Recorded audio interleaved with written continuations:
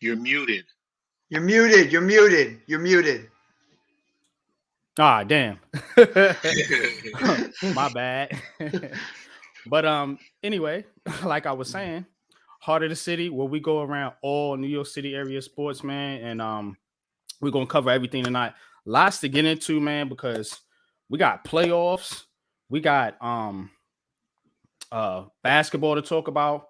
We got the Jets as my man. Shout out to Koof man in the chat, man. Hit squad, what's good? What's good, y'all? What's good, everybody? Y'all pull up, man. We got a lot to get into, man. The Jets firing at OC. We got the Nets in this KD situation. They've been struggling as of late. They're in action tonight against the Spurs. Of course, the Knicks, Yankees, Mets, you name it. But definitely gonna get heavy into the Giants to begin the show because that's what's up. That's what's up right there. Y'all know what I'm talking about. That's what's up, the New York Giants. But before I do that, I want to shout out to my two co-hosts, man, and to my chat, man. How's everybody doing tonight? How you doing, Coach? How you doing, Jeffy? What's good? I'm good. I'm good. So a lot to talk about tonight. So, yeah, man. Yeah, I mean, man. even you see what I got rocking behind me too. I even want to rock a little bit about that too. So yeah. I seen your video, Coach. Mm-hmm. Yeah, I seen it, man. Yeah, that's what's up, man. That's what's up, man. Shout out to the Liberty, man. We cover everything, like we said, man. So before I get started, though, just want to shout out to the sponsor of the show, Go Travels, and Shadow Worlds Radio. Go Travels. That's where you get all your travel needs. That is me and my wife's business. And we're an upstart business, and we're going to be providing travel. So check out Go Travels. Check out our YouTube page. We got a YouTube page now. Links will be in the description. Check out our website, man. If you like food, if you like fun, if you like sports, if you just like to move and to get around, man, check us out, man, because we do it all, man, from country to country, continent to continent, man. We could take you anywhere you want to go, man. So go check out Go Travels, man. Like I said, links will be in the description of the video. Also, go check out Shadow Worlds, man, for that feel good radio, man. Those old school jams, that New York feel, that R&B feel, man. You know, a sports media outlet, man. And DJ Nas, he does much more than that, man. So links in the description, man. Go check out Shadow Worlds Radio. So that being said, let's get into it, man. Giants, Vikings, man. Giants beat the Minnesota Vikings 31-24. Excellent game by Daniel Jones, man. What can you say? What can you say about Daniel Jones right now? Because look, if you doubted Daniel Jones like myself in the past, like many others have, if you doubted Daniel Jones, you got to be real with yourself now. I mean, because the guy is playing outstanding, you know, over 300 yards. What did he have? 2 touchdowns, over 75 yards rushing. Yes. I don't think Daniel Jones, honestly, if I'm being honest with you, really threw a bad pass in that game. I don't think he threw a bad pass in that game. Now, this is a testament to what I like to say is protecting the football, because as much as we love Eli Manning, he threw a lot of interceptions. You know what I'm saying? So did Peyton Manning. A lot of these quarterbacks turn the ball over. What was Daniel Jones's bugaboo? Turning the football over. He doesn't even put the ball in harm's way no more, like at all, really. You know, so shout out to Saquon Barkley. Saquon Barkley got a lot of heat for not being able to stay healthy. For so-called not hitting the hole, pause, and, you know, for being taken second overall, which ain't his fault. Saquon Barkley is the engine that makes this team go. I mean, and I posted this on in a chat. Saquon Barkley is our Mariano Rivera. He's the closer. He is the closer because in the fourth quarter, when it comes down to it, you see Barkley. You see Barkley. We milking the clock. Jones, Barkley. Jones, Barkley. These guys are playing at an elite level, y'all. No bullshit, man. You gotta respect the New York Giants right now. And this is not homer talk. We're seeing it on the field. You know, coach watches film. I watch film. We see it on the field. You know, team is for real. So get behind this squad, man. As for the Vikings, look, Justin Jefferson was puffing his chest out. Kirk Cousins with the chain and all that, man. His chain got snatched. If you from New York, your chain gets snatched, that means you a punk. And that's what happened to the Vikings. You got punked, son. Word up. Because his chain got snatched, man, Sunday evening, man. So shout out to the New York Giants. Shout out to Brian Dable, Mike Kafka, Wink Martindale. Now the defense was, they could have did better. But look, you playing a high-powered offense. You know, Minnesota's offense was top 5. So don't get it twisted like the defense had a cakewalk. You know, they still held these guys to under 30 points, and they still held just Jefferson in check as well as Dalvin Cook. The only one that really went off was Hawkinson, which you know what it is. We don't cover tight ends for whatever reason. Probably due to the fact that we don't have linebackers. But never mind that. That's what I seen on the field, man. But I'm gonna pass the mic, Coach Jeffy. What did y'all see in that game? What were your feelings on the overall game, man? Like, I was overall impressed with the Giants, especially their offense. I mean, you know, just having to have a couple days to like calm down or for the victory.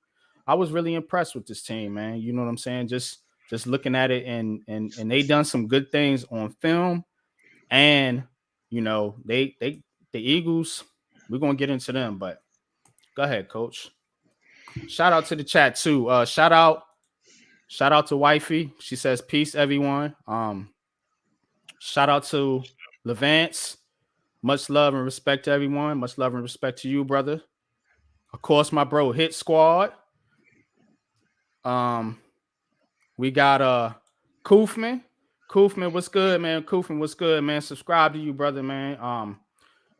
Koofman does gaming, man. If y'all into games.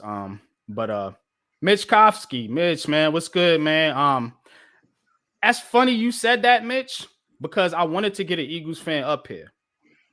And I was going to contact you on Twitter. I just didn't have enough time before the show. But I'm going to send you the link right now. It's going to be in the chat. And you can come up here and talk about the Philadelphia Eagles. Because we're going to get into that. This is going to be part of the show.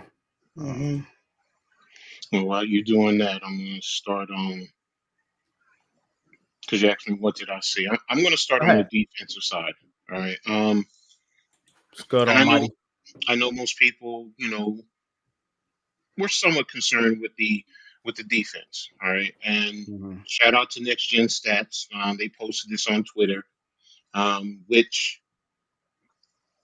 allows me to see the game in a different perspective.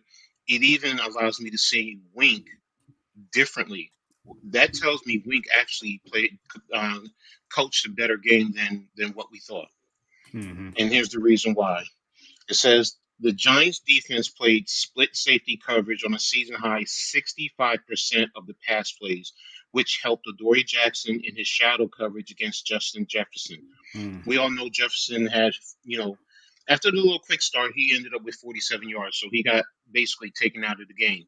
And when you're playing a lot of split safety, that's like cover 2, that's quarters. And the way to attack that is the seams. And where do you do that? With the slot receivers and the tight ends, which makes sense. But that also takes away any explosive plays. That takes away any deep plays. So, and they weren't allowed to do that. And we know that's part of Minnesota's game plan. It allows you to do that. It also allows you to play better run support, which, you know, even though Dalvin Cook had 60 yards, he was a non-factor. He really was. Yeah, he ain't really do much. Exactly. Really do much. So that right there, that told me. Now, that also says Wink did not blitz a lot. What He is Wink didn't. known for? Mm-mm. He's known for blitzing, but this is telling you that he will adjust. Don't think just because he's a blitz happy coach that he's not gonna play coverage when he needs to. That tells me right there. And this, when do you want to coach your best? During the playoffs. And that right there told me, all right, he played well. He tried. It's the old adage of complementary football. The offense was the one that was scoring the points, and defense was holding them down not to Mm-hmm. give up those explosive plays. So shout out to Link, shout out to Kafka with his coaching. I mean, he gave us some different plays, even if there were some simple plays. Wing T, where you're handing off to the wing, pulling the two backside linemen, leading the way for I think it was Breida on that one play, and they picked up around 6 yards, but we never saw that all season. And the statue of Mm-hmm. play, they're going into their bag because that's when you pull things out that teams have not seen. You have it, you've probably practiced it all season. You may not have used it in the game, but it's there. The guys know about it. So now we as fans, I'm excited to see what else they have in their bag. What else Right. do you have to throw out there? Everyone talks about, oh, we don't have the talented receivers and this and that. All I gotta say, these last few weeks, they have been very effective and efficient. So, and that goes to coaching, that goes to the execution, the players buying in. So, I'm really excited to see where they're going from there. Go ahead, Jeff. Before you go, Jeff, just want to shout out Tudo in the chat. Tudo says massive Yes. salutes and respects. Big boss Kenny, Coach Ed, Jeffy, and all the diehard fans in the building, and slap all stinky boys, losers out the door. Fast and hard. We say forget about it. Let's go. Appreciate you, Tudo, man. Thank you for always your support, man. And yeah, let's get into these birds, man. And as we do that, before I Tommy. let my man Jeffy go, man, I just want to introduce a special guest tonight, Mr. Mitch Kofke. What's He up, is a Mitch? Philadelphia Eagles fan, but he's an excellent content creator. This is a guy I do respect, man. I do watch his content, and Appreciate it. Appreciate he's very knowledgeable about the game, man. And we're gonna talk some Giants Eagles here in a second, but let me get my man Jeffy in there and let him get his spill on this Giants Vikings game, and we're gonna put a bow on that. First off, shout out to everybody in the chat.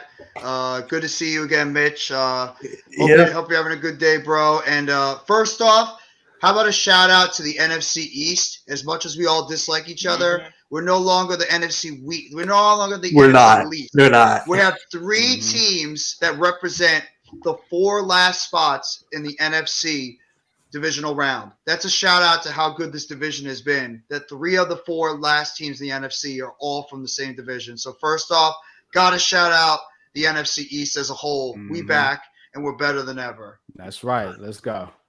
In terms of the game overall, I mean, I agree with a lot of points that both you guys have made about what the Giants did overall in this game, but I'm going to first shout out the offensive line. I thought the offensive line, for the most part, had a very underrated good game as a whole. First off, got to shout out to that franchise left tackle. I praise this dude over and over again, but Andrew Thomas is the truth. You want to talk about sure dominance?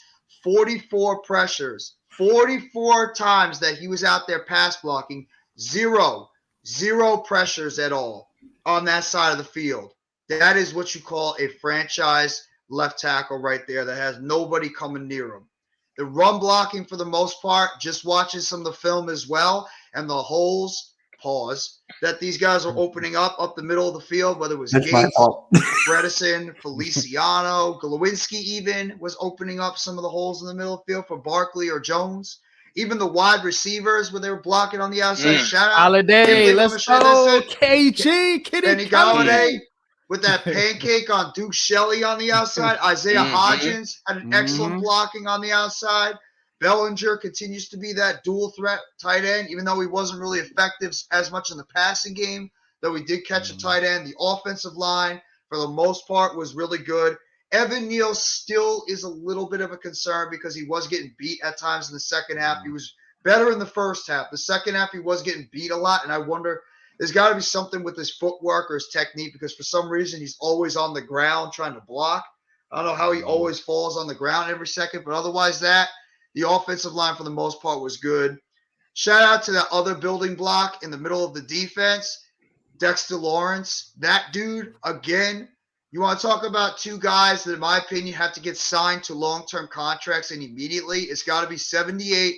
It's got to be 97 for the job that Dexter Lawrence did up in the middle of the defense, besides that absolutely asinine call up the middle on that what do you call it? Roughing the Roughing the passer, which we passer. all Yeah, that's some exactly, bullshit, man. which made no sense, and even other fans from other teams thought that was a ridiculous call. So, but shout out to Dexter Lawrence. He was absolutely disruptive that entire time up the middle of the defense.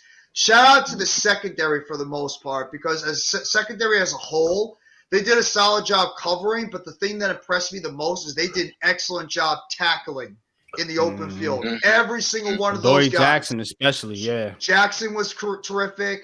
McKinney did a good job. Darnay Holmes had two monster run stops in the middle of the field when Dalvin Cook looked like he was going to get going. Julian Love did a good job as well. Jason Pinnock until unfortunately got hurt, but it sounds like he's going to be all right. The secondary as a whole, Cordero Flott, who one of the biggest stops in the game on that third down and long where he knocked the ball away from KJ Osborne. And then Belton made a play. Belton made some plays too. Everybody in that secondary, I thought, had a very good game overall. Not just coverage, but also their open field tackling, I thought, was stellar throughout the game. Saquon Barkley, while you look at the stats, the rushing stats, it's not going to pop off the screen, but this dude was running, and he was running aggressive out there. He was fantastic running the football. Like you said, NYG, he's the closer on this team. You give the ball to 26 when you want to close the team out, and he's going to go out there and finish the game off. Got to give a special shout-out to our unheralded wide receiver trio of Isaiah Hodgins, Darius Slayton. Yes, he dropped that ball over the middle of the field, but for the most part, Slayton had two huge catches in the first half. And Richie James as well over the middle of the field as that slot receiver. These guys have just come in and gotten the job done when we asked them to. So shout-out to those three. And then, of course, to finish it off, what else can we say about the quarterback? I mean, the quarterback went out there and he proved once again that this guy is a quarterback on the ascension. He's putting it together as a quarterback overall. He's beating you with his legs. He's now beating you with his arm. He's not turning the football over. He's making precise passes, including that fantastic pass down the sideline on the left side where I like this. Kenny Blockaday. Shout out to it. Might be a $72 million blocking receiver, but we'll take it. But that pass from Daniel Jones to Isaiah Hodgins when he tiptoed that sideline was a thing of beauty. That gave me a reminder of Eli Manning and Mario Manningham. Maybe not as spectacular, but it had that. I can see that. I can see that. It felt that feeling because he put it in the spot where Hodgins could go up there and get that football. And Jones is starting to play the best football of his career. And just to end it real quick before I pass the mic to you guys again, the coaching. And it's not even just the coordinators and the head coach, but I'm going to shout out to these positional coaches too. The wide receivers coach, Mr. Groh, that guy has done an unheralded great job with what he's done with these wide receivers. These unheralded wide receivers that have come in and done their job. I also got a little bit of a shout out to Sterling Shepard. Even though he's not playing, he's doing a hell of a job helping these young receivers out, coaching them up, and getting them in a position to go out there and play well. Jerome Henderson, who this guy, if he doesn't start getting some looks, the job that he is doing out there as the secondary coach has been absolutely stellar, what he's been doing with these guys out there. Love what Jerome Henderson is doing right now with all these guys in the secondary. All these coaches have done a great job, and there's a reason why we have had what we call an all-star staff with the New York Giants, because these coaches have all done a great job of putting this team in position to go out there and succeed. So it's right now, it's a great time to be a New York Giants fan. Passing it back to you guys. It's a good time being an Eagles fan. I'm sorry, what'd you say? I said it's a good time being an Eagles fan. Look what you did. See, you just said that. Now you pissed off NYG that he just pounced off the damn screen. Damn. That's it. But what's next? Yeah, I mean, it's so all right. Mitch. Yeah, Let's start getting it going because it is that week, and yes, it is. it's gonna be intense. Um, Mm-hmm. you know, your concerns as an Eagle fan on the New York Football Giants. What do you think is the biggest thing that you guys have to prepare for? Mm-hmm. Um, so I was on a Painted Lines, a Philadelphia Sports Network. I'm actually partnered with them, and we were just talking about that actually. That same exact question, and honestly, I got to go with Saquon as number one because obviously he's the best running back, one of the best running backs in the league. Okay, he Mhm. can definitely make some noise. And to me, honestly, a sneaky, I gotta say, wide receivers, sneaky. I mean, hey, they can still make some noise. I love Hodges. Jeff, you know how I feel about Hodges. He's my favorite player on your Mm-hmm. team. He's Mm-hmm. been really good for the second half of the year. He's really making Mm-hmm. some noise. He can It's a be skill. a solid third option on the team. I feel like he could be like a second or third option, Mm-hmm. probably a third. So, and then Daniel Jones, you got to put Daniel Jones in there. I mean, man, this guy's getting. He got a lot of hate, kind of like Jalen Hurts, kind of like what Jeff said a couple weeks ago. And I just got to say that Daniel Jones has really turned his career around, and it's because of Brian Dable. It's because of the coaching staff. So I got to go with those. Okay. What's good, man? Sorry, technical difficulties here, but we back. Tudo, what's good? So real quick, man, Mitch, man. Now that I got you up here, man, and shout out to you, man, and go sub to Mitch, man. Talk to me about Jalen Hurts, just particularly in this game because there is of course the injury question. So Yeah. is is he healthy? Is he not healthy? Or are they kind of being a little bit hum about it because they don't want to leak no information? What's your inside information if you have any on the Jalen Hurts injury status? So it's actually funny you said that. Again, I was talking about that on the Painted Lines. He's off Mhm. the injury report. He is off. So that is a good thing to see. But when you go back to the other games, and I think it was against Dallas, when we scored a touchdown, you could see Jalen Hurts put his arms up up it's like a touchdown. He looked fine. He looked Mhm. fine when he was there. But obviously, I don't think they're faking an injury. I think he's still going to feel some pain throwing the ball. So Yeah. that's going to be some sort of effect And the of the injury he had was a shoulder injury, right? shoulder injury, correct? Yes. Yeah, that So affects your throwing. throwing the ball, it is going to have some, pain throwing there, but who knows how he's going to be? I think he's going to Mhm. be fine, but got to wait and see. Yeah, well, I noticed in that game that last game that we played, the Eagles, they were kind of being really careful about Hurts not running and just kind of sort of protecting him. You could see they didn't want to take him too for him to take too many hits, but um yeah, I get your point. I mean, this is playoffs, man. Either you ready or you're not. So if he's healthy, man, he should play, man. But you got to be careful, man, because what you don't want, and I'm gonna tell you, Mitch, you don't want an RG3 situation. You Correct. remember Yes. how they did RG3 in that playoff game and put him out there hurt when everybody knew he was hurt, and at his career basically wasn't the same after that. No. So Mm-hmm. I look, I despise the Philadelphia Eagles, man. But as a player, as a person, I like and respect Jalen Hurts, man. And I would hate for them to do that, man, because I'm telling you right now, the Giants defensive line is coming for blood. So he better be Yep. ready.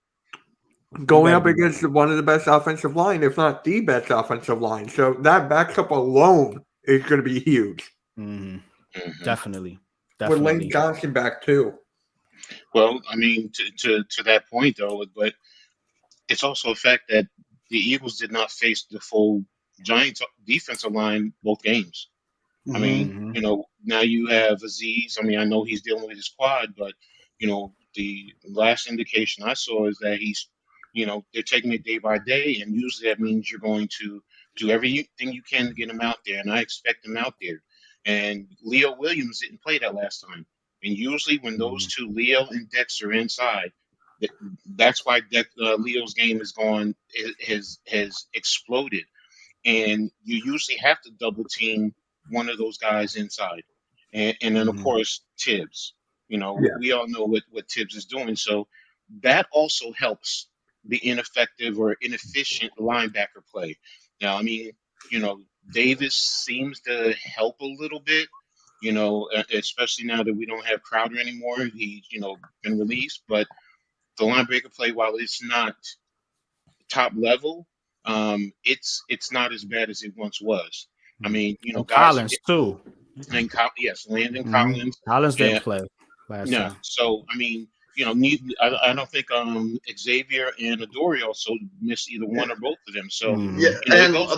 none of the guys on the defense have played. I mean, Love didn't play, Adore didn't Hmm. play, McKinney, Lawrence, everybody that was a starter didn't play in that second game. They sat pretty much the entire starting defense, except for maybe a couple of not star players, but for the most part, a lot of them did sit in that game. But also Hmm. another factor too against that offensive line is some of the blitz packages that Wink Martindale might have dialed up with some of his corners or safeties coming off the edge. When you have to try to think you're going to go against the full offensive line, then you have to worry about maybe the Giants sending a McKinney or sending, a Pinnock if he plays, or, Belton, a Holmes, whoever it is on the outside. So you have to think about some of those blitz packages that Wink Martindale might be throwing out there. And that's one of the biggest X factors is what is Wink Martindale going to call out there on that defensive side to counter that terrific offensive line for the Philadelphia Eagles. That could be a little chess match between Steichen and Wink Martindale.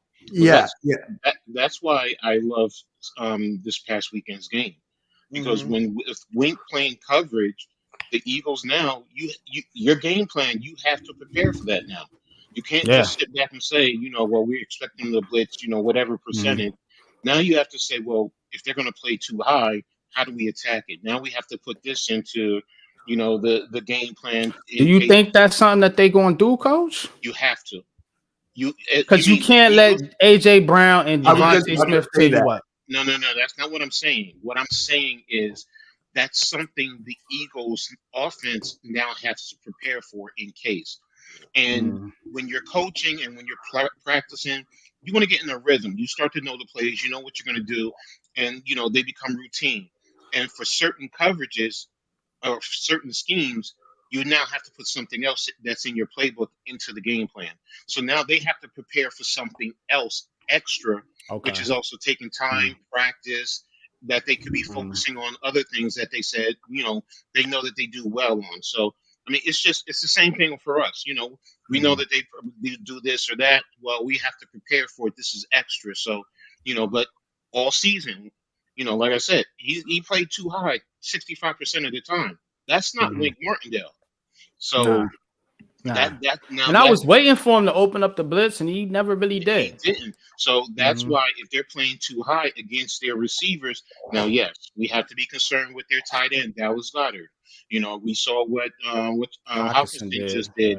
So, but in the same token, like you were talking about the tackling, that's taking away the explosive plays. The Eagles like to do that, and it also, like I said earlier, it now brings the safeties into the run game. So because we also have our issues with the run, well, guess what that does? The safeties now can key their reads and they can come down hard and fast and attack the run. So that's an extra man that you're bringing Lions into got to the run figure out a game. way to stop Boston Scott.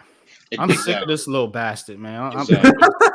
Sorry, man. You know what I'm Me saying? too. I am so sick of this dude, man. You know what I'm saying? I mean, you go from Jashawn Jackson, we finally get him the hell up out of there, man. And then here come this little bastard. You know what I'm saying? Like, where did he come from? Boston Scott. Like, okay. Like another Darren Sproles, like this little Sproles. annoying Yeah, he gnat. another one. He another one, man. You know what I'm saying? These little bitty, Mighty Mouse running backs. Like, where do y'all get these dudes from, Well, man? I mean, You know think what I'm about it. saying? Think about it. You got small guys hiding behind 6'7", 6'6", 6'8" offensive lineman, They 300 hard and to find. whatever. You can't see them. Exactly. Exactly. So, You know what I'm Exactly. you know, saying? Loop it through the that hole. that plays a big What you gonna role. do? I'm telling you from experience. Mm-hmm. I What's hated good, Sonny, small man? How you doing, bro, man? sub Appreciate you Sonny. Hey, pulling up, Sonny. man. I hate small backs. I hated them because it's little things like that. So I get it. I mean, yeah, Mitch, you guys, Scott is to me the biggest X factor to your offense. Bless you.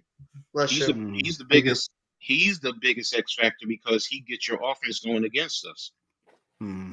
You want me to know? I think the biggest X factor in this game upcoming, I think is going to be Jason Kelsey against Dexter Lawrence because Dexter Lawrence is starting to play at that Chris Jones, Yeah. Kenny Clark, all pro level right now. He's starting to turn himself into a dominant defensive tackle. Not saying he's Aaron Donald good, but he's not that far off. So, and Jason Kelsey is one of the best offensive linemen at the center position for the past decade plus. So that's going to be one of the most intriguing battles in the middle of that defense is Dexter Lawrence going up against Jason Kelsey. That's going to be something to watch. Yeah. What do And you think especially about Mailata and Dibs. what do you think about the matchup of Evan Neal versus who's gonna be lined up against a Sweat? Probably Hassan Reddick. This is Hassan Reddick. Reddick. Probably put Okay. Reddick Reddick. because they'll probably put Sweater Graham against Thomas. Thomas. So Okay. All right. I So that's think that's favors neutralized. us. I mean, look. I Reddick agree, is good. but yes, yeah, you're right. Reddick's been Yeah. unbelievable this year. You're right. He's and that's something that worries me just as a Giants fan. Mhm. We cannot allow the Eagles defensive line to wreck this game. Yes. I feel like if this D line, I mean this offensive line can play like they did in that Minnesota Vikings game, I think we win this game. Now, if they come out there and they let, like you said, Reddick, Graham, Sweat, whoever else go off on them, it's going to be a long day because what we seen with time, Daniel Jones can carve you up if he's given amount of time. Like you cannot. Evan Neal is getting beat off the snap. Yes. Yeah. We can't have that. We cannot have that. He's getting beat off the snap. I mean, we at least need you to get hands on the dude. Like hold your block for a little bit. You know what Now, I'm saying? has Evan Neal met his expectations as a rookie or no? No. No. No. No. Expectations was he was going to be. We wasn't going to have to worry about our tackles, but we have to. He's the one we have to worry about now. I don't even think it's as much Feliciano as it is Evan Neal now. I'm going to surprise you guys. He's But- met my expectations. He's a rookie. Yeah. I mean, well, look, Andrew Thomas, his first year, didn't he have a lot of the same Yeah. issues? that's true. I mean, the Yeah. only difference is he didn't make the playoffs. Evan Neal is, and we're winning, and that's why it's magnified. But I'll be honest, I think it's not as magnified, actually, Coach, because we're winning. Because I think Andrew Thomas got way more heat than Evan Neal did from He not only He from the did. fans but from the media. The media, yes. look what Louis Riddick said about him. Yes, no, you're right, but that's my point. For me, my expectation is he's right where I thought he would be. You And know, the thing is, does he need to still work? Yes. You know, his angles with his blocking, knowing when, his hand placement, his balance. He can't continuously let guys get up under him and gain leverage on him. So, but that's also experience.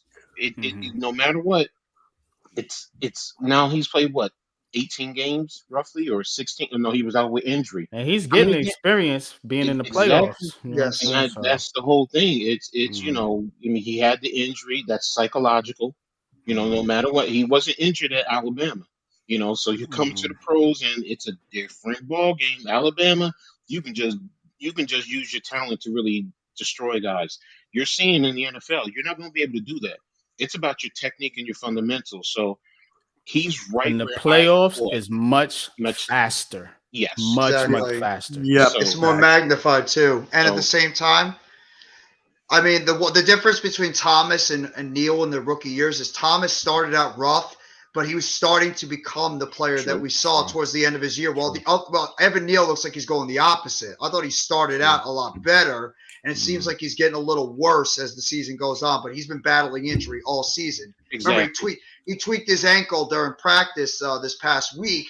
So maybe that had a little bit of a factor in it, that he's had ankle injuries, knee injuries, shoulder, but it's not an excuse. But the one thing I will say, and I will give credit to Philadelphia, is they got a hell of a rotation at that defensive Yes. line. I'm not even Yes. their defensive ends. Their defensive tackles are also very, very stout. When you got Fletcher Cox, who is Fletcher now Cox, yeah. he's now been able to rotate in and out where he doesn't have to be Davis that main is the guy one going that's a out problem, there. though. Jordan Davis, even Yeah. no, Javon Hargrave is the one that is a little Hargrave. worrisome because that guy is a Yeah, pure too. pass rusher up the middle. He's not a run stopper. If he's in there when we're running the football, we have confidence that we can get big runs against him because Hargrave cannot stop the run very well. But when he's a pass rusher, he is very dynamic up the middle. Same thing with Fletcher Cox. Now that he doesn't have to go out there and take those full complement of snaps. So the Eagles have a lot of depth on that defensive line. Even Milton Williams, he even got some snaps in there, and he was making some plays for the Eagles. So it's going to be that entire offensive line that's really going to have to step up their game because the Eagles are going to keep those guys fresh every single time. They're going to be rotating their defensive linemen in and out a lot to keep everybody fresh as that game goes down. So the Giants' offensive line as a whole is going to be half on their game. And you have to wonder, because of that dynamic defensive line of the Eagles, are the Giants going to maybe try to get the ball out a little bit quicker out of Daniel Jones's hands because of the depth and the pass rush ability of all those guys on that Eagles defensive line? Well, what you can do also is in certain running, like first downs or even second and say mediums. The one thing that I have noticed that Kafka does call, he does call some trap blocks. That's how you can take away an aggressive approach on the defensive line because you're going to worry about if this guy blocks down or blocks away, who's coming to replace him. So you don't always penetrate quickly like you would with in pass rushing situations. So yes, they can rotate, but then when they're going to the sideline, they're going to talk about that.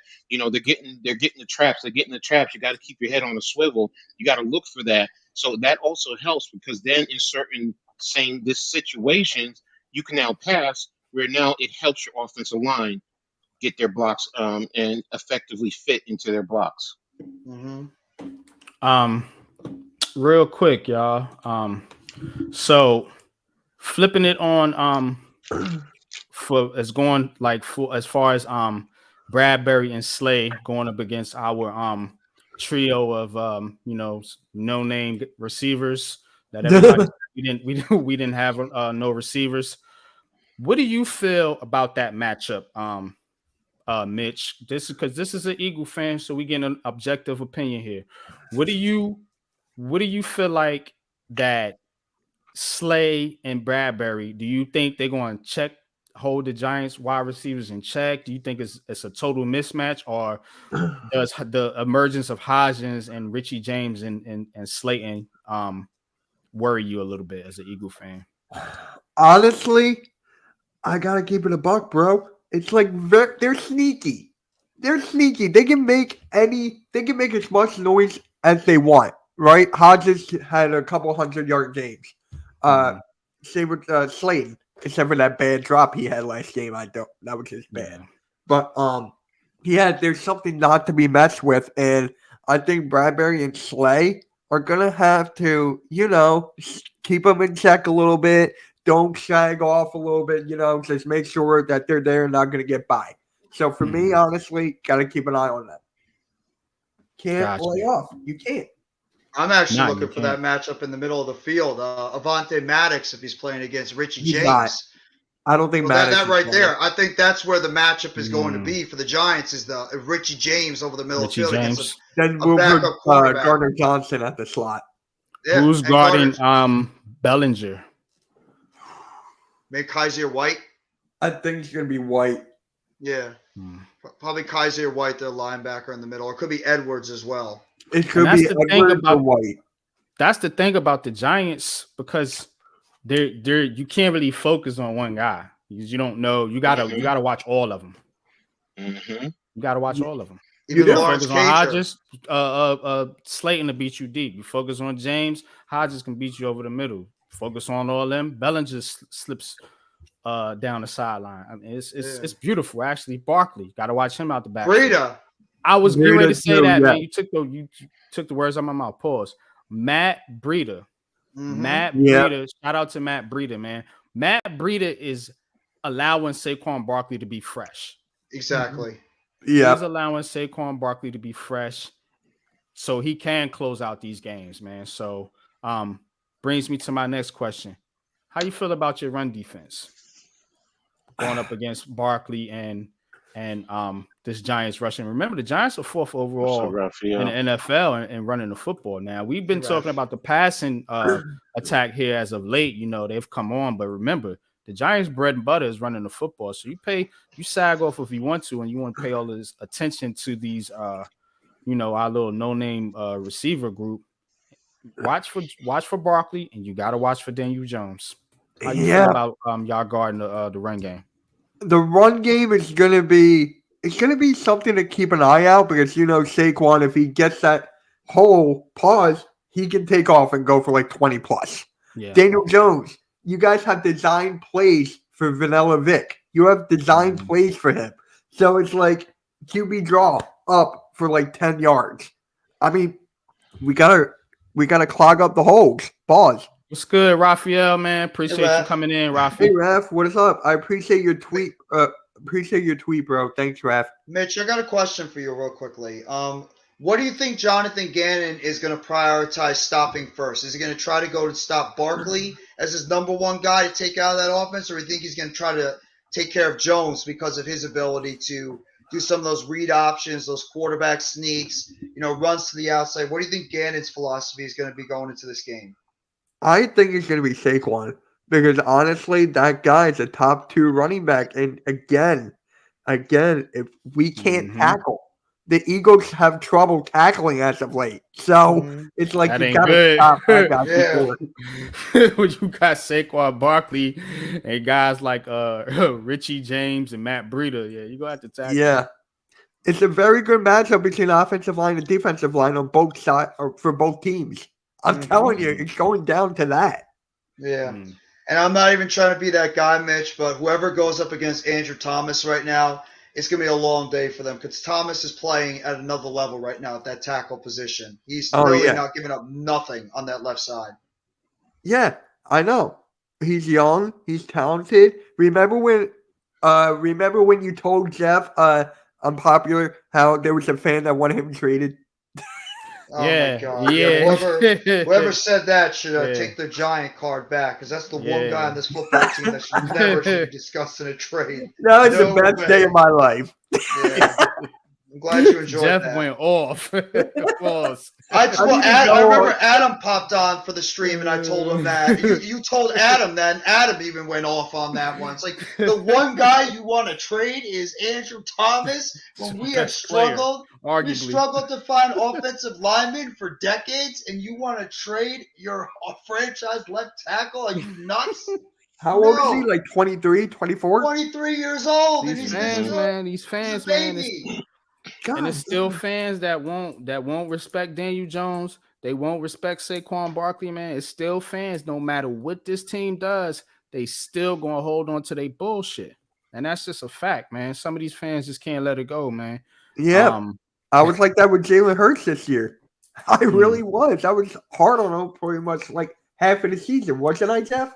Yeah, that's why it's very ironic that the Eagles and the Giants fans were very, very hard on both their quarterbacks. Pause. They're in the entire offseason going into the season. It's very ironic that both those quarterbacks have done a hell of a job this year, pretty much shutting up all the naysayers that both these guys belong. They're both playing at that type of level right now in the NFL. Honestly, yeah. And it's the future of these two quarterbacks in this division. Dak, he did have a good game. He had his best game of his career, people are saying. Tampa sucks. Last night. People are saying that. Do I agree with it? Probably not. Let me tell you something. A couple things about Dallas. Dallas' defense is elite. I'm not going to hold you. They are. You know what I'm saying? And they put a number on was Tampa's offense is pathetic, but they did put a number on Brady and Mike Evans. Number 2, Tony Pollard makes a hell of a difference for that offense. Yes, without Tony Pollard, man, that Dallas offense ain't gonna be the same. You know, we seen when they only had Zeke back there. You know, and number 3, Dak Prescott, and this is a good transition because I want to get into my next segment. Dak Prescott is not a top 10 quarterback. Oh, But he's not. the question is, but the preseason he was top 10 on most consistent list. Yes. Daniel Jones. Daniel Jones has more or the same amount of playoff wins as Kyler Murray. Would you put him over Kyler Murray? As of Yes. now, yes. Mhm. Yes. Okay. Yes. I'm cute Derek- yes. Derek Carr. Yes. Take him over Derek Carr. Okay. Yes, I would. We talked about Dak. Yeah. And now Dak did win, so I guess that puts them even or whatever. Because this was a couple days ago. This list off Twitter. Lamar Jackson. I would take Take him over Lamar. Lamar. I'm taking Lamar over Daniel. I'm sorry. Yeah, I think Yeah, I'm Lamar is taking still Lamar. that dynamic play of Lamar. I'd still I take over agree. Jones, but it's I not give you- that far fetched as it was before. I give you that. We don't even have to talk about Baker Mayfield. I think Oh, please. if you Oh, watch no. football, you know How's that that quote, Baker? Hey, how's that quote you said about Daniel Jones? Huh? That looks pretty good now, huh, Baker? That little asinine Right. quote that you threw Yeah. out there. Well, he's a hell of a lot Exactly. better than you are now. Right. Here's an interesting one. Deshaun Watson. That's tough. I gotta go Career-wise, I'm Watson. But if you're talking about just off of this year, it's going Watson to Do it like had a a good do it like a half season. do it like a projection. Top 10 Projection? quarterbacks going into next Watson. year. It's Going Watson. into next year. Watson. But it's Watson's not that still far. top 10, Watson, okay. I think, is the more dynamic player than Jones. Okay. Even though Jones has been great. Yes. All right. Okay, give you Watson. Justin Herbert. Jones. I'm taking Jones. You might kill me for this one. but Nah, what I'm is with Herbert- you. I'm taking what is Jones Herbert- too. what And is that's Herbert one that's proved right that's now? the unpopular opinion on this show. Hit that like button, y'all. Let's go. Yeah. Jones, Because Jones over right Herbert. now- Herbert is Jones overrated. Jones right now has gone out there and everybody questioned about his passing. He was going out there and making precise passes. He was hitting his guys in stride, and at the same time, Jones is bringing that dynamic of running the football that Herbert doesn't quite do as much and as good as what Daniel Jones Look does. at the weapons Herbert got. That's what Yeah. I was. That's And what he I can't was win a looking at. playoff game. Exactly. So, Coach, you're going with Jones? By a slight margin, yes. Because Jones Let's actually go. gives me more versatility, and he does more because of the run game. Herbert, early in the year when he wasn't having his weapons, look what he was doing. But now when he has his weapons, he's that loss is not on him. So I can't give Nah, him. not No, the it's not L. on him at That's all. on the So- coach. So But he That's on the produ- coach. he Mhm. produced. Offensive He did coordinator produce gone. in the playoff. He did produce in the playoffs. So I have to be fair with that. To me, right now, they're really close. They're really Mhm. close for me right now. Yes. So, but I am going to take DJ. You want to say it's a homer? Okay. But I know him. I know what he brings. So, and he's done it without the talent that Herbert has. Exactly. let's I'm keep trying to- going. Kirk I'm going to look up Cousins. Justin Herbert's stat. Jones. Jones is a more dynamic quarterback than Kirk Cousins. Kirk He proved it in the Cousins. game. Oh, I'm going Jones. Jones. Jones. I'm going Jared Jones. Goff. Jones. Jones. Dynamic. Ooh. Goff has been great though this year. Goff has Goff been has great. been good, but I got to go with Goff Jones. has been to a Super Bowl for what it's And worth. Goff was but good this year. And he's done it. He's done it before too. So that's why that's why I'm hesitating with golf. I'm still going DJ, he's- but yeah, I because mean, like you DJ said, is he more gives you talented he and gives you the more. run. It's more dynamic. Yeah, so I mean, And Goff, the yeah, Alliance team is loaded too. They got some good Yeah. players over there. And we don't have an Amron St. Brown or even a Jamison Williams on our Nope. team. Sure don't. Not even close. Here's one. I think Tua. Oh, Jones. Absolutely Jones, because Tua can't stay healthy. yeah. Tua's got Jalen Waddle and he's got Tyreek Hill.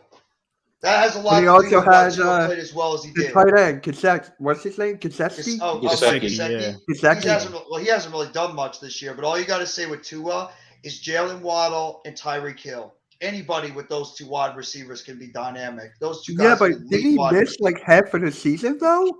because of injury, the Yeah. Yeah. concussions. So that's why I'm taking Daniel Jones because of the Yeah. health and injuries. And also because Daniel Jones is more dynamic a player. He's been able to. Have you ever seen Tua run?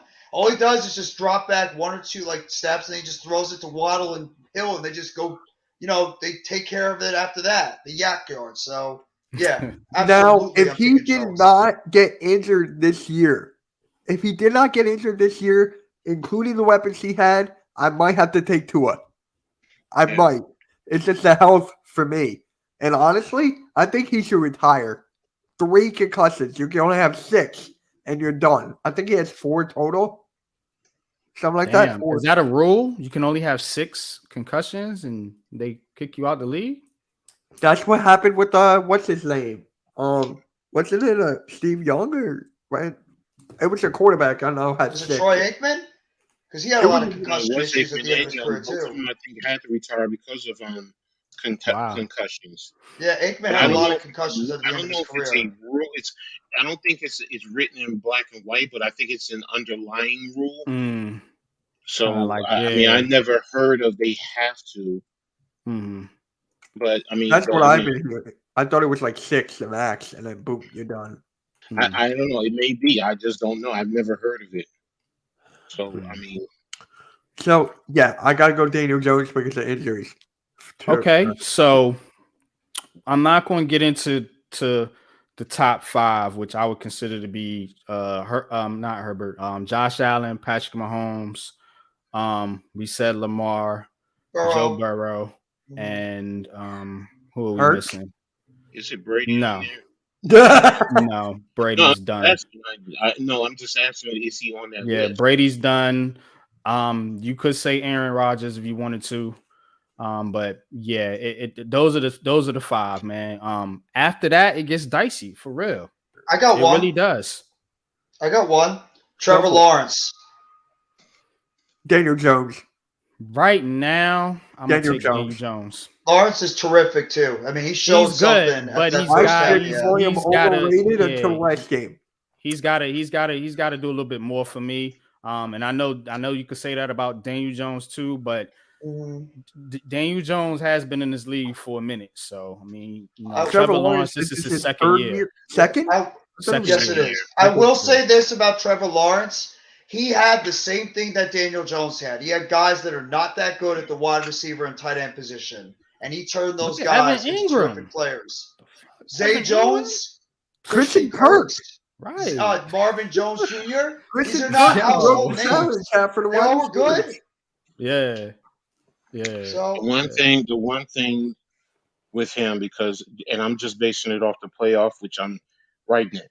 Right now, I'm taking Daniel, but he has the will to not quit because most quarterbacks 4 interceptions in the first half of a playoff Yeah. game, you're That was done. rough. You're That was done. rough. And he fought back. He fought back. So Mm. to me they're close in that regard. I mean, they're both young.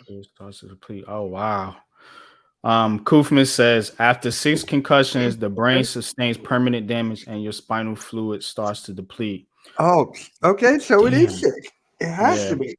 But you're saying that it's a rule in the league that you have to. That just says that's medical to me. Yeah. I just never heard that you have to. And that's what I was going. Well, I didn't. I just been hearing that it have to, but knowing this now, Yeah, no, it's a health protocol. Yeah, no, that's Yeah. a help. I'm with you. I'm with you. I mean, yeah, 6 concussions. If it's doing that, I mean, look, that's in a sense, isn't that punch drunk? Because that's what happens to boxers. Yeah. So they're getting hit in the head constantly. So we know they're getting concussions pretty much every fight. So so yeah, I get it. I understand. I'm not mad at it. I agree. I've had concussions from playing. So I never knew that. So last one, y'all. Y'all know where I'm going. I know where you're going.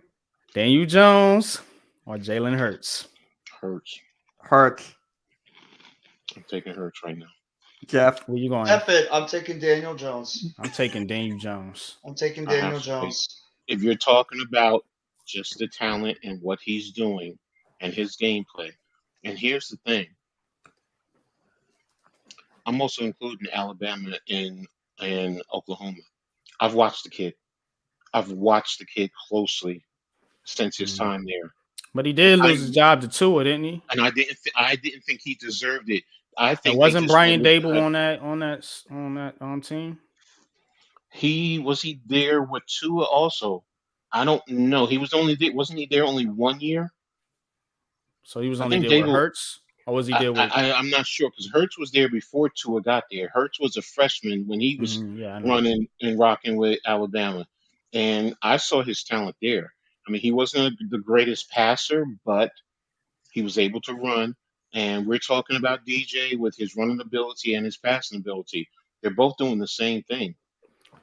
It's I think they're just, close, yeah, but it's just I'm. I'm looking at the record now. I mm, have if we're going to put things into context, right now they have the better team. So what do we always do when they have a better team and they're even? You take the one with the better team. I Now think look when he was out for those 2 straight games with Gardner Minshew. The Eagles could not get anything, nothing, without Hurts. I just gotta throw that I out. disagree because they should have beat the Cowboys. So that's cap. Now Daniel Jones, I'm thinking about the Saints. we seen what the Giants look like without Daniel Jones. Go look at last year. Yeah, but what So we look like at the last game too, we still look like a team, somewhat of a team. I mean, I know this we were holding this out, we were this holding out yeah, that players, that's so a good point, coach. I can't hold you there. You know what I'm saying? But remember though, the Philadelphia Eagles, man, they're still a good team, man. They do have 2 number 1 receivers. Daniel Jones doesn't have all that. He doesn't okay, have a a, flip it, a top 10 flip 5 it. offensive line. Do you think I'm sorry, Jalen Hurts does with Daniel Jones if he's on the Giants and Daniel Jones is he going to produce even I more? don't think so. They're about the same. So that's why I'm like, based on their record, I have to go with Hurts right now. That's why I'm only saying that. They're to me, they're the same. They're literally the same. So you can go either way. It doesn't matter. I'm not saying you guys are wrong. You guys are right. I'm not I will say saying. this. Mhm. Mhm. Go ahead, coach. Finish your point first. No, And I then was just saying. I think we're all right.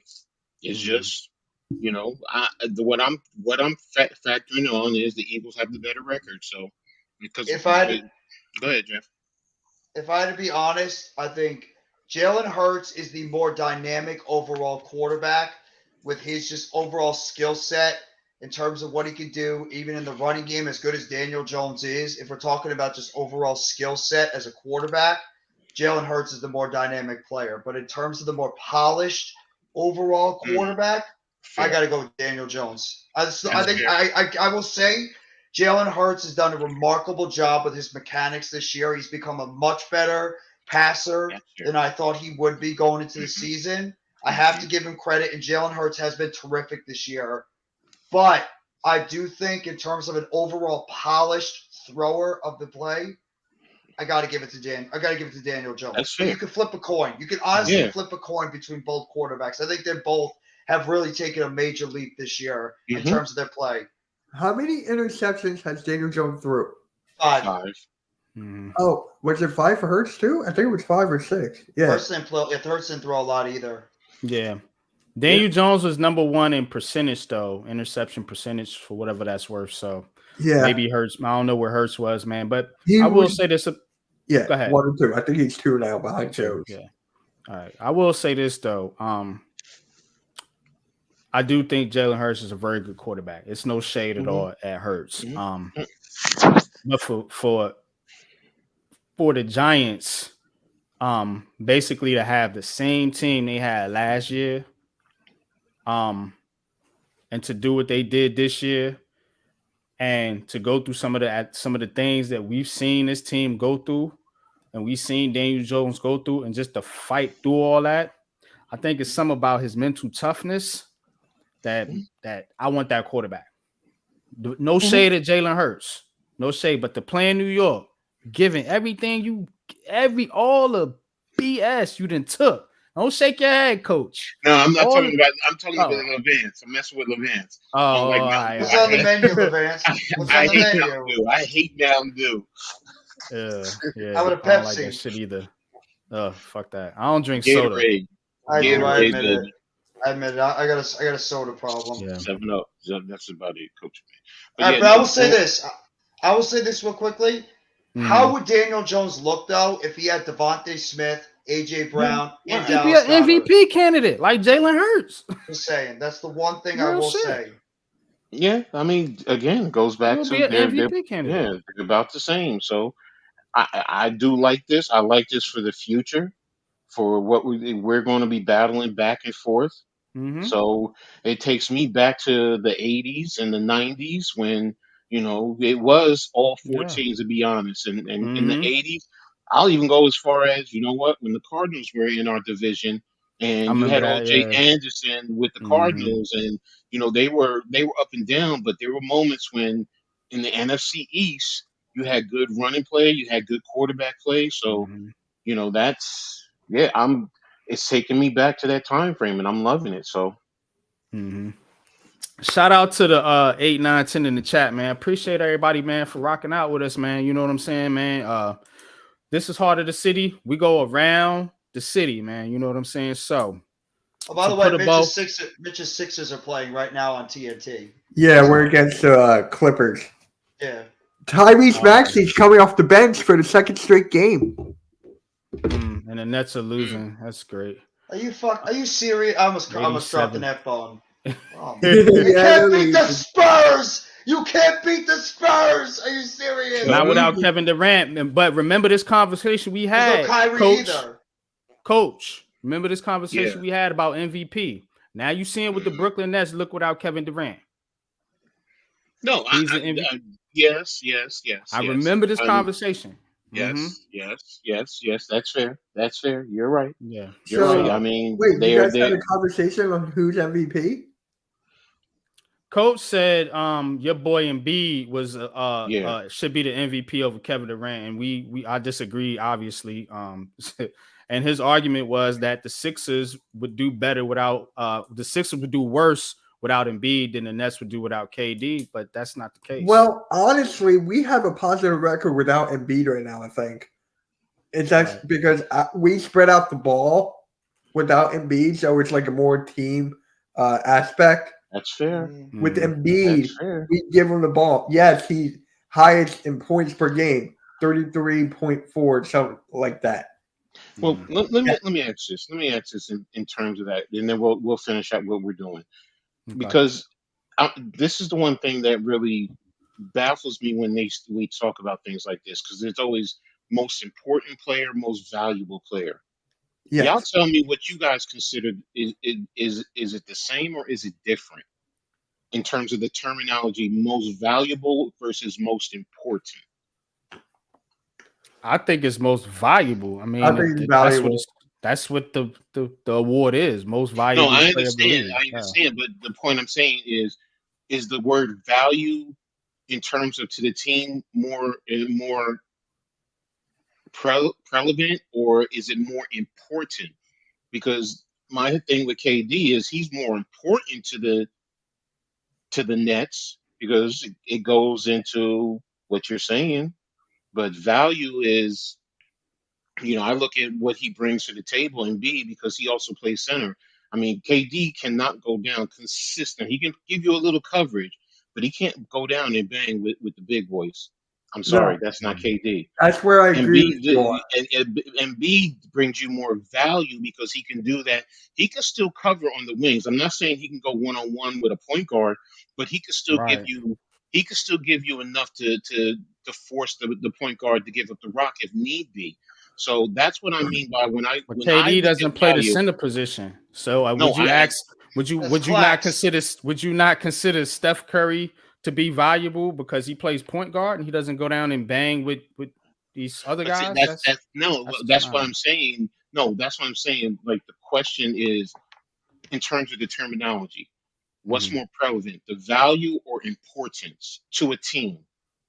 Oh Value my can, but God. value can mean Oh, a lot of different Yeah, things, though. yeah. You know what I'm saying? oh That's my right. Just from the God. impact of the city.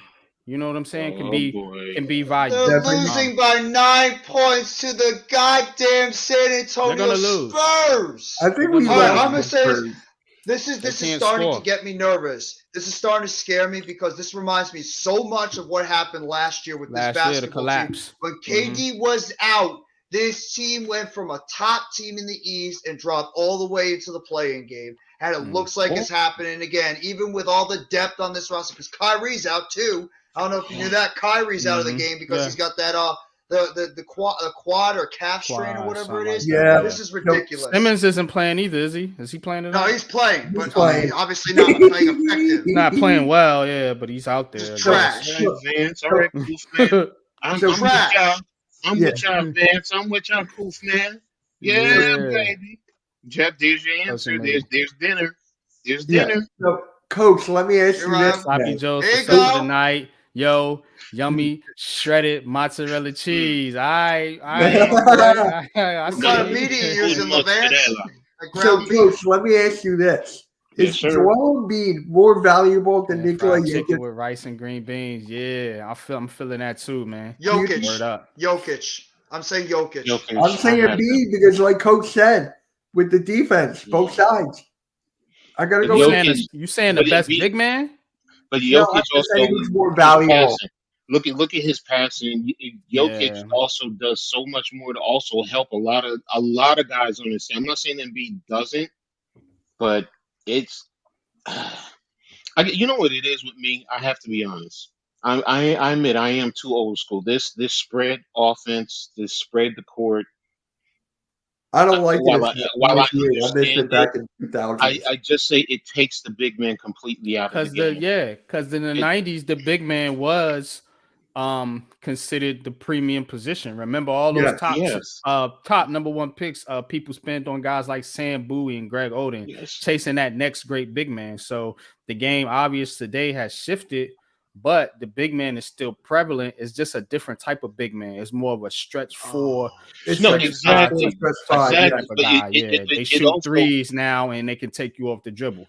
I'm while so while pissed now. while you do have inside out play with the big man, you don't have the consistent where in the old days it was always bring the ball down, get it into the big man, let him kick it out, move, so on and so forth. You don't have that nowadays. Yes, you'll Mhm. get a guy who'll touch the paint, but then usually they're sliding out, they're going into the corner, or they're stepping outside and they're shooting threes, even from the five spot. So, but yeah, Mhm. we were talking football. I'm sorry, I'm guys. You sorry. go I'm ahead. sorry. Now, No, my go ahead. bad. Nah, I'm y'all just good. We frustrated. going we gonna get This is my into we gonna favorite get into the sport, so I'm basketball. fine with it. We're gonna get into the basketball here in just a second. Yeah, Mitch is good with the basketball, especially. He's No, I excellent know when it that. comes I to know the that's that. what's I up, know. basketball. man. And you can hang out with us, Mitch, man. I Pick appreciate and you. roll podcast tomorrow. We'd love to have Appreciate you you. on it. Pick and roll podcast tomorrow. What time Bet, tomorrow? bet, bet. What time What y'all go time on? tomorrow? 6. Oh, damn. Okay. If I'm free, I gotta look at my schedule. If I'm free, Oh then I'm, I'll wait, pop it's s- on. 5. 5. I 5 I'm I definitely pop on in so the pissed chat with off you. right now. Yeah. It's 5. Yeah, I got mistaken with my other podcast I did today. You It's got a 5. lot going on. I be seeing your channel. I be like, damn, we got You Koski. I be like, what the hell? stupid, This dude Yeah, stupid putting man, team. out it's a grind. videos like crazy, man. Dude, Shit, It's man. me. I ain't It's Mitch mad and at you, me. bro. Mitch and me are throwing out videos like every second. Yeah, man. You too, Jeff, you Jeffy, gave like man. 5 today. I counted. Y'all be Yeah. flooding my whole timeline. I All love right. it, man.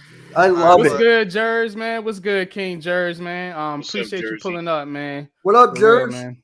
what up, Jers? Um, let's get into it though, man. Stupid team. So we know. Oh, Just Go one thing I God. want to say. One thing I want to say, and I forgot all ahead. about it, and I was thinking about it. Go ahead. In terms of the Eagles, I picked up on a give with the Eagles. Mitch Mm. Koski, it is your right guard. I Mm. know when your right guard is pulling for the Oh, most Isaac part. Salamalo. Yeah. Neymar, yeah. Oh, Yeah, I ooh. know when he's pulling, and I Mm. am hoping that the Giants pick up on that. And I know when he's, for the most part, passing, and I know when it's a deep pass or if it's a quick pass. Mm. I picked up on it, and I've Wow. been watching film on him. So, and I'm going to be Mm. watching for it come Saturday. Yeah, Saturday. But it's a give. Um, Raphael, man, what's up, man? What's good with you, What Right. up, Rafi? How you Raph? doing, brother? What's good, man? Hey, I'm doing good. I'm doing good. So, Good to see you, man. yeah, good to see you. But I think that week between Philadelphia Eagles versus New York Giants, that could be interesting. That could be epic. So, Mm-hmm. it's all about the defense, the players, the quarterback, the wide receivers, everything, including the coach's mentality between Brian the Ball from the Giants and, of course, Nick Sirianni for the Eagles. Mm-hmm. Yeah. It all Good depends. point. Good point, Rafi. Let's talk about that because that's something that we have not discussed. The coaching matchup. Um, Mm, Sirianni versus Dable. Um, it's gonna be Wink Martindale versus who is your offensive coordinator? I mean, Shane Mills. Steichen.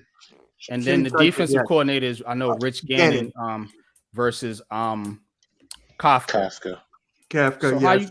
how you feel about those matchups? Of course, we got the special teams coordinators. Can't forget about them. But how you feel about those matchups? So I was talking about this on my last show on the painted lines. They think the offensive coordinator is a wash, meaning like it's a dead even between Mhm. ours and yours. Do you guys agree with that? Because I know some Eagles fans tend to disagree. I That is a think you. wash. I think you. Yeah, I think your offensive coordinator is good. I will say that. Yeah. I mean, I think do you think sometimes he ours is gets better than yours? away from. I think sometimes he gets away from your strengths. Um, I remember because I remember that game last year, and I was like, they would not run the ball. Like sometimes I think they get away from what they do well. Yes. But given that though, man, yeah, he's a good coordinator, man. He's done a lot for Jalen Hurts, man. So I respect that, man. So yeah, I would say if it ain't even, it's really close. Okay. I Okay. call it even. Now, what I about call it. defensive? Because some of the guys who I I'm talked going to over Wink. there, they say it's Gannon, which I'm I'm going like, Wink. I think Wink's it's a Wink. mastermind. He's a mastermind, man. And Wink we is get good, look. man. It doesn't look good because we don't have the talent. But Right. given the talent, we got Fabian Moreau, somebody I never heard of to this season. I mean, you got guys like Justin Pinnock. You got guys Dane Belton, picking up Hmm. guys like Davis off the practice squad, Landon Jalen Collins, man. Smith. Jalen Smith, man. He's getting the most out of these guys, man. yeah. It ain't about the numbers, man. It's about the mind and what you can do and how you can adjust. We've seen him make adjustments. We've seen him, like you said, in this last game, not blitz when he wants to, but he realizes that's not going to be the best game plan going against the Vikings and their and their All right, and their look. wide receivers. But yeah, definitely, man. I think Wink, man. I go with Wink, man. What y'all think? Oh, Lou in the If I'm, chat. What's good, Lou? What do you say? um, Fuck that. We um, got enough talent to win all. You damn right, man. You What's good with you, bro? when gotta It's I get Lou. past go this over first, the buddy. You coaching gotta staff, get past this first. when I go over the coaching staff, hmm I'm sorry. The Eagles have a good coaching staff. Yes, they do a good job. They do a Yeah, Mhm. damn good job. But I hmm have to take the Giants because I how agree. Facts. many coaching Facts. staffs are going to Yes. do what this Giants coaching staff has done with the talent that we have? Exactly. Period. Not many. Not many. Coaching staffs, you'll probably end up maybe tops 8 wins, maybe. Sevens hours. So I get it. I understand. Are they close? Yeah, I'll give you that. But I'm putting our coaching staff over pretty much any coaching staff in the NFL, and that's with a rookie head coach. He's not coaching like he's a rookie.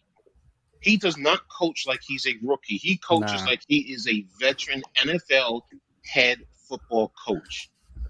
And that trickles down. And the other thing that most people have to really think about when you look at it, your head coach, how does he impact your ownership? Yeah. It's hmm not it's not the owner is your boss. Is the owner a complete total fan of you? Is he buying into everything you're doing, or is he sitting back and watching you with a watchful eye taking notes because if you screw up, you're gone? No. Our ownership is full bought into Dable. Fully. hmm Yeah. So, and then Facts. to get the talent, I mean, to go out there and get guys basically off the trash can. That's basically what everyone has always said. We've taken guys who were on the trash can, who were, at working in McDonald's, however you want to categorize it. We've taken them and made them NFL My football God. players. Nick McLeod. I mean, like Yes. some of these guys, man, it's like, where did they come from? You know what I'm saying? Yeah. We why sitting people here as have- Giants Yeah, yeah, fans worried That's about why Justin people have him Pinnock as coach of the year. injury. People have Exactly. Abel as coach of the He year, needs and to- I'm yeah, sorry, facts. I don't. I have Doug Peterson as mine. That's my coach of That's the your year. coach of the year. That's my coach of the year. Look what he did to that franchise from You do Right. know Yeah. Brian Dable beat Doug Peterson, right? Just saying. You do know Okay. that. But just look what he did from last year to this year. But who has Last worse year, how team many last wins did they have? 2, It's 3? it's Trevor Lawrence was the number 1 overall pick. Yes. But I'm gonna ask you this. Daniel Jones, some people was rating him as the bottom quarterback in the league. Some people put him 33rd. I seen on some people's lists. Yeah. That's Well, disrespectful. How is that even possible? I'm gonna ask you this, Mitch. Okay, if we're gonna bring in last year, and while Jacksonville did have the worst record last year in comparison to the Giants, who had the worst team? The worst worst organization. The organization. Let me use that word. Okay. The Jets. No, I'm talking about between Jacksonville and the Giants. I got to go with the Jets. Oh, okay. It was the I'm going Giants. with the Jets there.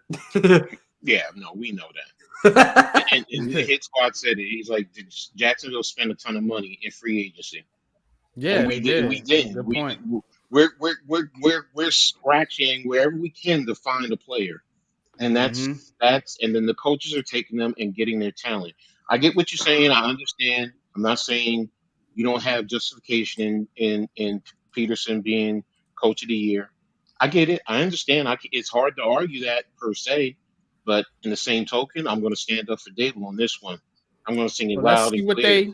let's see what they do this weekend, because we both going against number 1 seeds. You're going against the Kansas City Chiefs, against the Jacksonville Jaguars, and then you have the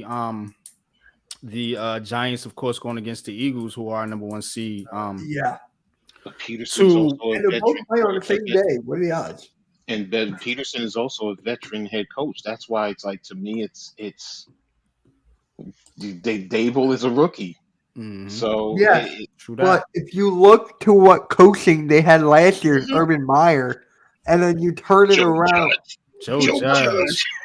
Joe Huh? Judge. Joe Judge. Joe Judge.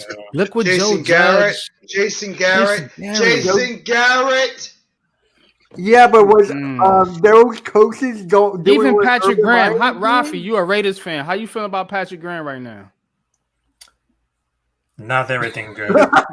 Good, right? Exactly. See? We had a bad coaching staff, and Graham. Yeah. I'm not too bad on Graham. I mean, I think he did okay, but yeah, it was bad here, man. We had a bad coaching staff, top to bottom, man. It was bad. I mean, not even we close. had Chip Kelly one year. That was god awful. Yeah, that was the dream team year, wasn't it? That was fun. I love Oh that my year. god! That Don't was bring a that great up. year. That Victor was a Cruz great year. dancing Victor Cruz dancing in the end zone not once but twice. Oh, that's going to be AJ Brown this Saturday. Okay. Yeah, we're gonna see. Lou Okay. said these names are not to be mentioned. Yeah, you should. Yeah, God dang, yeah. Lou. God We dang. don't ever want to see them step foot in New York again. Fuck. No, not we even don't. not even in the surrounding areas. Don't even come to Connecticut, man. Just keep your ass up there in Massachusetts. But we're gonna have to transition, man. We spend a lot of time on the Giants, but we're gonna keep it with the football, man. And let's swing it over to the New York Jets, man. So Huh. Jets. Jets just end the season. Oh, they already did. Again. yeah, they season. JETS. They have offensive rookie of the year and defensive rookie of the year. Oh, They did? They do it. They do have that. They will have that. They got Yeah, that? they will. They will. That is true. Yeah, Even, man. even though I think it should be Hutchinson over Garner, but yeah. No, I gotta go with Sauce. Sauce was terrific this year. So we're Hutchinson. Like, what do you Um, want me to say? but let's talk about the Jets, man. The Jets fire Mike LaFleur. And I guess he's a scapegoat. So it looks like they're gonna be bringing Rob Saleh back, which I like Rob. I think he's a good coach. I do think they need to do something at the quarterback position, but we're gonna get into that in just a second here. So they fire LaFleur. Where do you think they should go, man? What direction you think they should go in, man, as far as the offensive coordinator, man? Because they gotta do something about if they're gonna hold on to Zach Wilson, they're gonna have to do something about that spot, man. Well, my question is this: Are they going to go after Lamar?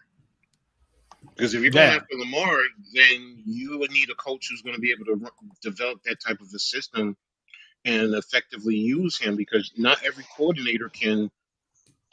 So if you're bringing in somebody else, then that tells me you're not going after Lamar. Mm-hmm.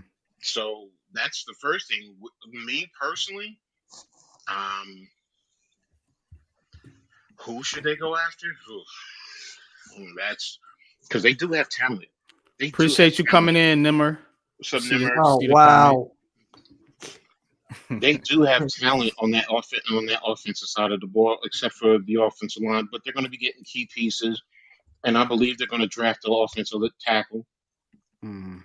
I mean, Brees Hall, coming off that knee injury, he may not be as You don't know explosive what you're as. gonna get, man. And what Yeah, about Elijah Barrett Tucker too? So no, Yeah, I get that. I get that. I'm just saying they still have some talent, and then with the receiving core and the tight ends that they have there, so it's not like they're that far off.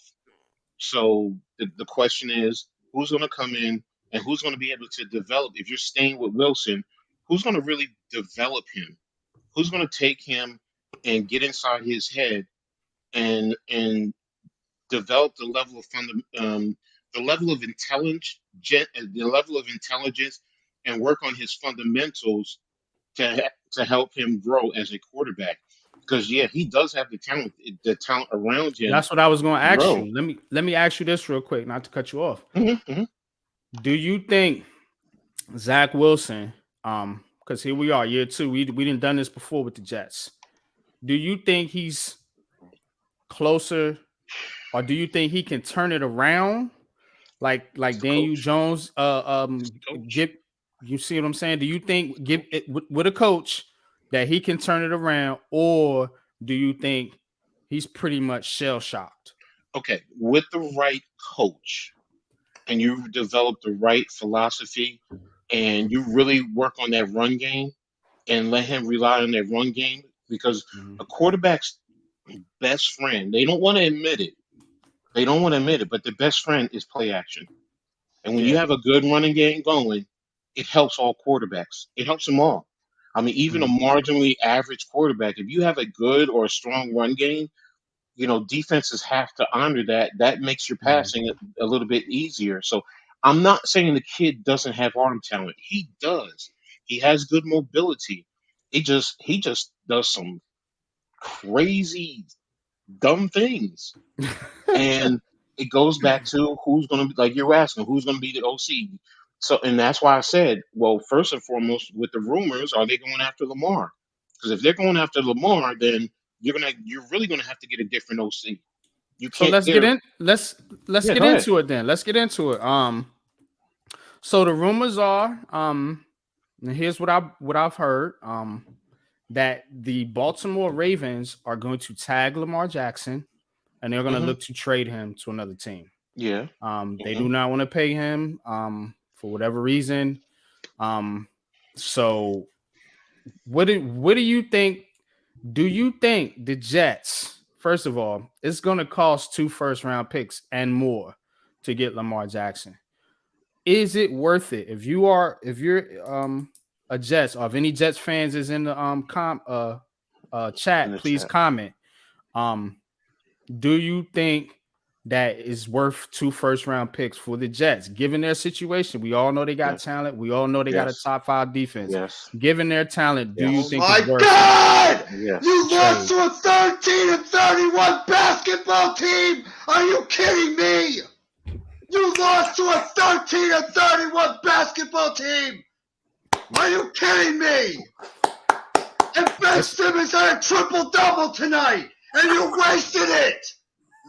Wow. You wasted a Ben Simmons triple-double. What we gonna do, man? Are you kidding me? A 13-31 team. You sound I like the want to Knicks. hear excuses. You sound like the Knicks. No excuses. Look at it. It said, Triple-double. it said he's scared though. Triple-double. And I you was wasted it. I was so shocked. I knew that was Triple going to double happen and at you some point. I wasted. I'm knew. used to it. So Are high. you I knew it was gonna serious? come out. Yeah. Are you serious? Oh my God, they're collapsing. This team is shit. collapsing again.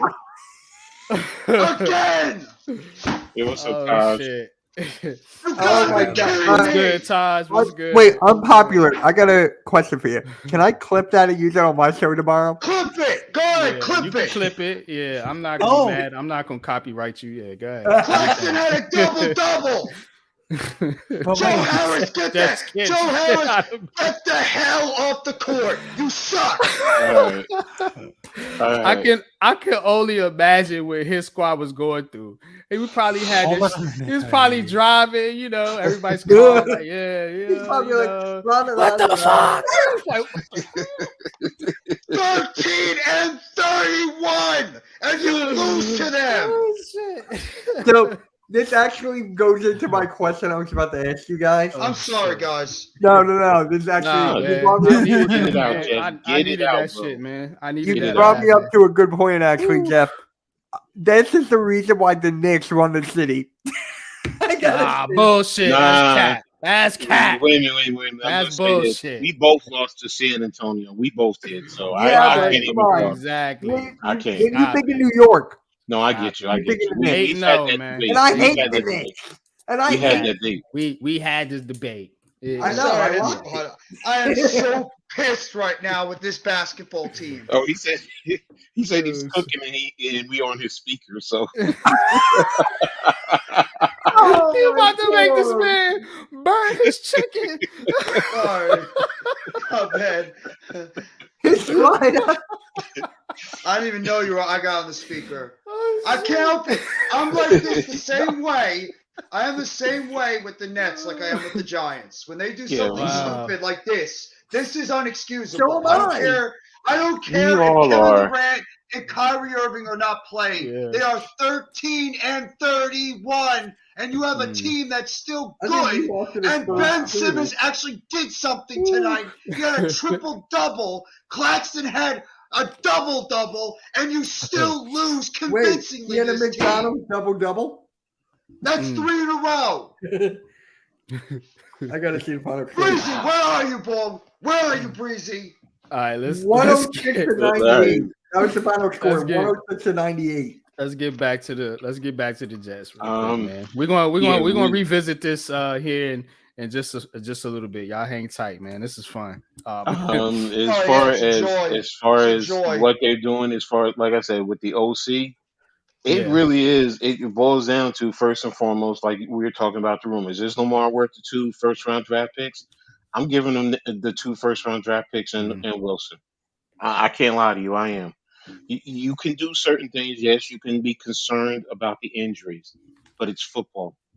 And no matter what, you're playing football. You can get injured anytime, anywhere, any player. Oh, Oh, damn. And by the way, you can't win when you let Keldon Johnson drop 36 points. oh, damn, Nah, man. You damn. can't win. We can't win like that, man. You know what I'm saying? Ooh. Nimmer says the Jets should look into Joe Brady, man. I remember the Giants being interested in Joe Brady last year. What y'all think about that? Y'all think he's a fit? Of course, he was over there with what's the guy in Carolina? The Baker? Wasn't he over there with Carolina with No, no, With, that wasn't him. No, I'm trying to think. You mean what's his name who came from the Jets? Wasn't Joe Brady with The guy that coached Carolina wasn't him. What's the guy? The dude they fired? Oh, Matt Rule. Rule. Yeah, wasn't he over there like a year or two ago? I don't know. Hold on, let me see. Because I want to say that's when the Giants were trying to get him. But I heard he's good, but I don't know, man. They just got to get somebody in there, man. That can make do with this offense, man. But as far as Lamar, He was the do OC you from 2020 to 2021. So yeah, he was over there with Rule. Carolina? That's what I thought. Yeah. Yeah. And they look pitiful. So there's your answer. By the way, NYG, when you make your videos, clip that little rant I just had because that might be good Jeff. stuff for you. I got I you. just That's right. no, sorry about that because I just screen recorded that time that Jeff is. Go for it. Rant Hey, it out send it to because me, send it to me. I am so pissed right now with that basketball team. I don't want anyone to hear it. I don't Here, want to send hear it to it. me. Send it to me.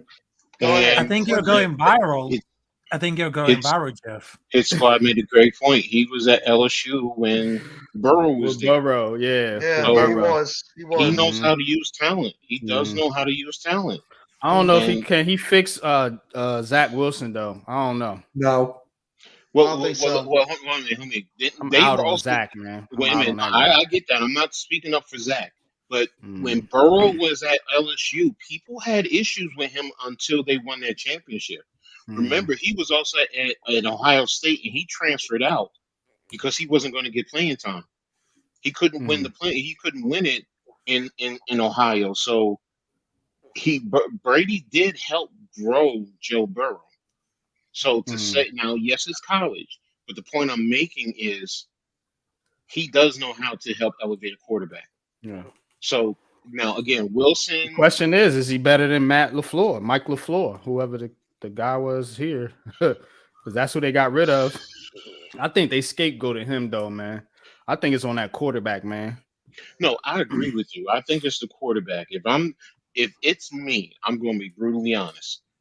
I'm getting a quarterback, an OC who can put in the offense that caters for Lamar, and I'm going after Now, Lamar. what about this? Somebody put it in the chat. I think it was Koofman here, right here. I think the Jets try for Derek Carr. What you think about Derek Carr I on the agree. Jets? I think I can Yeah. see that coming. I think I can see that actually as a reality. Though there Mm-hmm. were, I forget who reported it and said that maybe Derek Carr might have difficulty being able to handle the New York media. I don't know if he's that type of guy that's going to be able to handle, the scrutiny if it His comes his brother, way. I would think his brother prepared him for that. Yeah, David Carr. Remember, Remember, he That's was a true. backup quarterback for That's the. true. yeah, Now he For the didn't Giants, have to yeah. worry about that because he never played because of Eli Manning. But I mean, he does. He is he familiar does know with the New area. It's a York, New different York market. animal with the Jets, though, than it is with the Giants. The Jets, True. because this team has been a laughing stock for so many True. years. The Fair. Giants have at least won. Mhm. I mean, the Jets, they're still looking for a quarterback. And it's been, what, 5, 6 decades since they've been looking for True. one? Mhm. So, I mean, this guy's going to have a heck of a lot of pressure on his shoulders to go out there and be that guy But because I we don't know how think that Jets fan base is. I don't think the Jets have to trade for Derek Carr because I think what you Is he call a is going to free cut him. agent? They're going to cut They're him. going to cut him if they can't trade him. Oh, If they They- can't trade him, they'll cut him. because they're they'll going cut him. after Tom Brady, ain't they? It's not even that. It's Derek Carr's money. Yes. I think at a certain point in time, his contract or next year's money is guaranteed, and I think it's what 45 million. So what you think, Raphael? If you want to comment on this, because I know you're the Raiders fan. I don't know how we got on the Raiders conversation, but what are your thoughts about Derek Carr? Do you think he's a good quarterback, or do you think that basically his time just ran out with the Raiders?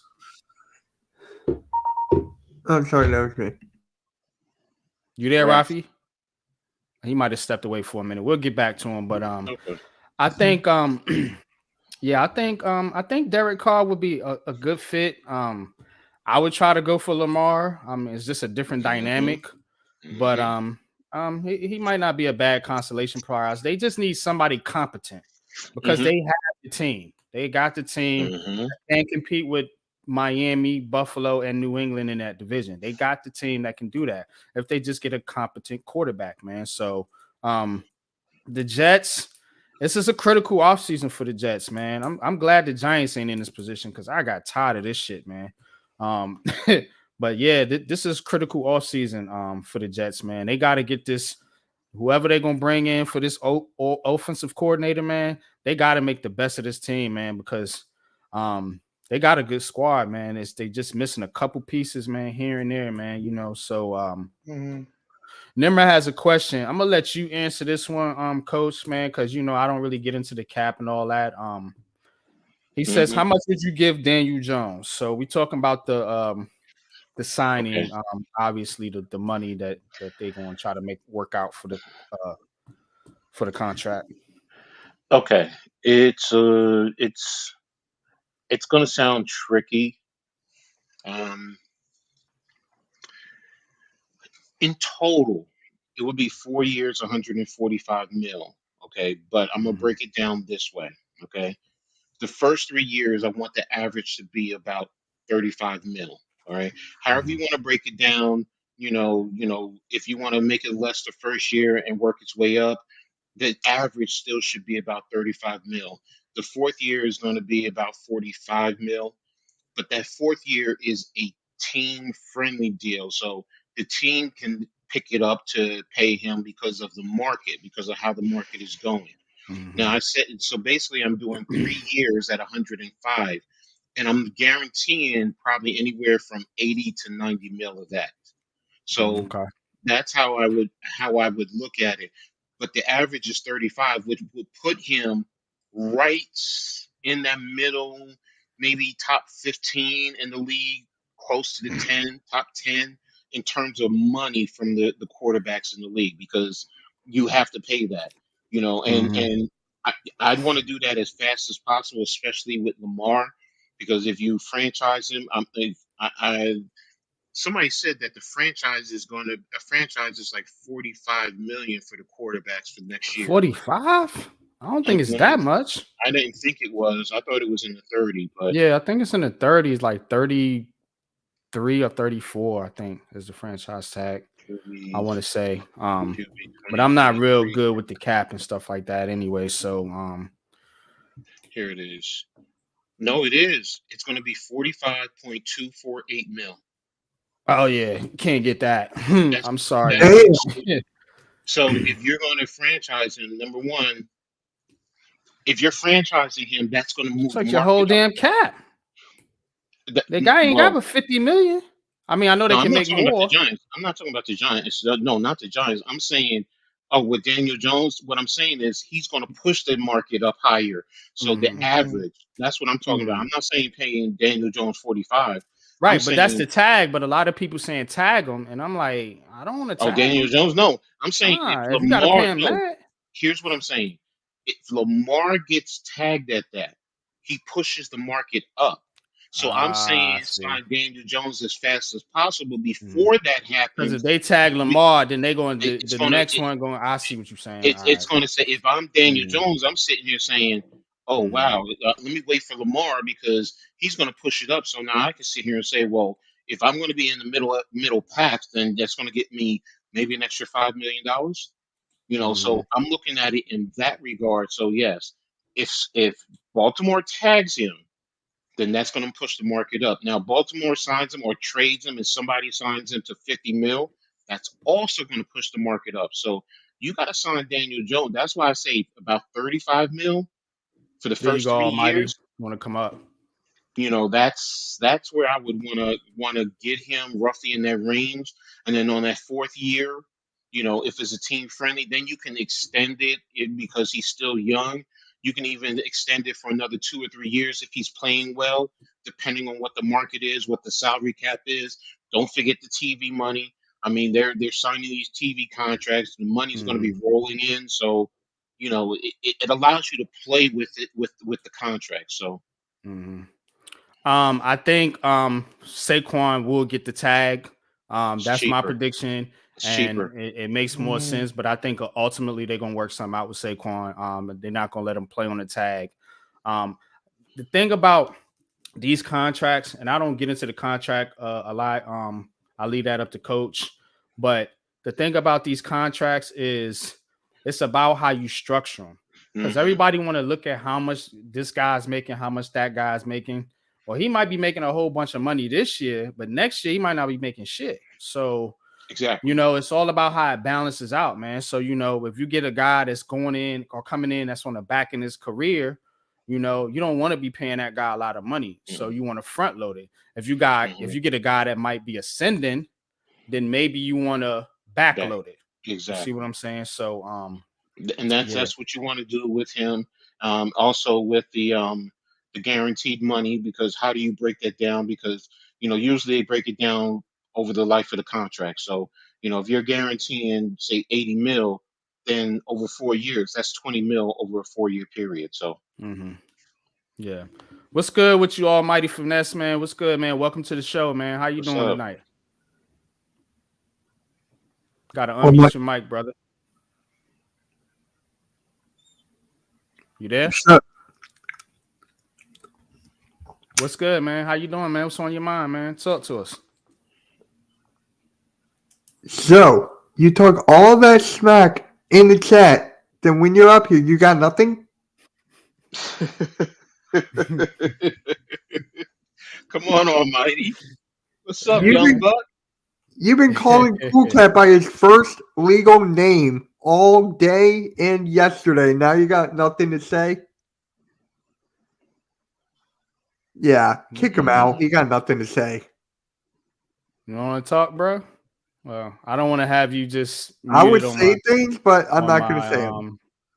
on my. I don't want to be disrespectful either, man. I mean, I respect all my supporters, but I mean, if you don't, the point of being on the panel is to conversate, and if you don't want to conversate, I'm gonna have to remove you. So I don't know. Maybe your mic ain't working, man. Come back when your mic get right, man. All right, bro. Nah, he's not going to talk. It's all good, man. Just being fair, trying to give everybody a chance to speak, man. But You're too nice. I seem nice, but I can be, I know when to get firm. You know what I'm saying? I ain't gonna Oh take no, Yeah. God, yeah, I'm not gonna take I'm no, waiting for Saturday, bro. no Everything on silliness. Twitter is gonna go crazy. Oh my God. But yeah, man, it's So, how I use it? Use what? would you give See, that's a cat. how I use it? Just hit the unmute button. In the Yeah, you lower, come in and then you hit the Yeah. unmute button. it'll That's say it. unmute, stop camera, settings, present, leave Uh, studio right at the bottom of the screen. What's up, yeah, Breezy? you hit the link. I'll give Hey, you what another up, chance. baby? Hit the link, and then when it says enter studio, just click off the mic button, man, and your mic will be unmuted. You can click off your camera if you don't want to show your face. That's fine, but unmute your mic when you get up here. Appreciate you, man. Breezy, what's good, man? What's good, man? Cool, man. Let's go ahead, man. Jeffy, you still there? I'm catching my breath. Breezy, why don't you go? Breezy, why don't you go rewind it back a little bit? You can hear me about the basketball team and their stellar performance tonight against the Spurs. Oh yeah. So, I hope I answered that question for Nimmer about how much you would pay for Daniel Jones. Yeah. So, I All mean, right, here he what is, what man. what do, what do you guys think about that? You think that's about fair in terms of the average? Yes. I think Y'all can so. hear me? Yeah. Yeah, There I we hear Yeah. you, go. man. There Ah, you go, man. man. Yo, Good, Mitch, man. shut the fuck up. Yo, we're gonna be on the radio, bro. Mitch, shut your bitch ass up. We can't have that, brother. Come on, man. We can't have Yeah, we that, can't man. do that. No. Show a little respect, my man. See, Yeah. All right, Topic. you What called we it. what we you talking good? about? You Yeah. good? Yeah, we talking about football, man. What's good, man? You a Giants fan? How you feel about the win? Oh, it feels good, but I want to beat the Eagles this Saturday. Me too, man. Me too, man. So what's your prediction, man? You think we gonna win? What you think the score gonna be, man? What you think about the matchups, man? I think it's gonna be a close game. There Hmm. we go. I think so too. I Yeah, think so bro. too. Yeah, man. So who's going to come out on top? And what's your score prediction? Um, 27-24 Giants. Game winning field goal. Okay. 27-25. I like it. I like All it, right. man. Shout out, man. Yeah, come Yeah, on, let's stop go. playing Let's with me. Come go. on, Let's go. stop There you playing with go, me. man. There you go, man. All So let's right. go. Hey. I Let's see you. let's I see I let's you. could let's see it. go. I could see that. Stop playing with Let's me. Come on. what you think Okay. about Daniel Jones, man? Think we should pay I Daniel think Jones? I think we should keep him. Mm-hmm. Okay, Okay. because in the chat you keep on going, oh, we want Lamar, oh, we want this Mm-hmm. guy, oh, we want this guy. Now you come up here and you Mhm. go, oh, now you want Daniel Jones to keep him. Yeah, cause I didn't believe in Daniel Jones Mm-hmm. like before. Mm. You feel what I'm Okay. saying? A lot That's of us fair. didn't, man. That's Yeah, cool, that's bro. that's Cause I fair. got I a was the question same. for I was the Almighty. same way, There man. we go, Jeff. I Come got a on. question for Almighty. Almighty, who do you believe in less, Daniel Jones or R.J. Barrett? Wait, can you say that again? Who do you believe in less, R.J. Barrett or Daniel Jones? Believe in less? Yes. Yes. Yes. Who Like you less like what? confident in? Like, who you Yeah. less confident? Who Yeah. do you not like more? RJ Barrett. I don't like him. There you Okay. go. That's fair. I'd Hey, have I'll to. take him. If I had to pick, I'd say R.J. Barrett too. I Yeah, me mean, Yeah, too. bro. Yo, RJ is trash, bro. I'm telling you. I wouldn't Yo, say he's yo, yo. trash. I think the problem with, and we could talk about the basketball. I think the problem with the Knicks and RJ Barrett is He's RJ too Barrett is, inconsistent. yeah, he's You not feel a me? number one. Y'all need a Yeah, number one. RJ. He like a role player at best. Right.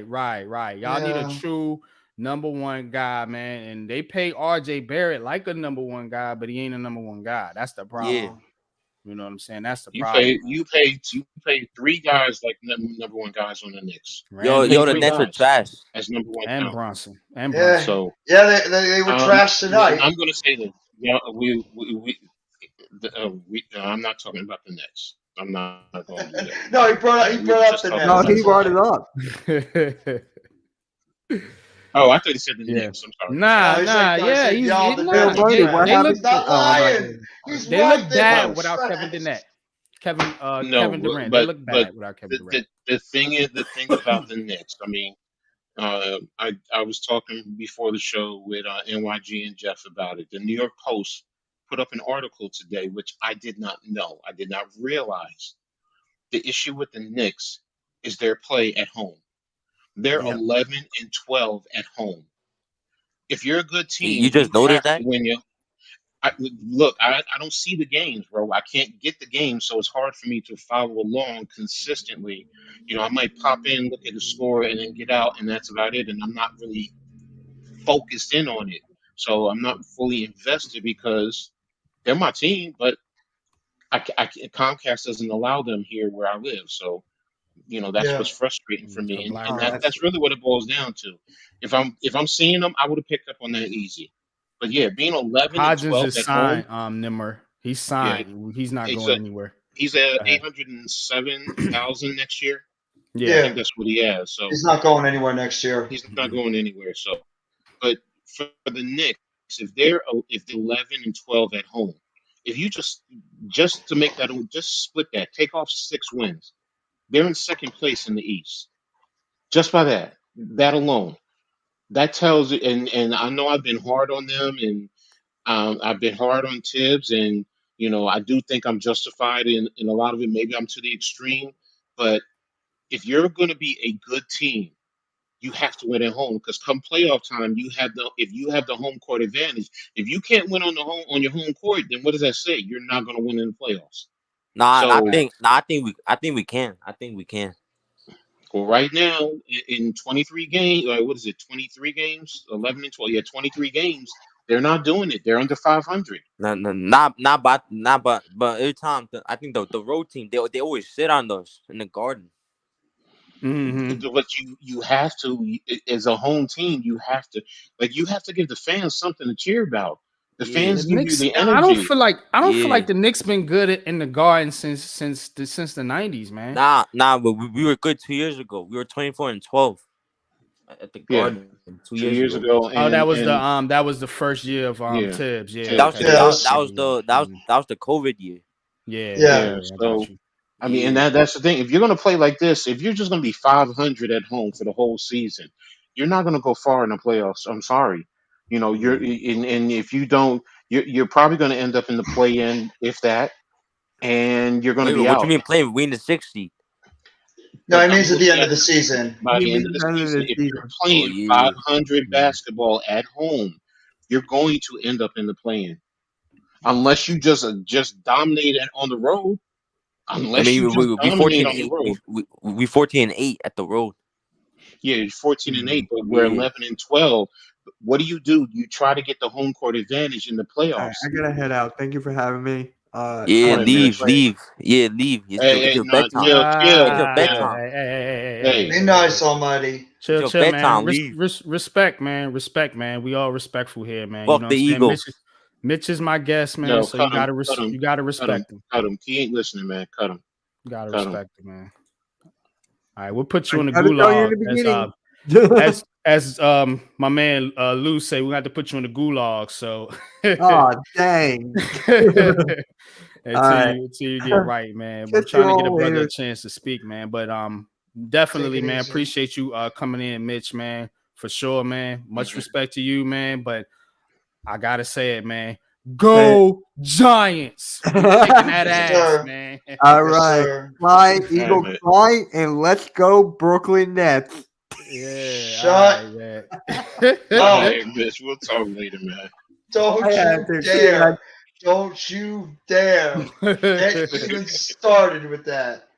Oh, Alex, what's good? What's up, Alex, what's good, Alex? man? Shout out to Big Blue in the Bronx, what's man. up, Alex? But If you again, if go you in ahead. the yeah, go sub to my man Alex, man. My man Big Blue in the Bronx, man. Excellent content creator, man. Him and his brother Luca. I actually got to meet them at the Giants Colts game. We had an awesome time, man, hanging out with him and the fellas over there, man. Definitely go sub to my guy Alex, man, part of the Big Blue crew, man. Much love and respect, man. Hopefully it pops on so we can talk some of the Yankees, because Yeah, he could pop on, man. The links in the chat, man. If you want to pop on, Alex, I'll post it. Right, Randall shit the bed in the playoffs when the fans showed up. yeah. Exactly, man. But that's the point. With the Knicks, if you're like that, if you're not producing at home, Right, Koof, man. Since you and the Starks, I agree. yeah. I mean, you gotta win at home. That it's just that simple. I Kenny mean, Galladay is gonna get cut, Nimmer. They're not gonna trade him. That's no, they're dead. not. No, because of the cap money that you would lose. So, Appreciate you coming up, Almighty, but you gotta be respectful, bro. This show is on a radio program, and we gotta make sure that we I know we cuss, but the rec, f you, we can't do that. You know what I'm saying? yeah. Yeah, That's the only thing, that's man. But I will allow you to come on my show, man. I'm cool like that. I don't care, man. But just be respectful. You know what I'm saying? But go ahead, y'all. So no, I mean, go ahead, Raph. Yeah, I just wanted to say to hello to everybody else and the content creators like Coach Ed, and of course the unpopular sports opinion, and of course Jeff. And I'm a good person, and I'm not just trying to swear because I'm not that person right there. Because so many times I can swear, but not in that channel because I'm being respectful. And Appreciate you. yeah, and by the thank you. way, yes, and by the way, your guys are freaking awesome, and of course, I would love Thank to you. see you to collaborate very soon. And of course, there's one message for anybody, guys. Oh, Giants gonna win against Eagles, Let's and go, of, my and of man course, Rocky. don't worry, Jeff. I got the clip I got the clip right there because I Jeffrey's know you. meltdown. I know. yeah. I know you're pissed off about the game of the Brooklyn Nets, but don't worry. You're about to get Yeah. barreled. You're about to get barreled, but that's okay. I love I you, don't Jeff. want. I thank you. If I get viral, that's nice. But I'm so just upset with just what happened tonight. It's all good, man. It's inexcusable. Inexcusable how they lost that game tonight. Inexcusable. I don't want to hear any excuses with that team. There's no reason why they shot. You know what they shot tonight from 3-point line? 12%. 12% from the 3-point Let line. me go look at this shit, man. 12. Wow. Joe Harris had 0 points. Hmm. Royce O'Neal, I think, had 2 points. Ben Simmons had a triple-double. And Claxton had a double-double. I think they had 6 players in double figures tonight. 6. Oh And you wow, what spit a the block! bit Yeah. against a team like San Antonio, who's going nowhere this year. That's a horrendous loss, and that just pretty much is like a warning signal that this team can't win without Durant and Irving. Yeah, they Especially shot without 3 for Durant. 23. It's embarrassing. From the 3-point line. 3 Yeah, for salute you guys. 23. Have a good night, gentlemen. Have a good night. You too. Okay, Thanks, Rafi, Rafi. man. Raphael, Appreciate thank you, man, pulling up, man. Peace, man. Shout out to Raphael, man. Good guy, man. Was Kyrie playing? Kyrie No, he did was not play. out. You said he didn't play, right? No, he was out with he got ruled out with a The calf injury. Fantastic Fury of Jeffy. You said that? Yeah. Man, title it. I'm telling you, the Nets get me more angry than the Giants do. It's becoming a thing because my expectations for this basketball team is I'm very, gonna let Coach talk very, about that here in a second. Almighty, very who those high. two ladies are. Okay.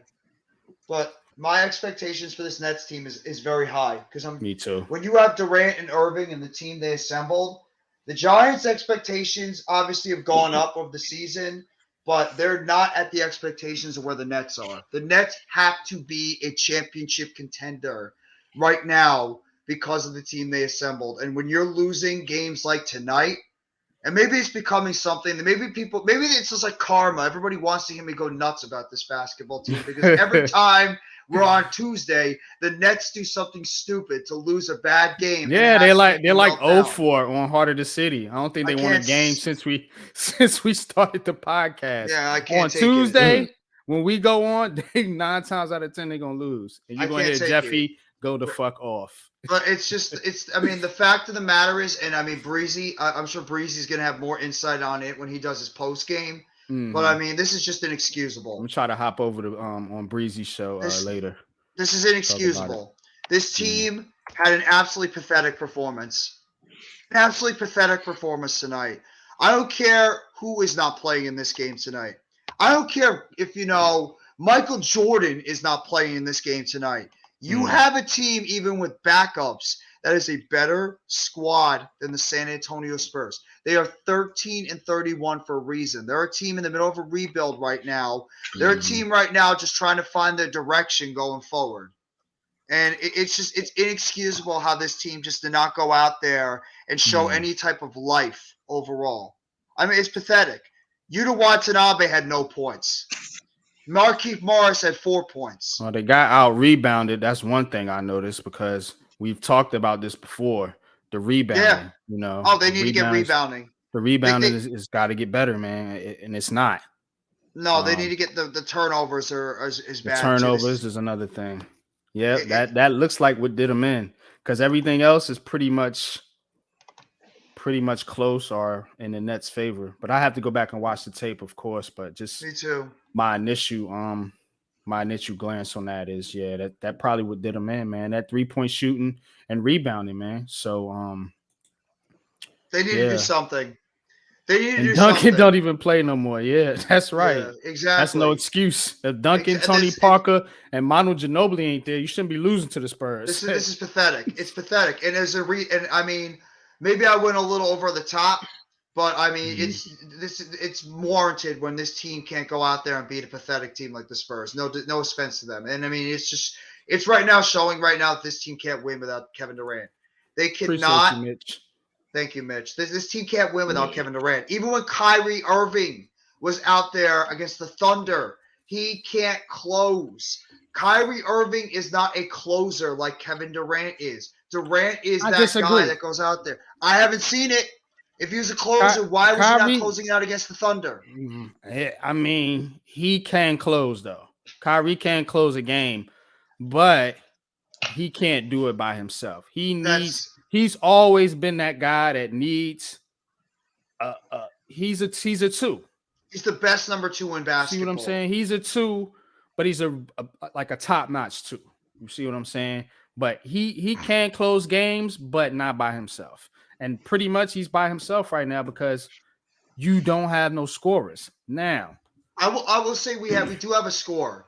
T.J. Warren is becoming a consistent scorer on the offense. He had a good game I tonight. agree. I agree. TJ Warren can score. Seth Curry is up and down. Joe Harris, I don't know what the fuck he doing. And I mean, who else you got? Nick Claxton has had to score more, and he's not really a natural He's not scorer, a but scorer though. he has to score You because I know what I'm mean he's the saying? only guy that You're could not really you're put up not you're not points. really setting up plays for Nick Claxton. Nick Claxton is your cleanup guy, more or less. You're not really running your offense through Clax. And that's the problem. They don't have nobody to run the offense through besides Kyrie Irving. But it's got to be T.J. Warren right now. It seems like Warren is the guy they're running the offense through, or actually Seth Curry Steph Curry. had the most. Well, He had the most shots he tonight out takes of the most everybody. shots now. Yeah, I've seen that. And he's so So up and down too. The he's problem with consistent. this team, they're all so up and down every single night. You got Curry, Harris, O'Neal, Simmons, even T.J. Warren's had up and down moments. Sumner can have great Mhm. games and he goes quiet. Cam Mhm. Thomas, same thing when he gets his opportunity, he goes quiet. All these guys are so inconsistent.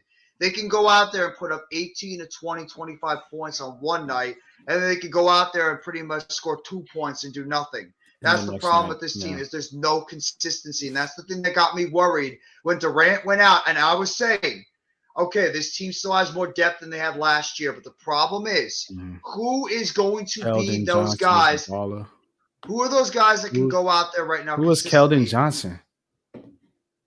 Who was I that? think he's Did I one of the miss him? rookies on the Spurs.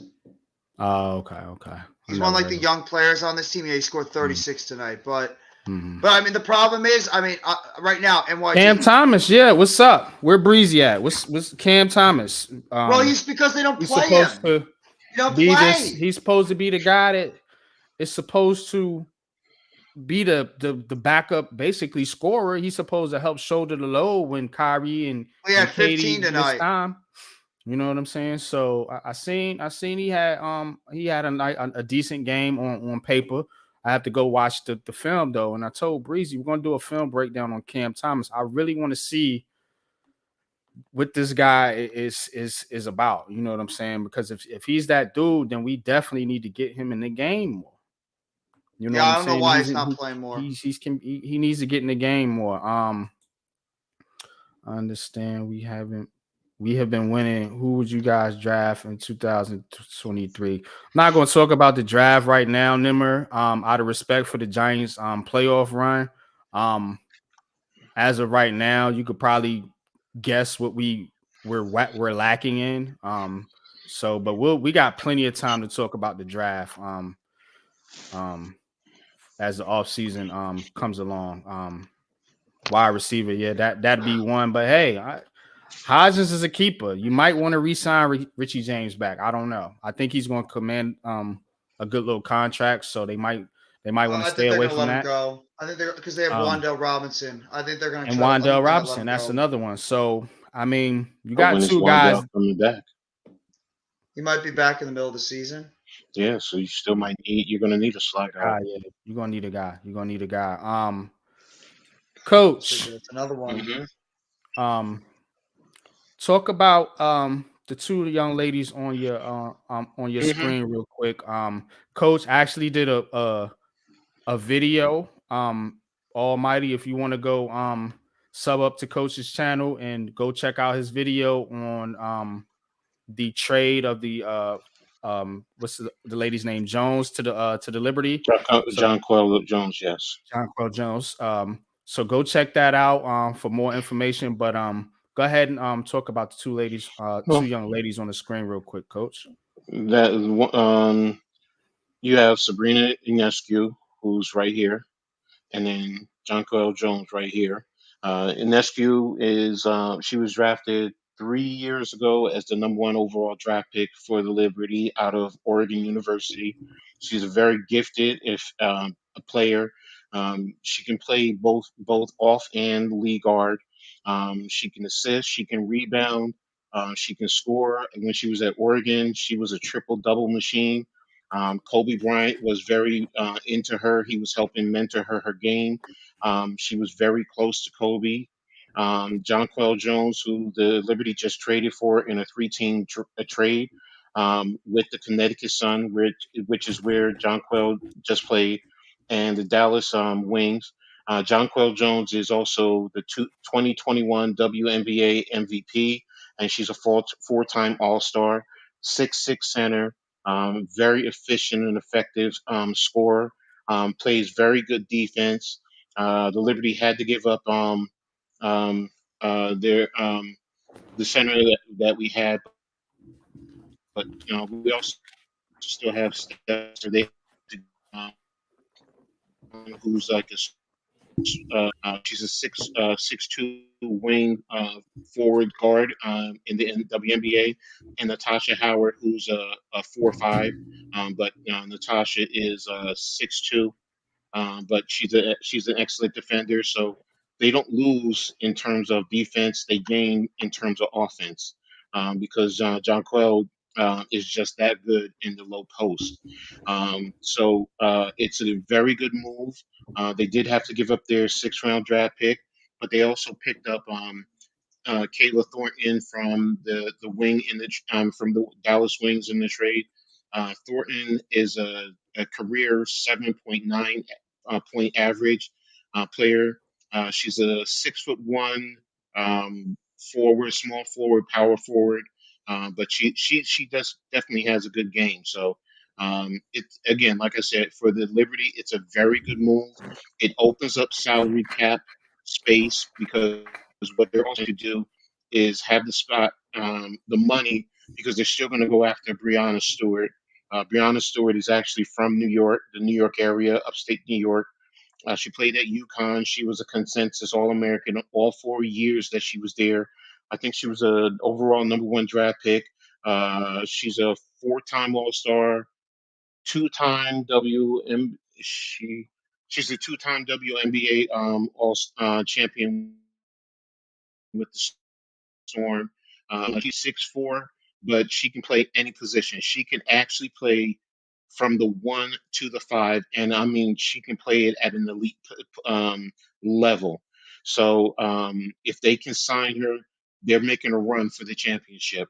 Um, I also saw another article that they're also trying to sign Courtney Vandersloot, who also played in Chicago. She played with Stephanie Dawson, won the championship with Stephanie Dawson. She's a hell of a basketball player, deadly three-point shooter. I say she's on the level of Steph Curry, but she's that good. She can definitely shoot the rock. She's from Washington. She played at Gonzaga University, Jersey, with she's also played with Jones and Stewie in Russia, and they won a league championship out there in Russia. So the Liberty, I've been following the Liberty since day one. I mean, I was there when I used to take my daughters to the games back in the days when they were young, when they were playing in Madison Square Garden. But yeah, I definitely love this. It gives them depth. They will have great depth because they still have Dawson coming off the bench, so it's not like they lose anything. Dawson is a hell of a 3-point shooter. She's good on the defensive side. I mean, she's not an elite low post scorer, but she's good at passing. She played at UConn, so she played under Gino. What's his last name? Oriema. So she's been taught the Yeah, game from Connecticut, from right? UConn. Yeah, so I mean she UConn, knows yeah, the UConn. game. Yeah, so she knows the game, and Stephanie is also a New Yorker from Long Island. So again, if they can secure even if they don't get Stewie and they get Vandersloot, it still gives them so much ability and talent on their team. One player I'm hoping they can still bring back is my favorite Liberty is um, Hanju, HANXU.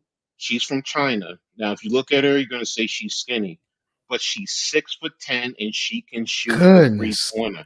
Wow, Yes, 6'10". Woo. yes, yes. He said Just her Almighty weight. said 6'6" was tall. That Yes, is tall. that 6'10". is tall on That's a a female. giant. Yes. That's a giant. And that's my point. It's like, they're going to get long. They're going to play good defense. They also had the number 3 draft pick last year. Her last name is she Salby Satu's sister. So she played at Oregon also, and she's a low post player also. She's about 6'5", but she can also play the 4 or the 5, and she can play it very effectively and efficiently. She's not as elite as her sister, but she's good, and she played with Sabrina. So, and the thing I love about it, it gives them good offense, good defense. They will play. They will play moving the ball. Yes, she can dunk the ball. She can dunk the ball. Mm. So can John Quell. John Quell can dunk it. Stewie can dunk it if she comes. So yeah, these ladies can definitely play the rock. They play more under the rim because that's how the game is played a little bit more. But I love it. Like I said, I've been a Liberty fan since day one. I was there when I didn't go to LA, but when they jumped it up in LA, when Lobo and Lisa Leslie ceremoniously did it. But I've been following them since the first inception, and I love women's basketball. I mean, y'all know I do women in sports. That's because of I'm a girl. I'm a girl dad and a girl grandfather. So it's I believe in the women's game, and I love my Liberty. I always watch them. So here's a question. Why did the Liberty move out of Because of James Dolan. He didn't want because when they were playing the MSG, they were like the women's team for the Knicks, basically. That's why they were playing um, in Madison Square Garden, and he didn't want it anymore. So they ended up going up into Westchester during the transition. Then they played for a year in Prudential, and then once the Barclays opened up. Um, the Nets took the opportunity and brought him in there. And the smart business move, they get linked up with the Liberty, Yankees, and the Nets. I mean, that's smart. That's smart business, Mhm. sports business. So, and I can't argue with that. Um, that's why they left. That's why they moved to the Barclays. Would I rather them back in MSG? Hell yes, but you know, Dolan didn't want him. So, and it's their loss, and they're talking about expansion in the WNBA, and it's sad that the Knicks wouldn't even support them in that regard. Um, yeah, Tia is definitely a baller. So, like I said, I love the WNBA. I do. I follow it through and through. Follow a lot of the teams. I follow the girls from college up to the pros. So, if I could see them and watch them internationally. I would. But they're spread out. That's where they make the most of their money. I mean, like a max contract in the WNBA right now is like almost 250,000. I Damn. mean, exactly. That's why you see the commercials where they're saying that they don't get paid what the men play, but Yeah. they go overseas and they get paid. I Yeah. mean, they can make $5 million Mm. in a top contract over there. So, which is why you saw what's her name, run into trouble over in Russia because Mhm. that's where they make a lot of money at. They can make money there, and I believe it's Italy is another league, and I believe it's Turkey. Mm. Those are some of the top leagues, I think, in terms of money. But again, for as far as the Liberty, I'm excited. I'm truly, truly excited. I love this pick. I love this trade. And all they gave up is, really two players and the number 6 draft pick in this year's draft. That's it. That's like if the Knicks did a trade right now, you're giving up two back end players, and well, one starter and one back end player, or not back end. A Hold it, good, hold that yeah, right quick, coach. Because I actually gonna pull up something that you sent us on Twitter about yeah, potential trade targets. So hold that real quick. yeah. Go ahead. Y'all stay with us. I'm gonna play a quick commercial and then we're gonna come right back. All right, y'all stay tuned, man. Hit that like button, man. We're gonna keep it rocking, man. All right.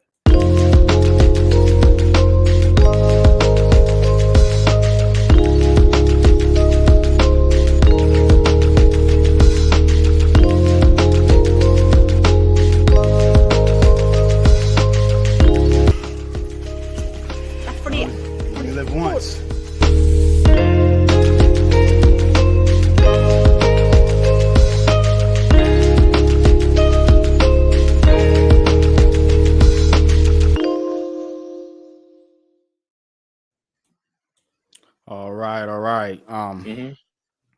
So let's get into these trade rumors, man. NBA trade rumors are heating up, Mm-hmm. man. Hot and Mm-hmm. heavy, man. Almighty says for the Knicks, he went OG Anunoby. So let me do a share screen real quick and let's look at this article, man.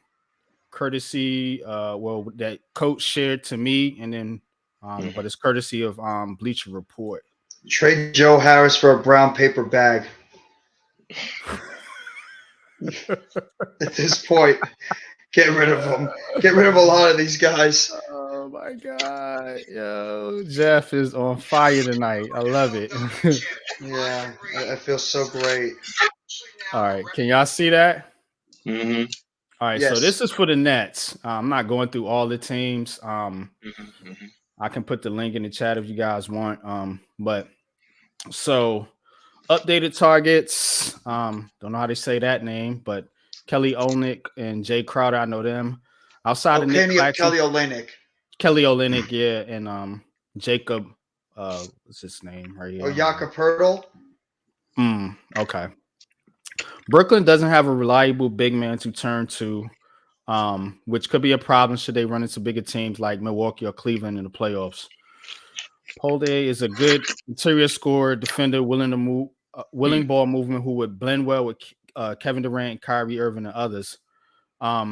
Kelly is also a talented passer who can bring a new dynamic to the front court with his outside shooting, 41%, which would be especially important if Ben Simmons continues to ignore the 3-point line. He's not going to take any threes. I don't think it's going to happen, unless it's like a buzzer beater or something.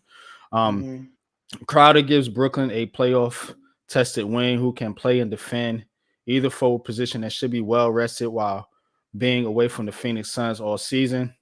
If the Nets can weather Kevin Durant's MCL spring and add one more piece at the deadline, this is a championship caliber team. So what y'all think about that? Let me do this. Let's discuss that, and then we're going to go to the Knicks part of it. Jeff? In terms of the guys you listed, honestly, I don't want Jakob Pertl. I don't think he'd be a good fit for this team. That's how you say his name. I don't even know if I want Olynyk. I'm not even thinking about those guys right now. I'm thinking about a stretch four.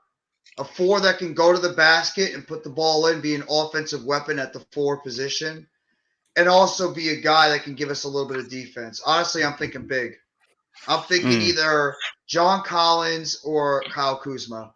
Because Kuzma's been terrific for this for the Wizards this year, and I think he'd be a very good piece for this offense. He's scored over 20 points per game, and let's just be real, we need a guy that's at the number 4 or 5 to be more of a offensive player. We need a third scorer. Defense. Keep it above. We need a third scorer. We need a true third scorer. Obviously, evident by tonight.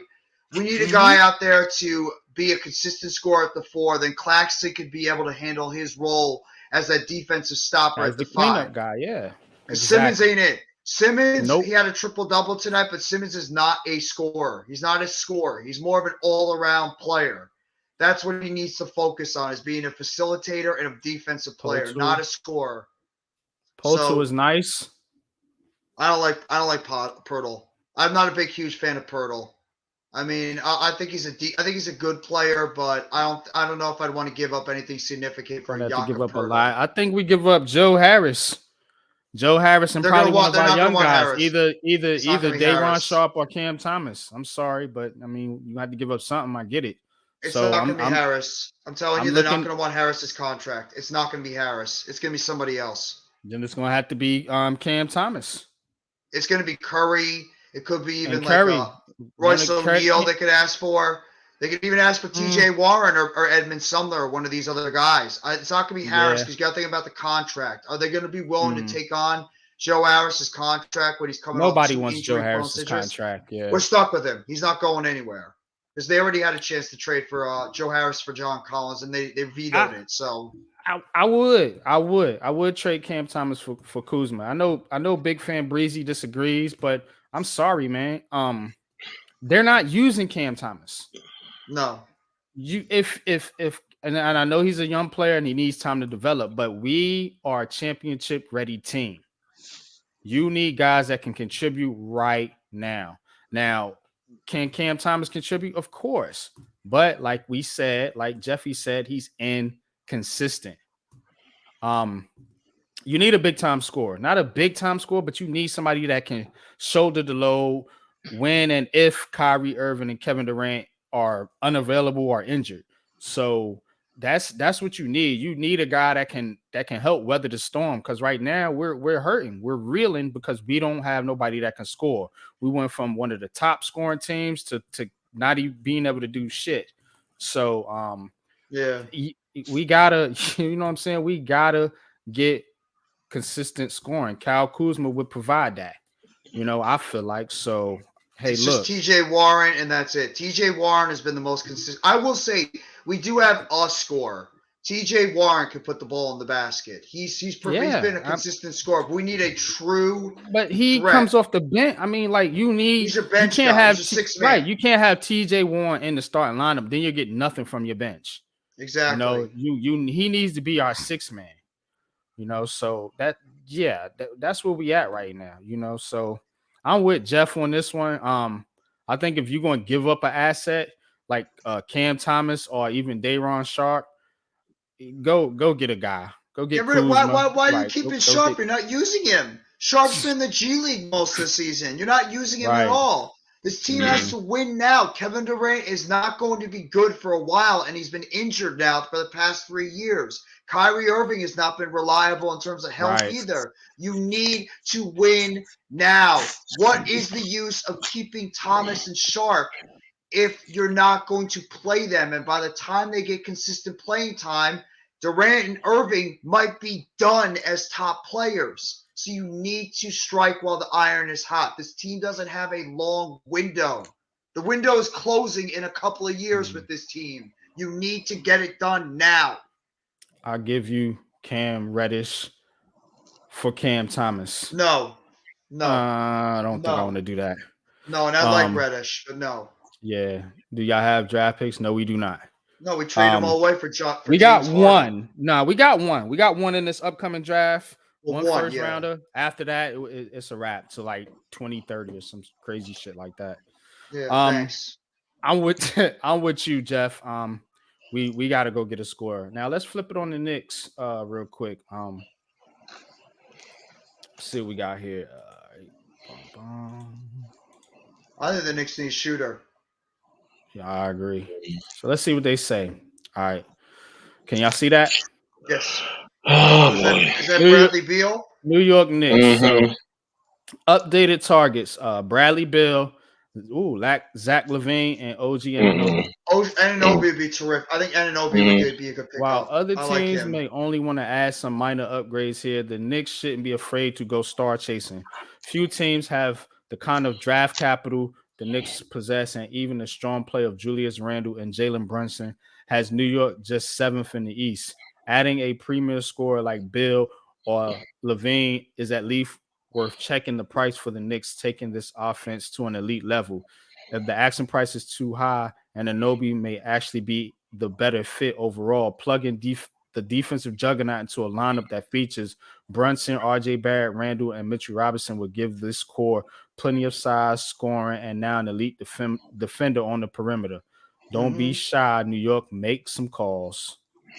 All right, so that's what they say about the Knicks. Go for So it, coach. we'll switch it over to Coach here. And shout out to you, man, for posting that for us, Hmm. Coach. Hmm. Yes. So what do you think about some of these guys they mentioned? Bill, Ananobi, and Zach Levine. What do you think about them, and which Bill's guy gonna do you think is the Bill better fit? is better fit. Ananobi, I have to be honest. Mm, I don't want Levine. I don't want him. yeah, I wouldn't want him either. Yeah. It's just something about his game that just says it preaches selfishness to me. Yep. And Mm-hmm. Mm-hmm. I know I shouldn't be that hard, but it just, he's crying about, not getting touches and so on and so forth and having issues with, what's his name out there in Chicago, instead of looking at what you guys have and working on developing your play. do you think he's going to do that here? No, he's going to cause more problems and he'd be a headache. Yep. So, Mm-hmm. if you're going to get me Bradley Beal, okay, what am I giving up to get him? I mean, that's going to cost you probably quickly. It's going to probably cost you Obi. It's going to cost you draft picks. It's probably going to cost you Grimes too. You're going to have to give up your young guys to get him. Um, so that's why, as well as draft picks, how many number one draft picks are you going to have to give up? So what would you give up? What would you have to give up for Ananobi? You're probably going to have to give up 3, maybe 4 draft picks, and Grimes is probably going to have to be included in that trade. I mean, to be honest with you, and then maybe Jericho Sims. Mm. I mean, that's how I see it. Or Obi Toppin. Maybe you have to give up Obi and What about Grimes. Miles McBride? Would they want to give? Would they would think? Would they ask for a guard like Miles McBride Now, because of his defense? I've heard that they're trying to trade Van Fleet. So if you're going to if they're going to give a Van Fleet, then I can understand. Well, the first one they're probably going to ask for is Q. But if you're going to give up Q, then I'm not giving up Grimes. I'm just not. Van Fleet. Yeah, I've the heard. the, the Raptors look like they might go on a fire sale. Yeah. So they want to package him with Ananobi. Am I hearing that No, no, no, correctly? no, no, Well, no, no, no. They're I trying was to just about to trade. bring that up too. Maybe a Yeah, package deal with Van Fleet and Anobi with the Knicks. but Van Fleet is a starter. Where you? You're I know right. He doesn't fit. That's what I he was. doesn't That's what I was fit. getting at. Yeah, Yeah. no, he You doesn't got fit. too many guards. Yeah, so what I'm saying is, if Toronto trades him somewhere else, then you're probably going to have to give up quickly, or McBride, one of the two, and I then wouldn't want Bill either. Finesse. No, he gets hurt way too much. He's He always does hurt a hurt. always bit. hurt, and it's just like, nah, I don't want him. So out of those 3, yeah, Ananobi, The he fits Raptors want Tibbs. He's a defensive guy. He could fit in nice. I mean, So look what what he's was doing the up Murray there. deal? Um, what did the Hawks give up for I don't Murray? remember what they gave up for They him. gave up. Um, I'll look it up. I'll be right there, Yeah, I'm looking guys. it up now too. but yeah, I would. Yeah, I would think Ananobi would be the better fit. The I got it thing right is, here. do you want to give up Grimes, or would you They rather gave give up up. quickly and can somebody like Cam Reddish or something? It was Deontay Murray to the Hawks for Danilo Gallinari and 3 first-round picks. Okay, so Hmm. 3 firsts and a player. And that we're right now, if that's all I'm going to give up to get him, then it's something similar. Then I'm doing that. I I'll think give his up the value three is going to first go round up because draft. he's been great this year. His value No, he's I been know really that. I good this think year, so. so his value is probably going to go up in terms of value. Fournier. Oh yeah, I Uh, forgot about Fournier. You have what to are you get gonna rid of. do with him? Yeah. No, you Yeah, have to unload him. No, that's part of it. I'll give you an extra draft pick. I'll give you 4 draft picks because you're going to have to take Fournier for Damn, this deal. 4. yeah. If I'm getting rid of Whew. I have to get a Fournier. I'm getting rid of Fournier. That's the whole point. I have to be real, coach. We I think have they're going to 11. ask for. We I think have they're going to ask for a 11 young first. player. But no, I'm saying is no. I'm Yeah. saying included. I'm going to say Yeah. Fournier and a young player. More than likely, it's going to be Grimes. It's going to have to be Grimes. But if I can offload Fournier and let's just say I can do Fournier, McBride, and Sims and 4 first round draft picks, I'm doing that. I'm Mm-hmm. doing that. But more than likely, they're going to want Grimes. I can almost see it. They're going to want Grimes because About he's almost the quickly. same. Then if I'm giving up quickly, I'm not giving up all of that. I'll do Fournier quickly and 3 or 4 first round draft picks. I'll Okay. give you 3 first rounds because quickly is having a good He year. says Fournier and OG both have similar contracts. Yeah. That's another reason why I'm doing this because I got to get rid of Fournier's contract. I'd rather eat whatchamacallit. Um, So is Grimes off limits? no, I'm not saying Grimes is off limits. I'm just not just giving you everything just for what You're gonna have to give up. You're gonna have to give up one of them guys. I didn't If say I I'm got Grimes. if one. I'm I got Toronto, one. I need one of them. You ain't giving me I got Fournier, one. I No, got no, one. that's not what I'm saying. and That's that's not what I'm it. saying. No, I didn't Mhm. say just Fournier. I'm saying include Fournier with one of the young guys Okay, And okay. depending who it is, if it's quickly, I'm giving you three first. If it's Grimes, I'm probably going to have to give you a fourth, or if I can do Grimes, three first round draft picks, Fournier, and maybe Jericho Sims. I don't I want to got get rid one, of coach. Sims. Yeah, what's Coach, I up? got a trade. How about this one when Namar actually stole my thunder? What about R.J. Barrett and maybe a first for Ananobi? Because our Barrett's sort of been out of the loop a little bit. And Would he's you give back in up Barrett for Toronto, Anan? and he's Yeah, back Mm. Toronto, and he's from Barrett for Toronto. So Ananobi? That makes a lot of sense. yeah, if I'm just doing that, look, to be honest with you, yeah, I'm only giving up one first round draft pick. Yeah, On that. Now, if I the do it. Raptors are interested in quickly, then okay, I'm giving up quickly, but I'm not giving you a lot of first round draft picks. I'm probably giving you two or three. You're going to have to take Fournier. You're going to have to do that. Mm.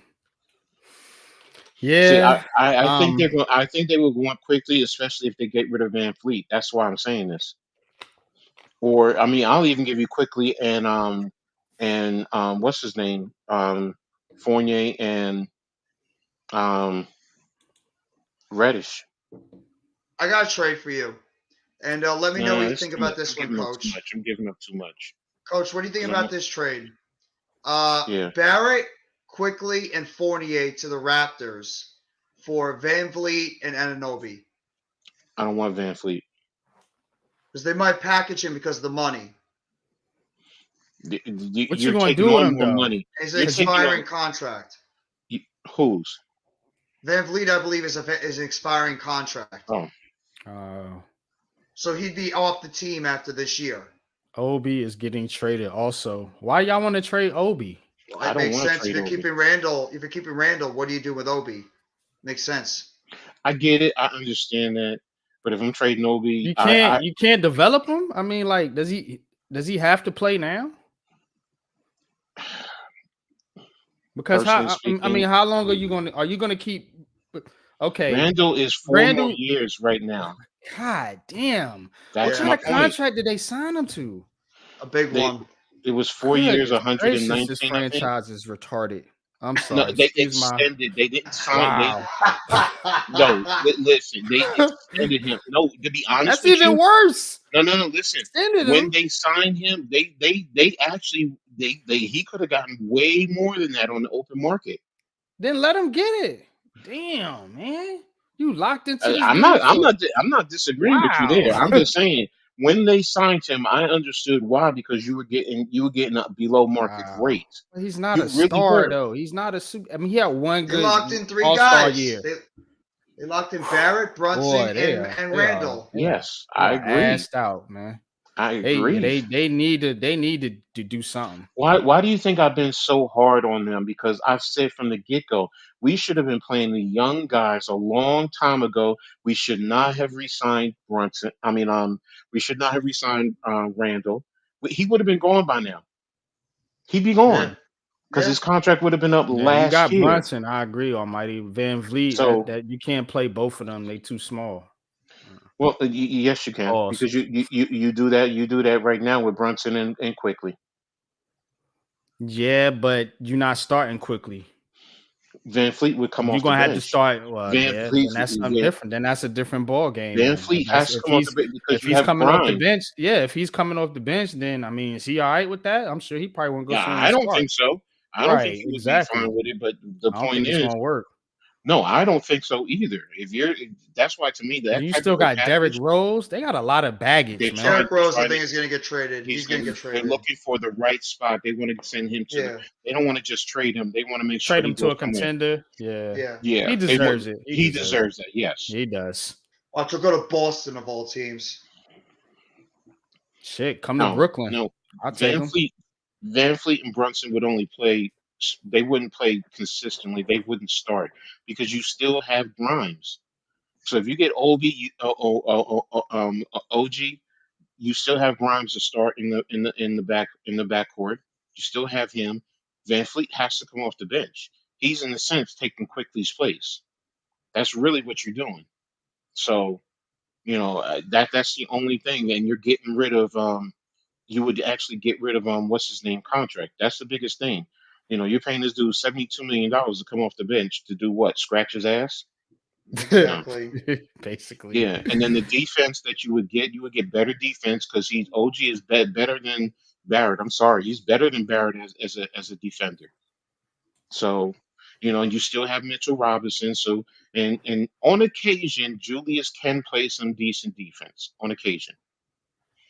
So I'm not That saying would be he's a going to good be. defensive pairing. Yeah. Grimes and So if you're Anunoby. doing that, and now if I'm trading, that's why if I'm trading all that, number one, you're taking Fournier's contract. I'll give you 3 first round draft picks, especially if I'm giving you quickly. Mhm. So, and Well, as far coach, as Obi, he's just gonna have to continue to develop, like you're saying, off the bench.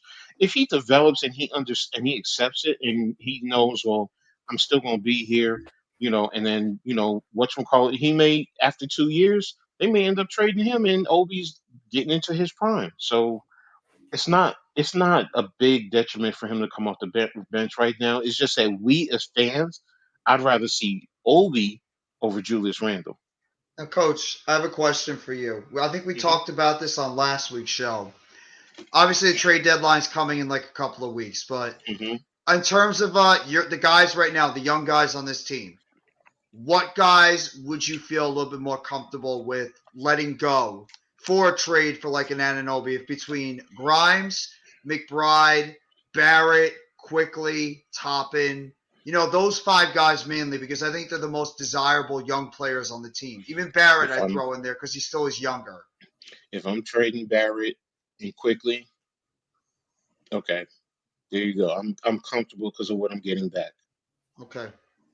But again, they have to take Fournier's contract. There's no ifs, Mhm. ands, or buts about it.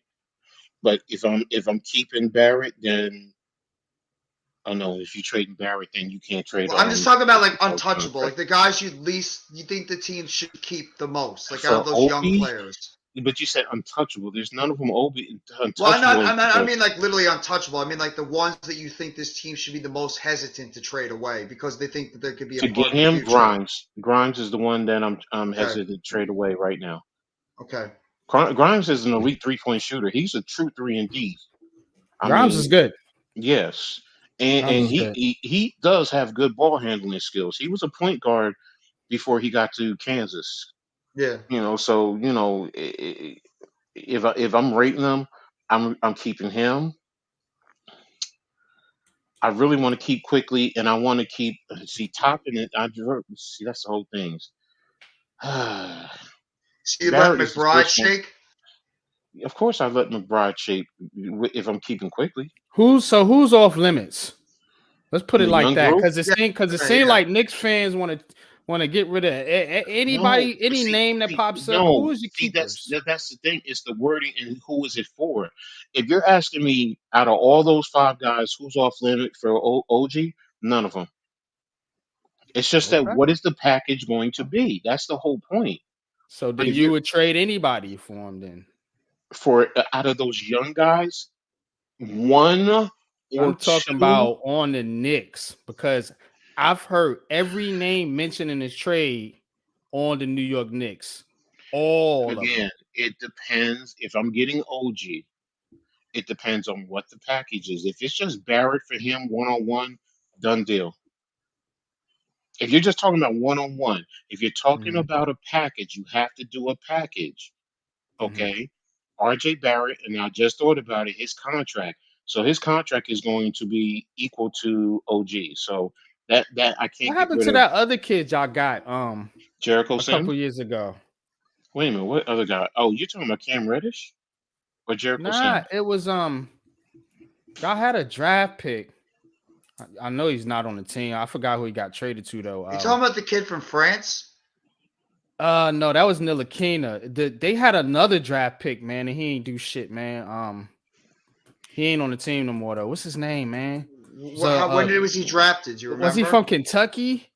Oh, Kevin Knox. He's down in Atlanta. Knox. Oh, Yeah, no, He's in he's Atlanta. been a journeyman. Yeah, he's a Kevin journeyman. Knox, Yeah. man. That's Y'all how they see, got Cam. That's how they got y'all Cam Reddish. right. Y'all waste Yeah. so many picks. I feel I like don't. I don't disagree. I fully agree with you. so The to level me, of the picks incompetence. don't really mean shit. Like you said, if you can't draft, so you might as well just trade them shits, man, I and get get you. that, but see now what it sounds like you're Yeah, saying to Kevin me Knox. is just trade anything just because.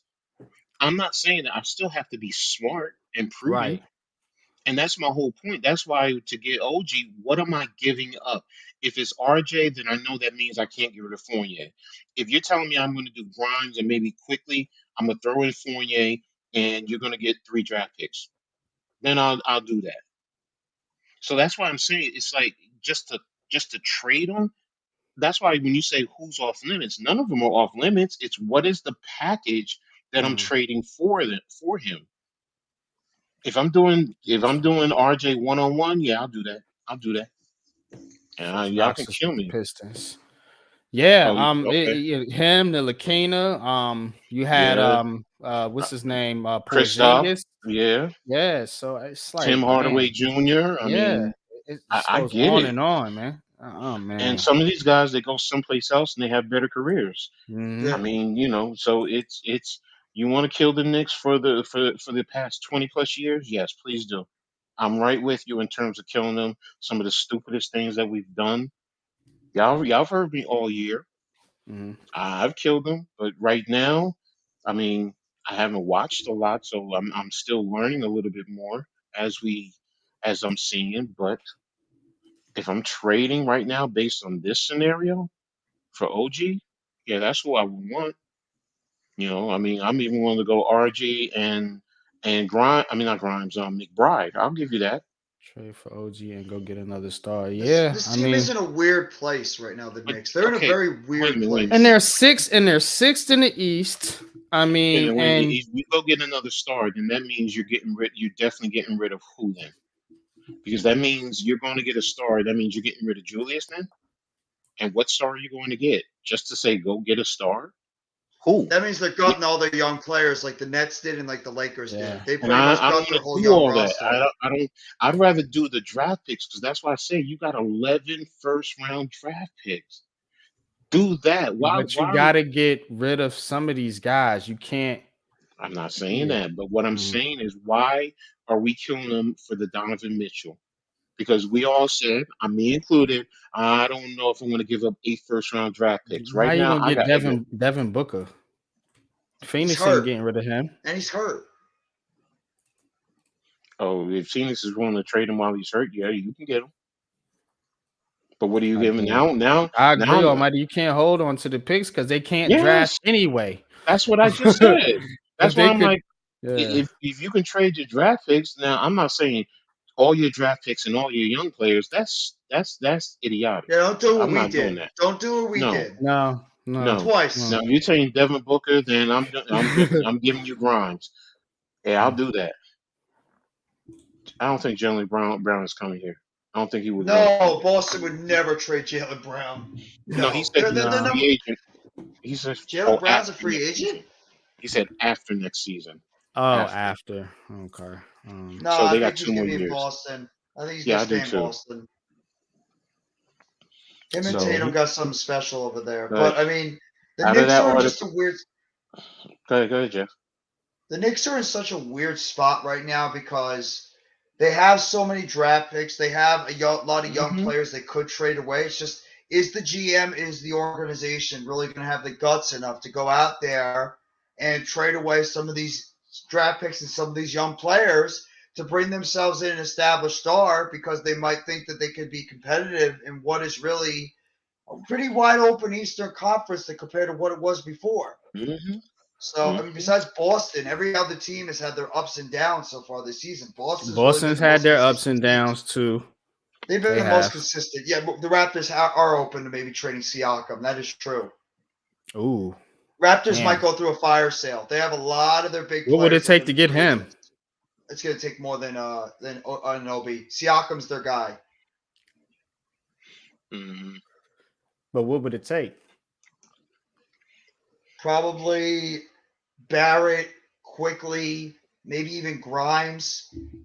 Like a combination of Wait a minute, wait a minute, wait a minute, two of wait a minute. those guys and Siakam plays what position? He plays a I think he's a forward. 4. I think he's a 3 or 4. So that means it's going to be Julius Randle, based around It'll probably be Julius Randle. Toppin. It might be Toppin.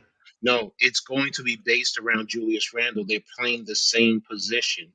You gotta Who's get. You going to gotta start? get. Yeah. You You got to gotta get get rid of somebody. Randle in this. Yeah, you have to. If you're getting Siakam, Randle's gone.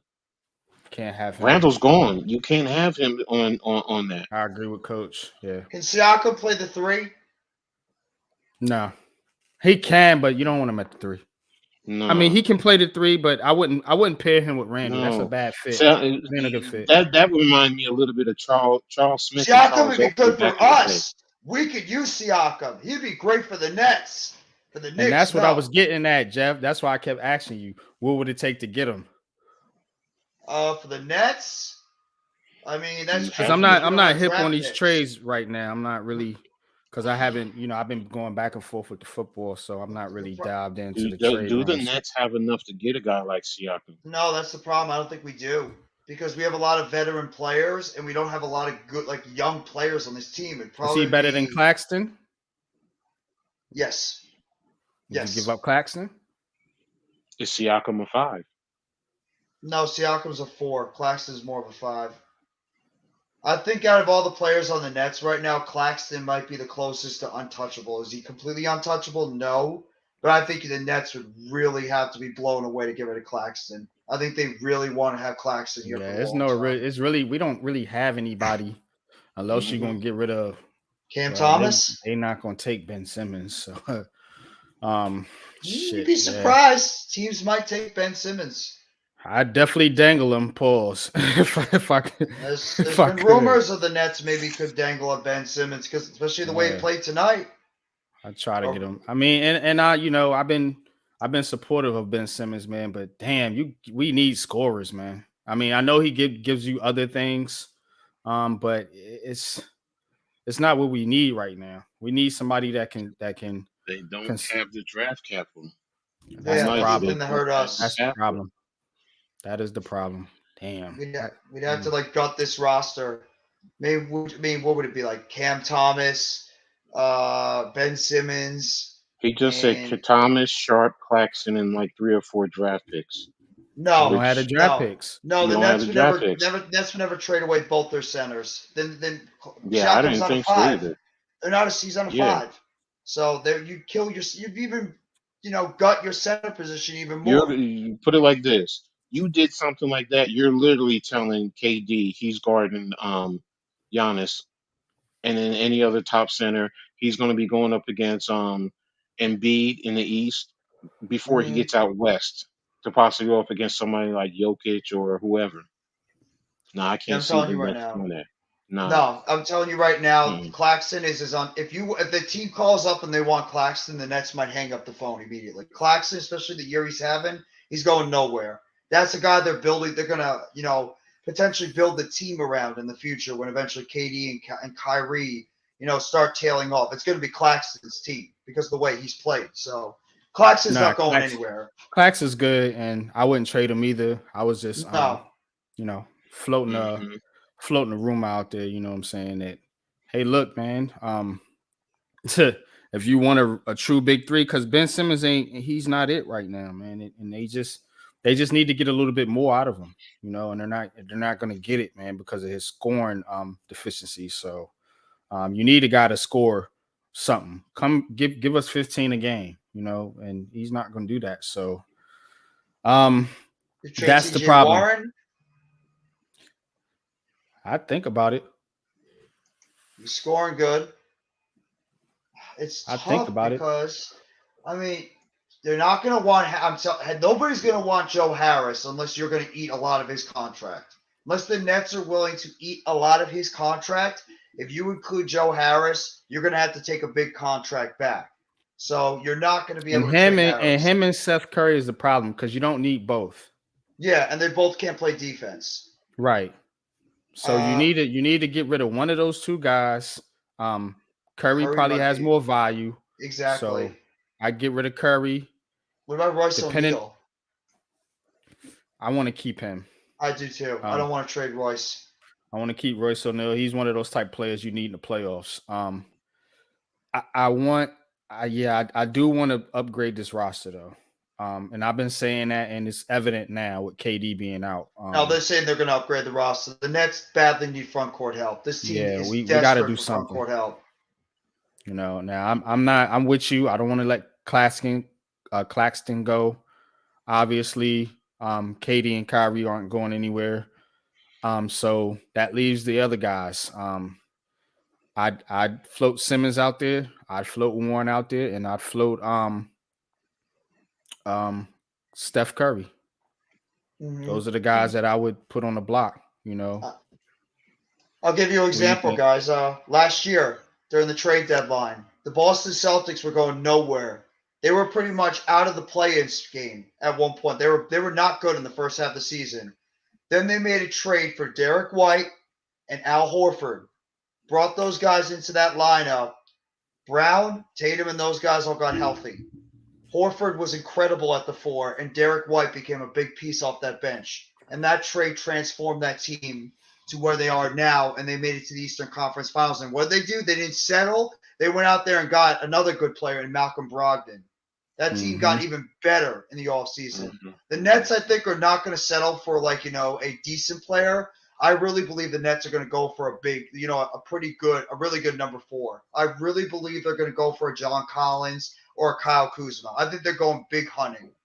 And they're going to try to get – they need to get a big player at that 4 position. Because they need to get on par with Boston. They need to get on par with Boston. Not even just Boston, Milwaukee, Miami, Philadelphia, and I think we can beat those teams with the roster. Yeah, but they got bigs. They got bigs down there. That's true. I think we can beat them. I think I think Milwaukee can be a problem too. All those other teams, I think we can beat. I think we can beat Philadelphia. I think we can beat Miami. And the rest of the Eastern Conference. Now, when it comes to the West, that's a whole different animal because they got some squads out there and some guys you really got to deal with, man. But the East, like we've been saying, is kind of watered down. You got 2 to 3 teams you really, really got to worry about that's potentially championship teams, and we've been naming them. So, you got the Nets, obviously, Milwaukee, Boston, and if you want to throw Miami in there, you can. But those are the teams, man, and Philadelphia. So those are the teams, man, you really got to worry about. So out of those teams, it's really Boston. Just because of what they do defensively. Yeah. They can shut the Nets down, especially if one of Kyrie or Kyrie or, God forbid, both are off. You know what I'm saying? So you need that other guy, man, that can pick up the slack. We don't have that guy right now. TJ Warren is nice, man, but I see him more as a role player coming off the bench. Yeah. So we need a starter that can put up some points. Ben Simmons is going to have to come off the bench. I really believe, and maybe this is just an unpopular opinion, Mike, because I've heard that John Collins button. Collins and Kuzma both sound like they want out of where they are right now. Kuzma just seems like he wants to go to a winner, and I really believe that he would be a perfect fit with what the Nets are wanting to do at that 4 position because he's a stretch 4 who could score down low and he can shoot the 3. And Collins is a good rebounder, and he can score from the mid range, and he could also score from down low. So I really believe, and this is my unpopular take, I think the Brooklyn Nets will have either one of John Collins or Kyle Kuzma by the trade deadline. I think one of those two will be a net by the trade deadline. Not saying who they're going to give up, but I really believe one of those two will be a Brooklyn net by the time we get to the trade deadline. That's what's up, man. I hope that comes true, man, because like I said, we really, really need the help, man. But let's keep the show moving forward, man. We're gonna wrap it up like we always do with the baseball and then Coach's Corner. Baseball is kind of slow right now. I do have something I want to share with the Yankees, and then of course we'll get to you with the Mets news, Jeffy. But and again, shout out to you, Coach, who shared this article about Frankie Montas being out. But here's the kicker. So I'm just going to read it off. I'm not going to do the share screen. I'm just going to skim through it. So Frankie Montas is out for at least the first month of the season. So the Yankees have a hole in that 5th rotation spot. Now they got two options here.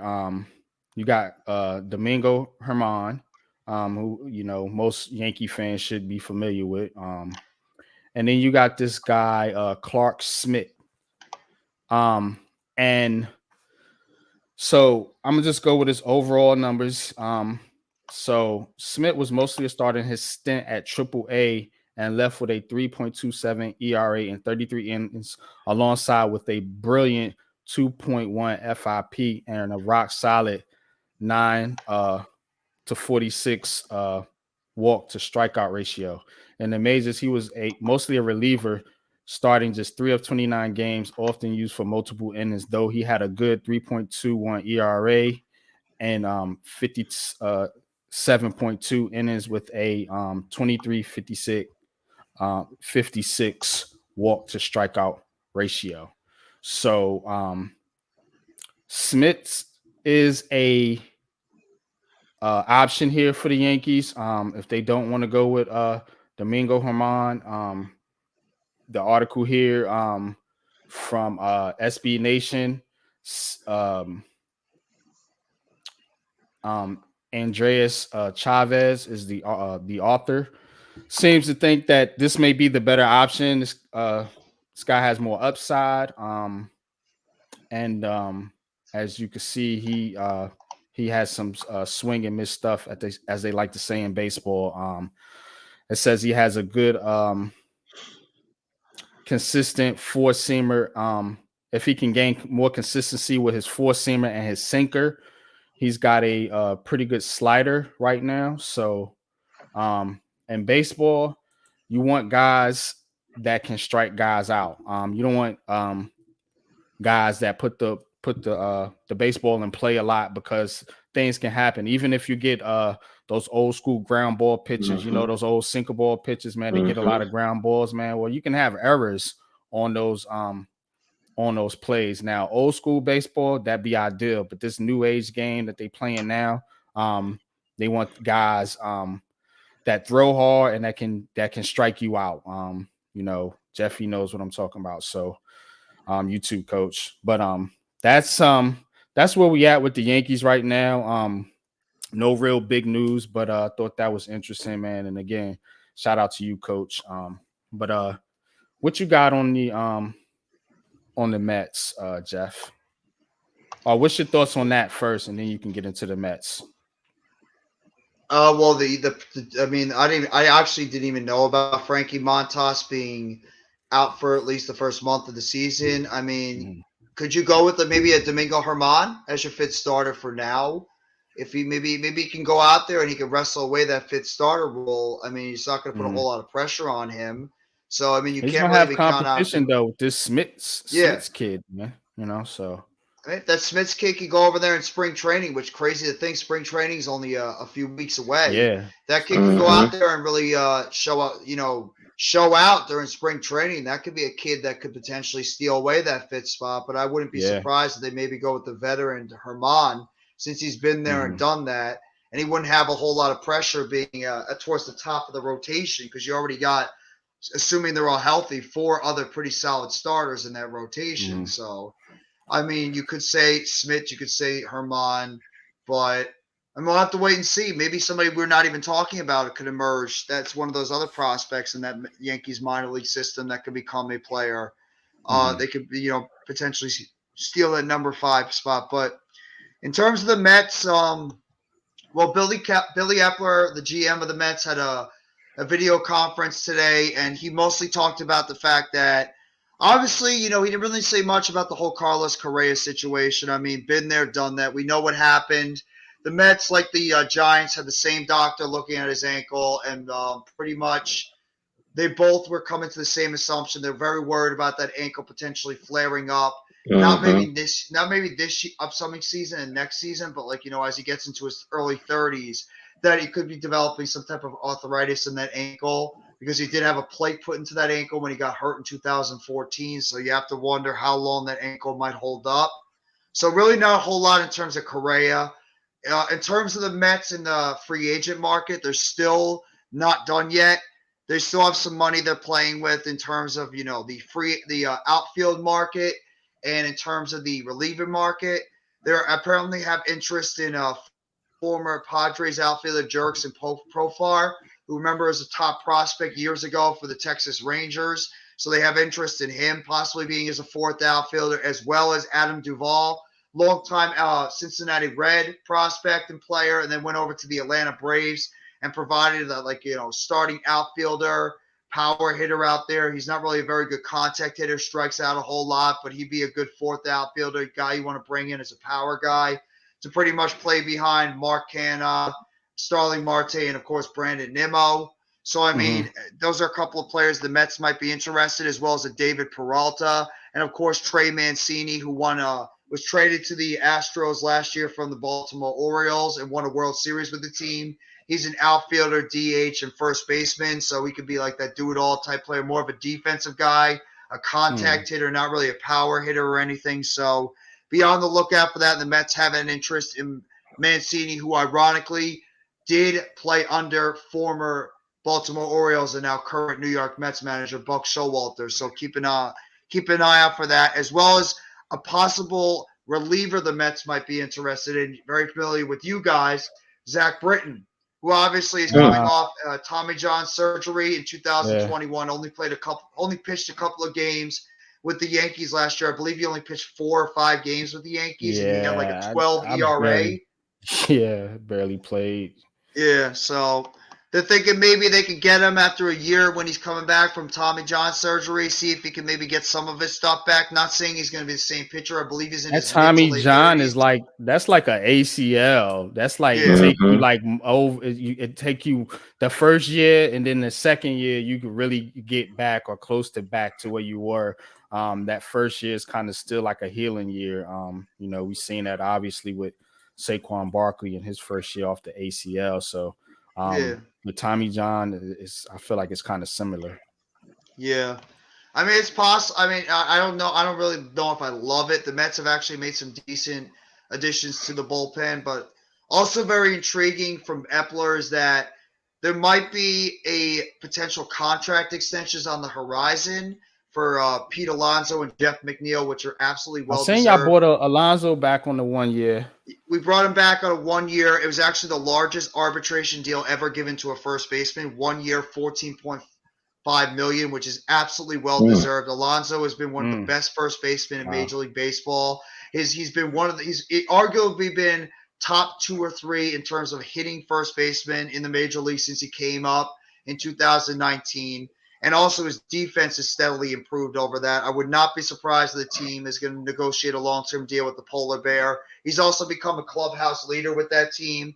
I mean, he was a Silver Slugger for multiple years. He was in the Home Run Derby. And then same thing with Jeff McNeil, who there was actually some people in 2022 offseason that wanted to potentially trade Jeff McNeil because he was having a disastrous 2021 season.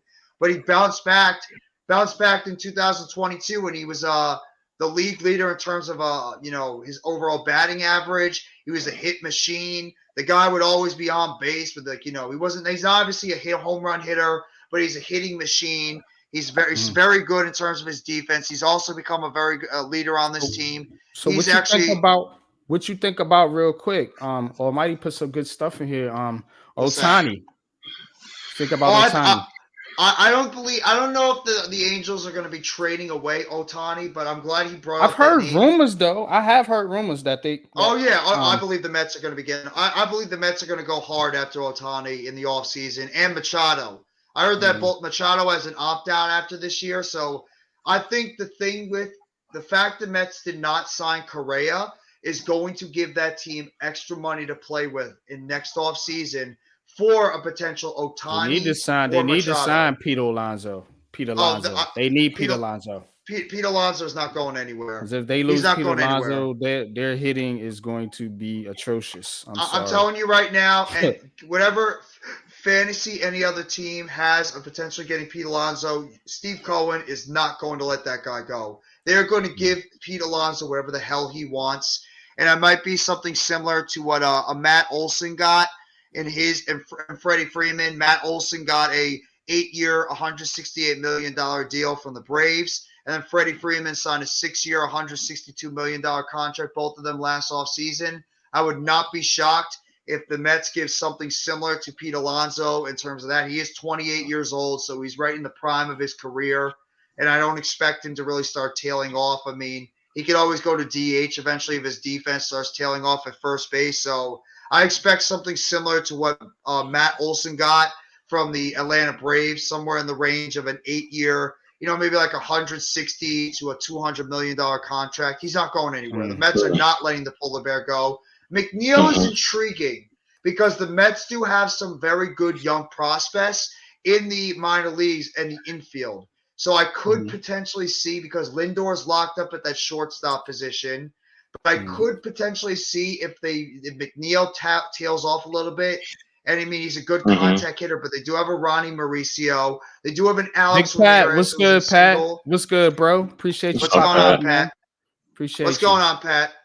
But I think like a Ronnie Mauricio and Alex Ramirez, they do have other guys in the minor leagues who the Mets could potentially bring up if they feel like trading, maybe letting go Jeff McNeil go. He is going through arbitration right now. They didn't settle on an arbitration deal with him yet. I think he might get 1 year, possibly around 7-8 million because of the way he played last year. But I'm really intrigued how that's going to go. And just to finish it off, with some of the other things that Billy Epler said, he also talked about Eduardo Escobar. There were rumors that the Mets signed Correa, that Escobar could potentially be a trade candidate because of the fact that they play the same position.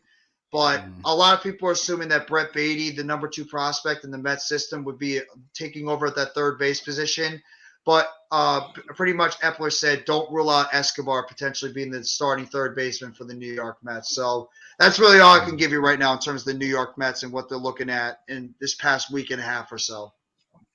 Got you. Pat, if you want to come up and talk Giants, we can. I know you probably tired though, bro. I know you working. You know what I'm saying? Shout out to my guy Pat, man. Big Pat Sports Talk, man. The guy, man. This is my bro, man. He got me into this YouTube stuff, man. We all a family, man. Big Blue Crew, man. You know what I'm saying? So that's my dog. That's my bro, man. Shout out to you, man. But you're more than welcome. Now, if not, we probably gonna close out here in a minute. But I do want to touch on what Almighty said about Brian Reynolds. Yeah, they need to get Brian Reynolds. They cannot have Hicks and whoever else in left field. They got to they got to get him out of there, man. You know what I'm saying? They need to get Brian Reynolds. There's rumors about other guys, man, but I think this is the guy, man, that gives you the most bang for your buck. He's a solid defender. He can hit, contact hit. I mean, this is what they need right here. You know what I'm saying? Balance out your lineup and have good defenders, man. You know what I'm saying, in the outfield. The problem is, and I know people talk about Hicks, Donaldson, and some of these other guys. The problem is actually they have John Carlos Stanton, who cannot play a position. He is a DH only. So you lose flexibility because you got a guy that's just there to just hit. And if he's not hitting for whatever reason, he's a waste because he's giving you nothing in the field. That is my problem with the Yankees. And that's an unpopular opinion. Y'all hit that like button because people say now I'm not Donaldson and Hicks. Yeah, they got to go too. They're not good. But if you really needed to make a move, the person to trade would be John Carlos Stanton because you can't trade him because the contract. I get it, but he would give you what you need in terms of another solid player that can play in left field. And then you won't have to gut your farm system and do all this other stuff, man. The Yankees been doing, man, chasing a ring that they haven't caught yet. Mm-hmm. So Stanton and Judge, you don't need two players like that. Swing miss guys. You know, Judge gives you defense and a whole bunch of other things, but Mm-hmm. Giancarlo Stanton don't give you that. He's just a hitter, and if he ain't hitting, he ain't doing nothing. So at least some of these other guys they do play um other positions and are flexible enough to give you something. But Carlos Stanton ain't doing it, man. But he's a good player. He's a good hitter, and that's why he would be the perfect trade candidate because you would get something for him.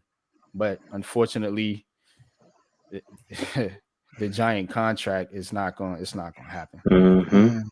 Mm-hmm. But that's Guys, I got something for you, and if we want to transition back to football, I all got right. an updated market value for our Dexter Lawrence per spot track. It Mhm. seems that they think that he would command a 4-year deal around 56, a little over 56 million, with a 14.1, like a 14,106,000 contract for Dexter Lawrence. Would you think that's an appropriate deal for the way he's played this year for the Giants? 4 years, 14 mil a Yeah, year. 4 years, 14 mil. It averages about 56, a little over What's Aaron 56 Donald mil. making? He's got to be making like close to 20. So yeah, 14 for Dex. Yeah, I take it. That's from Spot Track. I just found it out. I just saw Yep, it on my. I take I it would I would take it because in a I'm only second. comparing him to the best. Mm-hmm. Because that guy that he's playing like that right now. He's playing like Yeah. one of the best. So if Aaron Donald is making 20 million to get Dex for 6 million less, yeah, that's easy decision for me. But I'm not a GM. Mm, What you think, You, Coach? hold on, I'm looking. Wait a he's minute, actually just only trying to double making check because I'm thinking like you. 13,500,000 this year is his base salary with a signing Yeah, bonus of 8 million. his That's base is Aaron 13. Donald's. His cap hit. Yeah, yeah. Okay. His Well, cap His is dead cap 26 mil though is though. 44. Yeah. If you're gonna get him for 13, if you're getting Donald for that, then you probably 14 is. Mm. but think about Well, it Aaron though. Donald is also The 31. He's the going to be next guy, right? 32, The next so I guy, get the why. next guy in line would be Dexter Lawrence. I mean, the next guy for a contract at that position Please, that's in that range. That's okay. that's pushing Donald. for a top defensive tackle in the league. Um, I think Wait a that's if I'm agent, I could make an argument for that. Word up.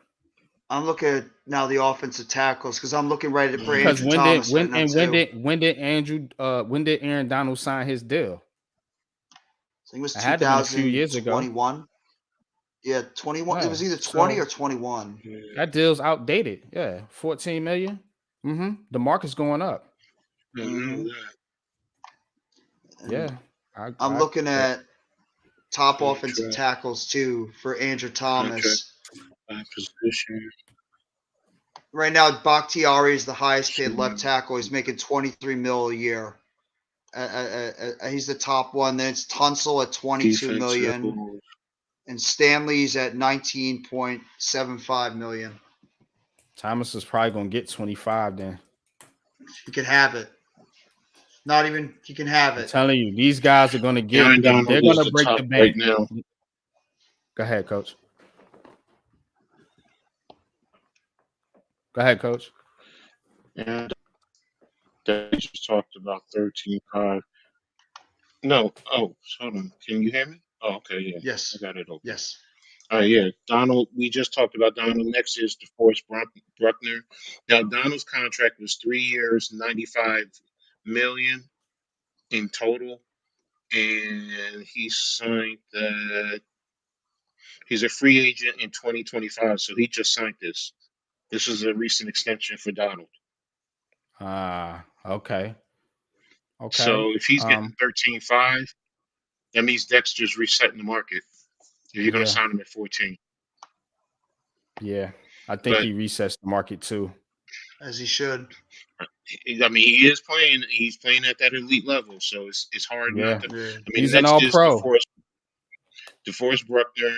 He signed he's 4 years at 84 million. Bruckner's also 25 years old. So I don't Mhm. know. You think Chris Donald Young, retires?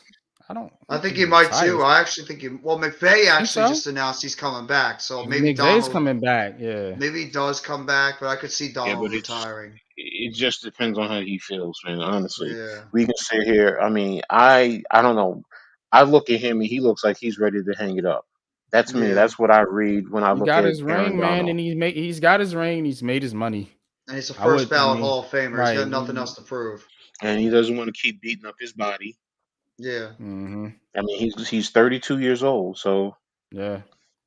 can he play another 2 years? Yeah. And look So at the Rams, though. I mean, they're in no position to be competing.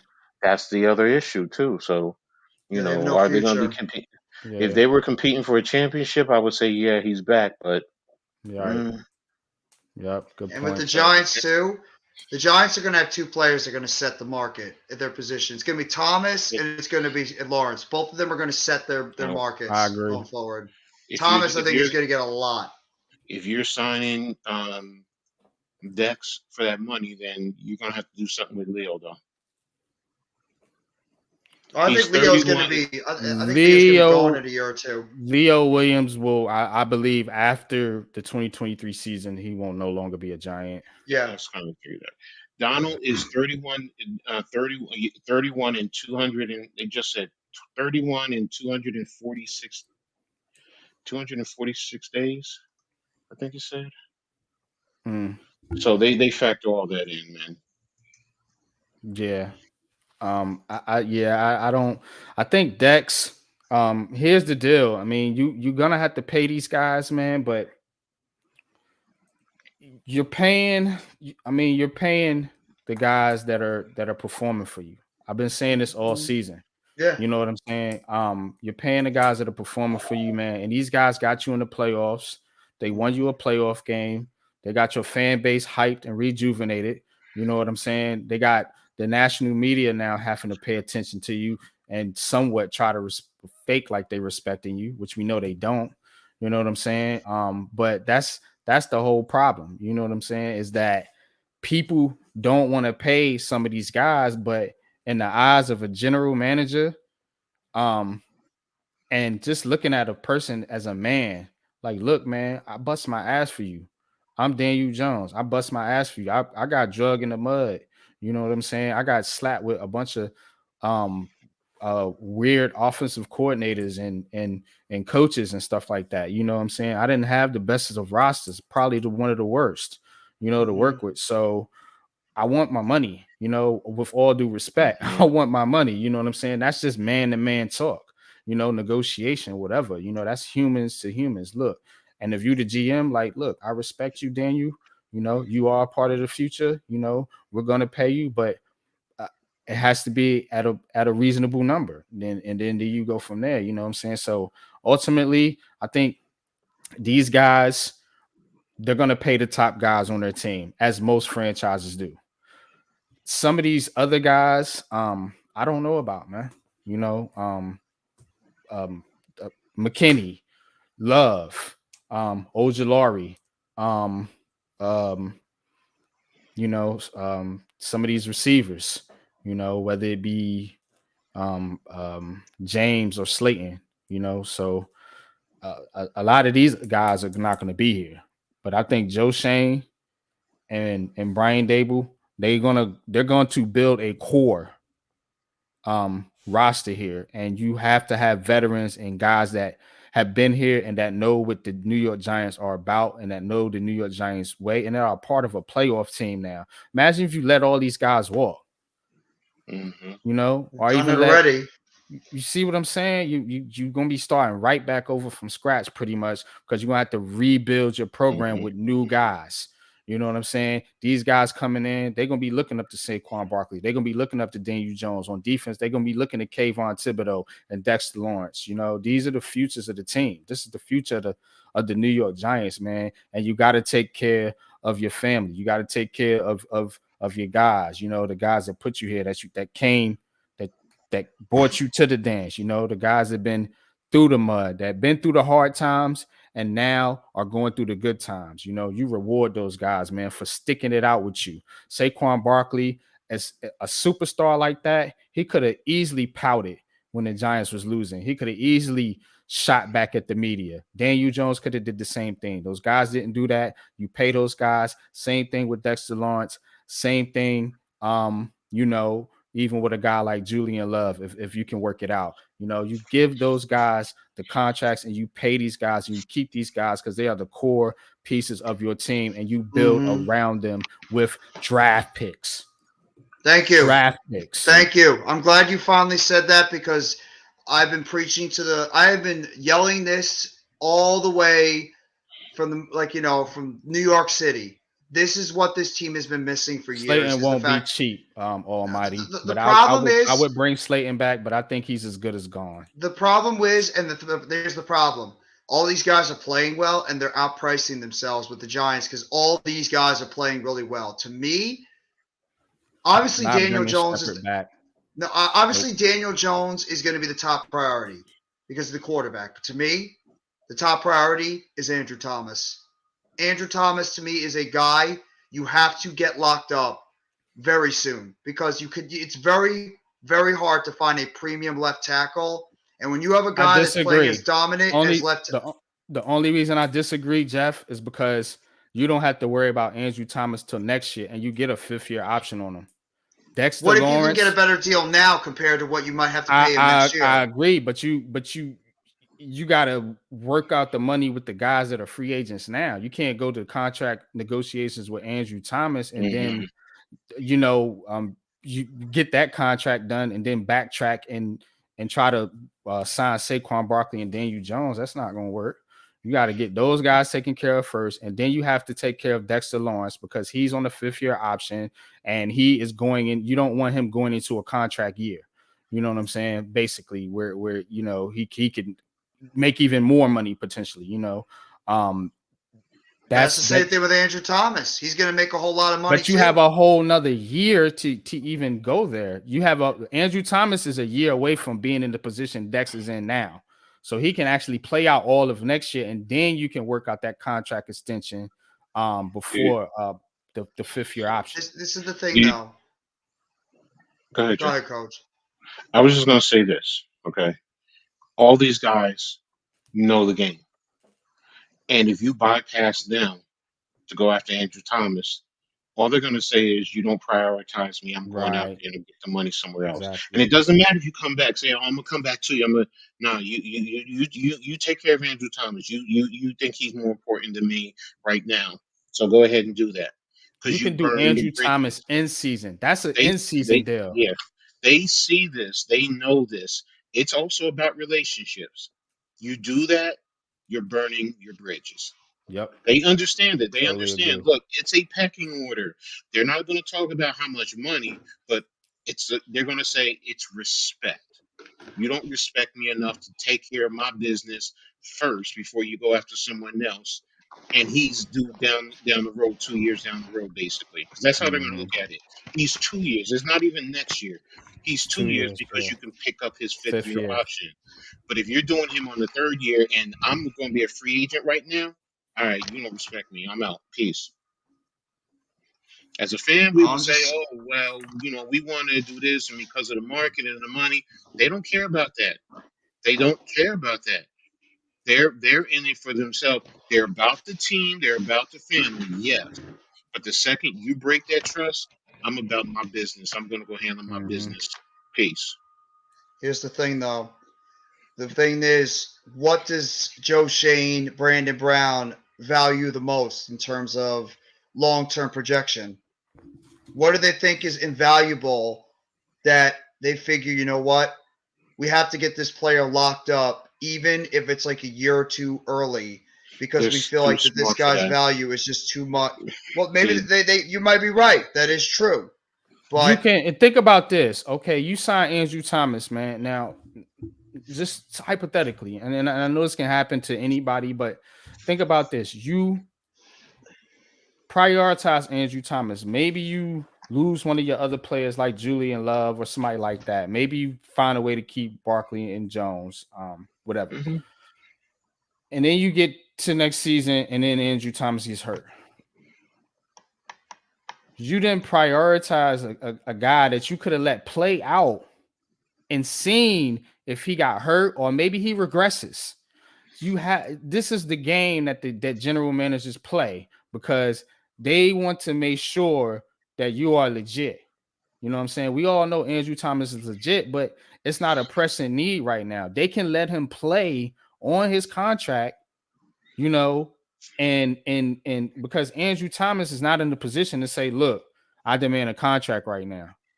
You're 2 years away. If he was in that position, if the Giants thought that it was going to be some type of distraction, or if Andrew Thomas said, "Look, I'm a hold out," then that's a different story. But if he's good, and there's no, which Andrew Thomas from a character standpoint looks like a guy that wouldn't do that. I don't know him, but just saying, you don't really have to be pressed to take care of that right at that particular time because you don't know what next year is going to hold or the year after that.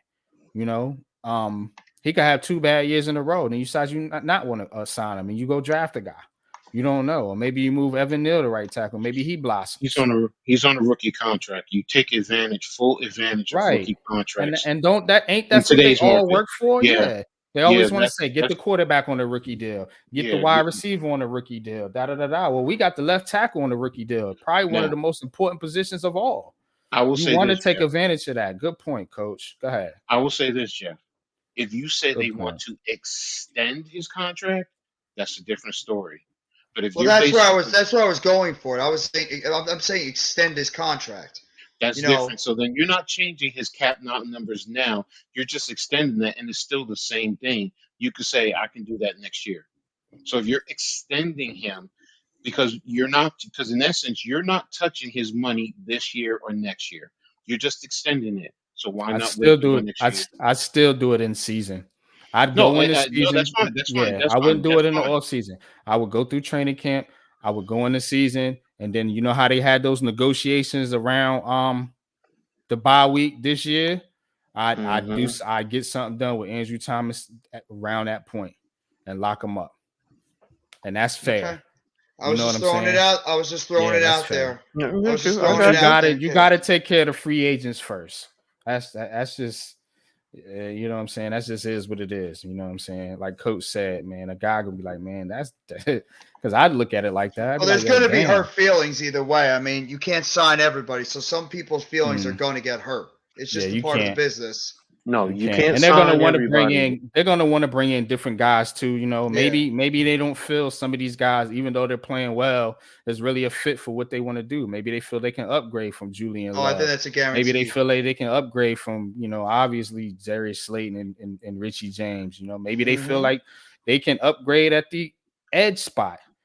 You know, a lot of people are worried about Ojulari, and I'm a little worried about him too. This injury thing is really like, dude, you on the court for 5 minutes and you're out for the game. This has been going on all season, and even going back to Mm-hmm. last season. And coming out of college, he had an injury concern. So I would be looking, man, if I'm the Giants, because O'Shane Zimenez is going to be out of there. Yeah, he's You can gone. bring back. They'll probably bring back Jahad Ward, which is fine, but he's not a guy that you really want to rely on. You know what I'm saying? As far as pass rushing, he's a good run defender, but that's what I would be looking at the Giants, really, man. I've talked about this, man. Getting another edge, get another guy at that spot. You can still keep Ojulari. He's on a rookie deal, You still have Ellison Smith too, right? even though he's done Who the nothing. hell He is is a that? yeah, but he's on a rookie deal though. So like you were Fucking saying, guy he's on a doesn't rookie play. deal. You could see what the guy can do maybe in the off He's season, and maybe he Kadarius can win a Tony of the spot. defense. Fucking niggas fucking see this guy, I man. know, but he's on a rookie deal though. Unless they decide to just get rid of him, I you could mean, yeah, still you keep try him to on see the, if you you can get keep him something out of him. around, but Yeah. I wouldn't think he's gonna be really challenging for a starting spot at Well, this no, particular but like a point. key rotational depth piece in the outside Yeah, you're linebacker gonna. Yeah, position. I agree. You're gonna need I those keep him guys. around. I keep him Yeah, around. yeah, I'd keep him around too. You know what I'm I have saying? no Because problem with he that. ain't gonna cost you much. You need to really go get another guy. Oh, I feel like a true. Oh yeah, pass rusher or that just that that draft you him. can count on, you know what I'm saying, on third downs, even if he's just a rotational guy, like a real true pass rusher, you know what I'm saying? And Yeah. I would look to the draft. Is there some guys in the draft, coach, man, that you think they might be able to get and maybe not in the I have first round, but the I have mid to to go back. later rounds? I haven't really broken down the defensive Mhm. ends, the edge rushers as yet. So Right. I'll, I would look. I would I'll take look. a look at that. Hmm. Jeff, Yes. Yes. who is Jamin Pugh, also known as Jermaine Briscoe? You mean the wrestler? Yeah, Yeah, he passed because away today, unfortunately, in a oh, okay, horrendous car accident. He's part of the yeah, Briscoe brothers. He's a wrestler with his younger brother, Mark oh, Briscoe. yeah, Yeah, yeah, he's yeah, yeah, yeah, yeah. he's part of Okay, the okay. Briscoe brothers. They wrestled in Ring of Honor. He unfortunately passed away in a horrific car accident that happened tonight. It Oh, was reported a little bit earlier tonight. Unfortunately, his daughter was in the car when it happened too, and the woman that was in Damn. the accident as That's well also unfortunately unfortunate, passed man. away. wow. So yeah, people from Damn. WWE, AEW, and etc. have been just sending out all their love and blessings Mm, for Jay Briscoe. I don't really know a lot about him because I never really watched a lot of Ring of Honor, but he was very, very, he was universally well liked by a lot of wrestlers from different promotions. So it's just mm, when a wrestler, especially at his age at 38, passes away, mm. everybody that's divided in the wrestling community comes together. It happened a couple of years ago with a wrestler named Brody Lee. I don't know if you guys remember him. His name was Luke I Harper. think I heard of him. Yeah. He was part of his Luke Harper, part of the Wyatt family originally. Then he went to AEW and he was known as the Exalted One. He actually won the TNT Championship from Cody Rhodes on like his first few months part of the company. He was awesome, big guy that can move, very elusive. He's funny as hell too. And then he unfortunately was diagnosed with a really bad illness, and he passed away towards the end of Mm, 2020. So yeah. yeah, it's just it's a horrible Mm. thing when you hear something like this, and it really is a thing that brings the entire wrestling community, which is extremely toxic. You want to talk about toxic at times? The wrestling community is one of them. But when a wrestler passes away, you see everybody just come together and just like give off their memories and everything. So yeah, R.I.P. to Jay Briscoe of the Briscoe brothers, and Yeah. thoughts and prayers to Mark, his younger brother, and the entire Briscoe family, friends, and loved ones. Mm, Yeah. definitely. Man. Mm, R.I.P. man. Yeah. Koofman. And shout out to you too, Jeff, man. I popped in on you guys' wrestling stream hmm the other night, and I liked it, man. You guys I don't watch wrestling, but I was just listening into you guys. You guys are intense, man. You do a good job, calling the wrestling matches, man. So I just want to give Thank you you. your props there. I know um this is not really wrestling oriented, but I was a big wrestling fan, like I always say, and I do respect wrestling. You know what I'm saying? I just don't hmm watch it. I got too much going on. But No, I anyway, understand. I understand. um, but yeah, do we resign Shep? He's a giant through and through, but he's always hurt. I've been against resigning Shep. I know I've been one vocal about it. Big Dash has as well. We don't need to pay a cheerleader. I'm sorry. I I'm want sorry. I receivers. disagree. I disagree. I want receivers on. I want receivers on this team. I want a I want Hodgins is out there. I want Richie James is out there. Guys that can stay out there. You know what I'm saying? Stay on the field consistently. You know what I'm saying? And it's like we talked about with old Jalari, man. It's like, you blow on this guy, man. He gets hurt, man. I mean, I hate to be funny about it, but shit, man, just retire, man. Well, Just retire, man. Just I, retire. Let me cut my camera on. Sterling Shepard, bro, we love you. Giants love you. Giants Nation. You know what I'm saying?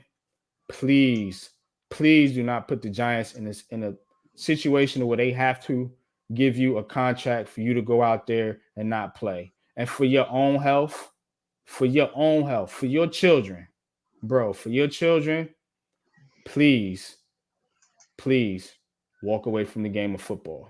Be a coach. Go enjoy your life. You look good in the locker room. Love to see you in the locker room. You know, put a jacket on, man. Be a coach, man. Be an assistant coach or something. Or go up in the front office somewhere, man. But walk away from the game, man. I don't want to see Sterling Shepard go back out there for his health. As a man, as a father, myself as a father, you need to be there for your kids. Walk away from the game of football. You're not going to, it's not going to be worth you trying to get back in the middle of a season to just to, you'll still be a Giant, maybe they go into next season, keep him on the roster and IR him or whatever. But I really do not want to see Sterling Shepard try to go out there, man, and risk his health to go out there and play football when he's been injured multiple ways, concussions, leg injuries, just many other things. You know what I'm saying? He's had a hard time here. But Shep, just walk away, man. Just walk away. That's tough, man. And I know he's a fan favorite. He's a favorite of mine, but I don't want to see Sterling Shepard go out there, man, and get hurt again. It's not fair to Shepard, and it's not fair to the Giants. I just believe that. Well, the thing that makes me still want to keep him is because look at these wide receivers and how they're performing, and it's very ironic that he got hurt and he's already got the trust from the organization to be sort of like a coach out there. And I have no doubt in my mind. I have no doubt in my mind that he has been coaching all those guys up. Make him a coach. He's easily been coaching up every one of those guys on the sidelines and helping get the most out of these guys too. I think his value to this organization is actually more than I thought it would be in multiple ways because of his mind, because of his coaching, because of his veteran presence, because of his locker room leadership. I agree. It's just very, very, very hard. Much like with Jones and Barkley, and that's why I kept preaching it. Much like with Jones and Barkley, this dude has been here the longest. He's the longest tenured guy. I know he gets hurt all the time, but there's a reason why this guy survived 4 or 5 separate regimes because he's just an invaluable player to this organization and more than just his on field. The guy is just such a valuable asset to this team that they just don't feel comfortable letting him go because of what he does in this organization in terms of like the PR, the leadership, the coaching up some of these players on the field, off the field. There's just something about him that this organization can't let him go. And I really am believing that he's going to be a Giant for life. That I don't see him playing anywhere else besides with the Giants, especially with Barkley and Jones coming back. I believe that 3 is going to be back in some way, shape, or form. And he will at this point in his career. He'll give it like one more last shot. I think he probably knows in the back of his mind he's pretty much done after all these injuries. But I really believe he's going to give it one last shot. And I think Brian Daboll and Joe Schoen and these guys appreciate him this much. The fact that he banged up his knee and he was still in London with this team on the sidelines coaching him up. He was still traveling all over the place with this team. Where's Wan'Dale Robinson been? He's not on the sidelines. I know he's a rookie. These other injured guys aren't there. Who's still there? Who's still there? I'll give you that. Sterling Shepard. You have to. The thing is with him, look at what this team maybe he's doing energy on this team. Right. And maybe they know that. And maybe they can go to Shepard at the end of the season and say, look, man, you're valuable to this team. We'll give you an injury settlement. Walk away from the game. Be a coach. You know what I'm saying? Stay with the family. Stay with the Giants. Stay with the organization. You know what I'm saying? But this guy doesn't need to try to go back out there and play football. I agree that his value to this team is more than football, and he should be a coach in some way, shape, form, or fashion. I hope he walks away too. I do. You know, and I think that's the best situation for Sterling Shepard, and I think Joe Schoen and Brian Daboll are the type of guys that could make that work and would really make Shepard feel comfortable, just walking away, man. Yeah. Maybe Just it's walk just me away. coming from the fan aspect because there's not a lot of players that I've really rooted this hard for in terms of being a fan. I mean, I was a huge fan of Ahmad Bradshaw, and that crushed me when he Mm-hmm. left. And Justin Right. Tuck was another one. When he left, that crushed me. I will be Mhm. devastated if I see Sterling Shepard in another uniform. I will. I This is don't. gonna. He's not. This is I a agree. fan. This will crush me as a fan I agree. because this I guy agree. to me is just transit. She's transitional, like with his value to this Yeah. organization, especially with him, Barkley, He's and a Jones. classic giant. Yeah. They're the He's a face class. of this His franchise. toughness.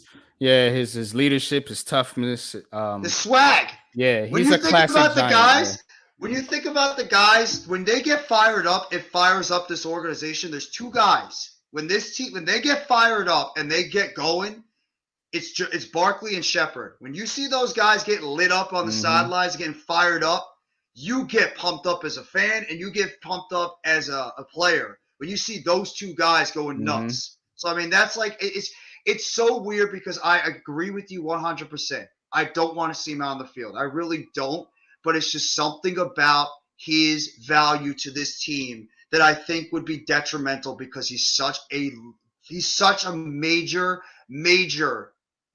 force in the locker room with his just overall coaching, his overall, just I'm trying to think of the word, like overall just uh I'm trying to think. I'm honestly trying to Mm-hmm. think of the word. Like it's just his value. Yeah, his He's just presence. feeling You know what I'm his saying? presence. That's it. Thank you. Yeah. His presence in the locker room. Mm-hmm. It just uplifts this entire team. The Mm-hmm. fact that he got hurt and he's still out there on the sideline saying, "You know what? I don't give a damn if I'm supposed to have surgery. I don't give a damn if I'm supposed to be out here. I'm going to stick out here and be with my guys on the sidelines and be a leader on this team and coach up these young guys instead of being a bitter player." And be like, well, I got hurt. I'm not going to stick it out. I respect the hell out of that he traveled out there after he tore his ACL the week before. And he was out there in London coaching up these guys. And weeks after that, you always see Sterling Shepard on that sideline coaching up every single one of these players, fired up, getting his energy lit. And then when you see that IG post, you see the dude dancing all over the place and everything. How do you not get excited? That's why I can't get pissed when he gets hurt all the time because of the value that this guy does with this team. It's just like it's something that the team needs. They need a locker room presence like him in that team, like Barkley and like Jones. They're Mm-hmm. irreplaceable locker room players, and sometimes you get the injuries and everything. But I've seen players that have gotten hurt a lot like him and have still stuck around on teams because their value in the locker room. And to me, he's one of those guys. He's irreplaceable in terms of his locker room value, and you cannot let him go because of what he does for this team overall. That's just my opinion. People can disagree all they want, but that's just how I feel. His locker room presence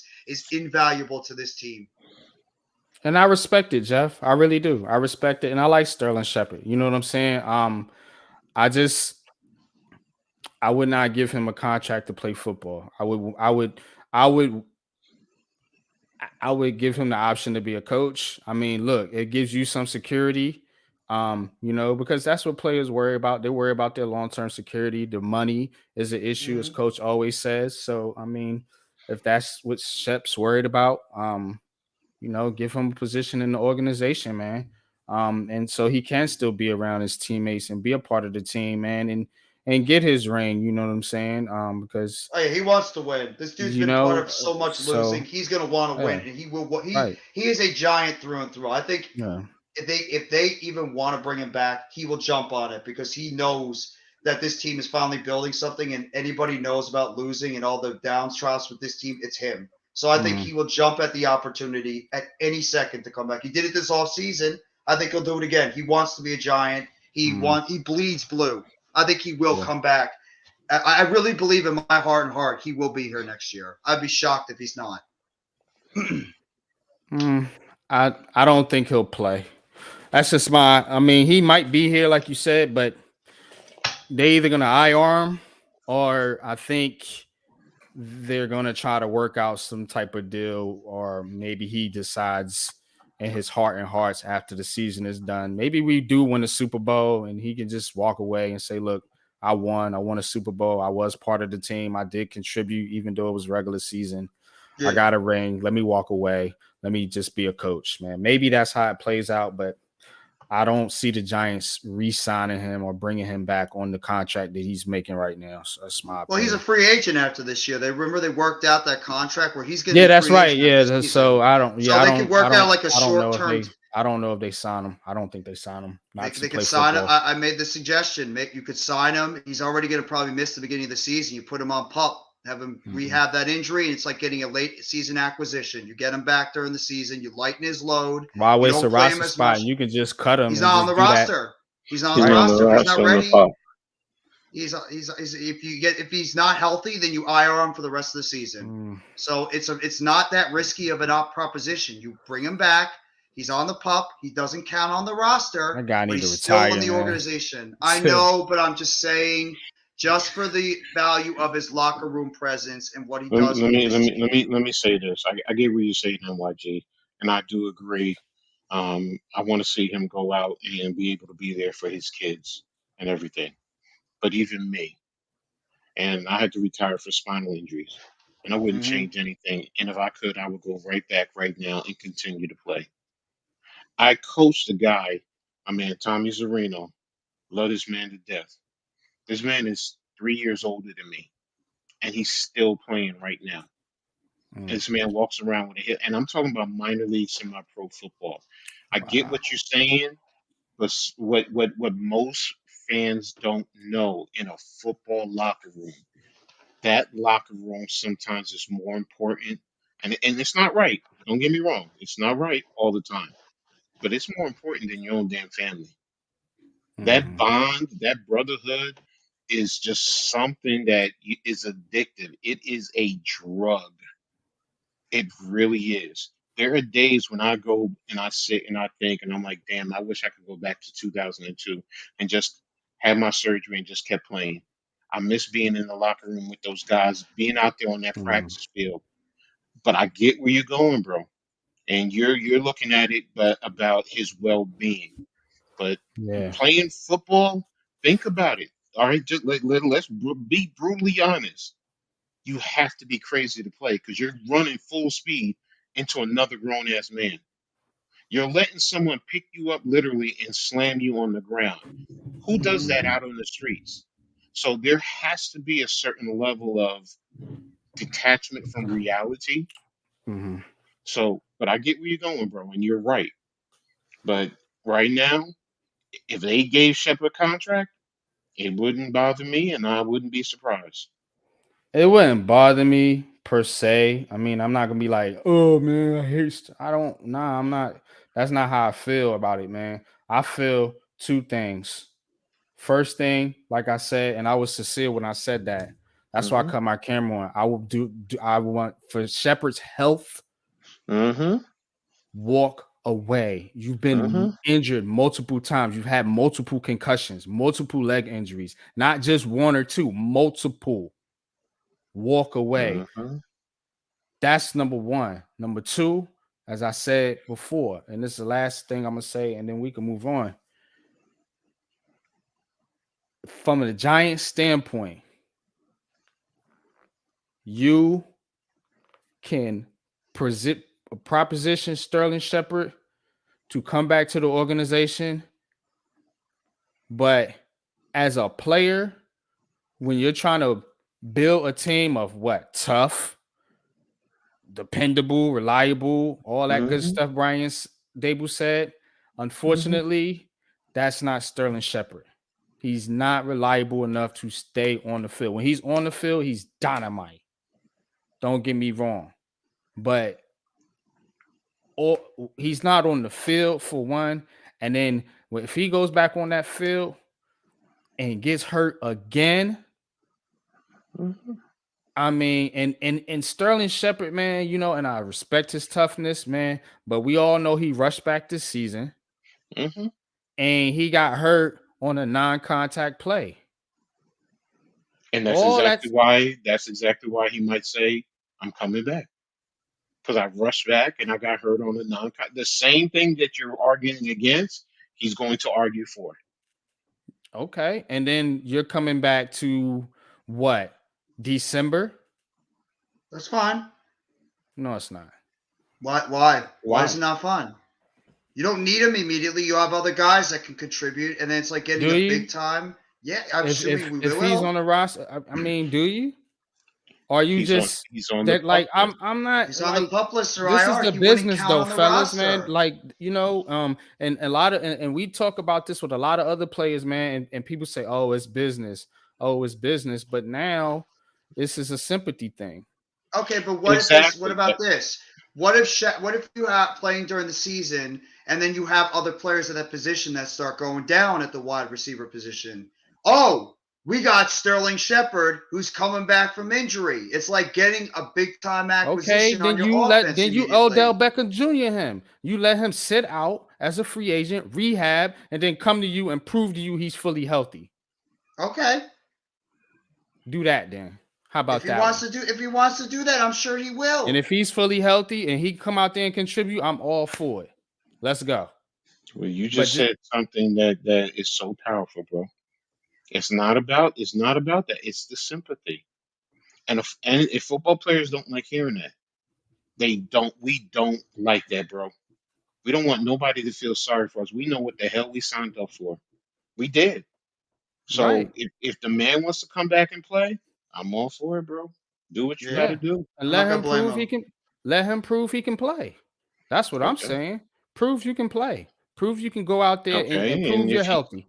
and if he's on the pup list, he's But proven I'm it not every going to day in sign an practice. unhealthy player. That's Why would you do okay. that? If you're putting him on the pup list, you're Why are you going to working with sign a him. player that's a free agent to put him on the pup list? He's You're unhealthy. building They him up. got And killed for doing that with Kyle Rudolph.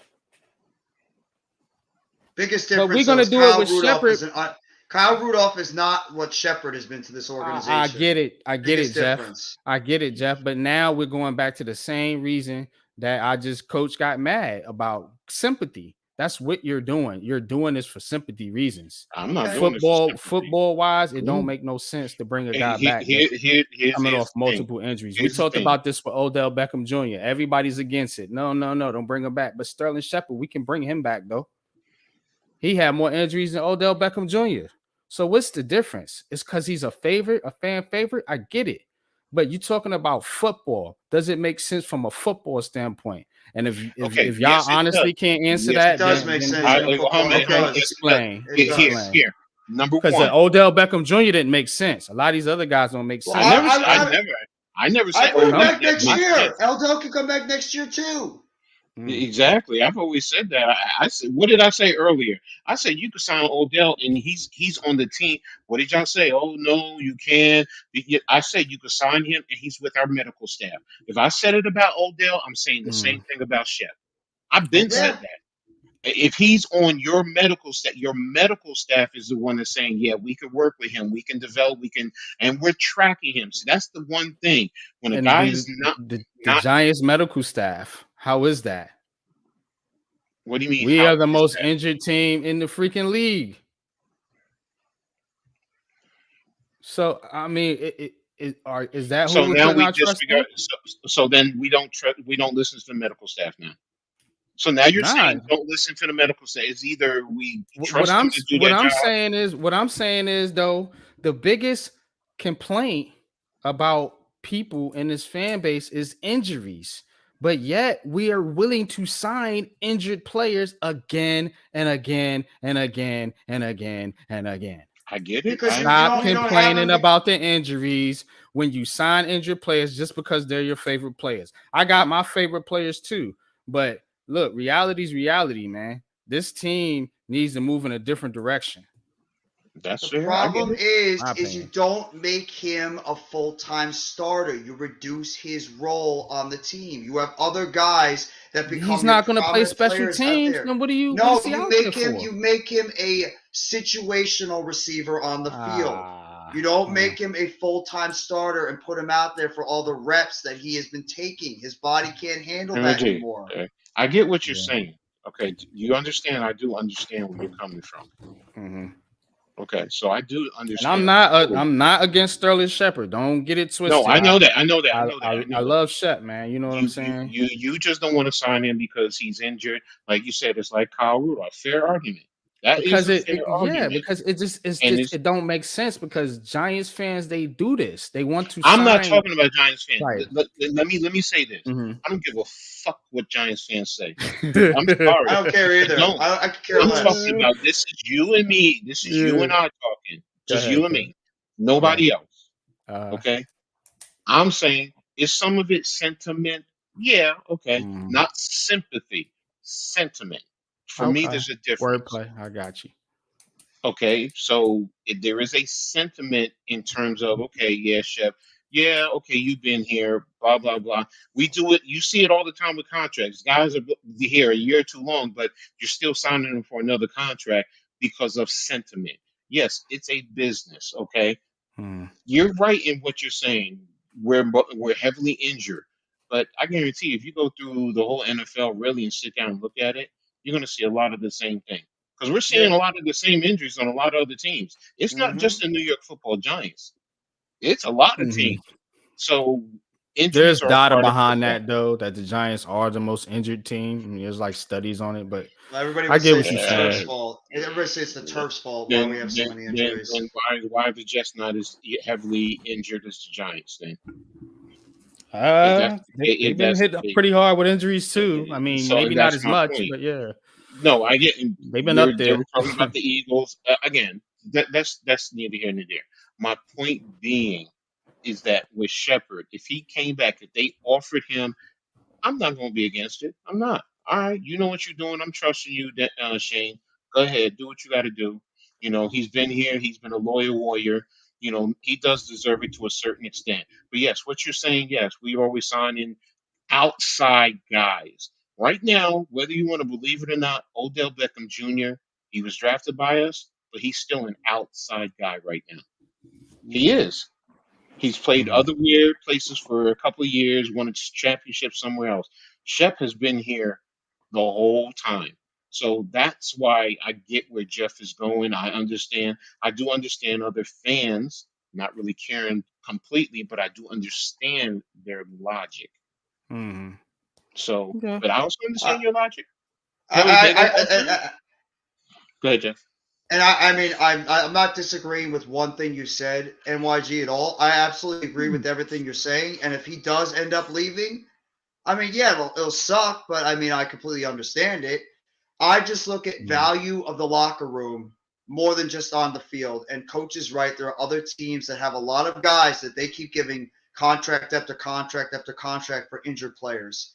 To me, the value of him in that locker room and the brotherhood that he brings to that team, the energy he brings, it's just something that you cannot replace. Especially when his two, I mean, you have to think about it. We talk about Jones and Barkley being, big time presence on this team and guys they have to sign.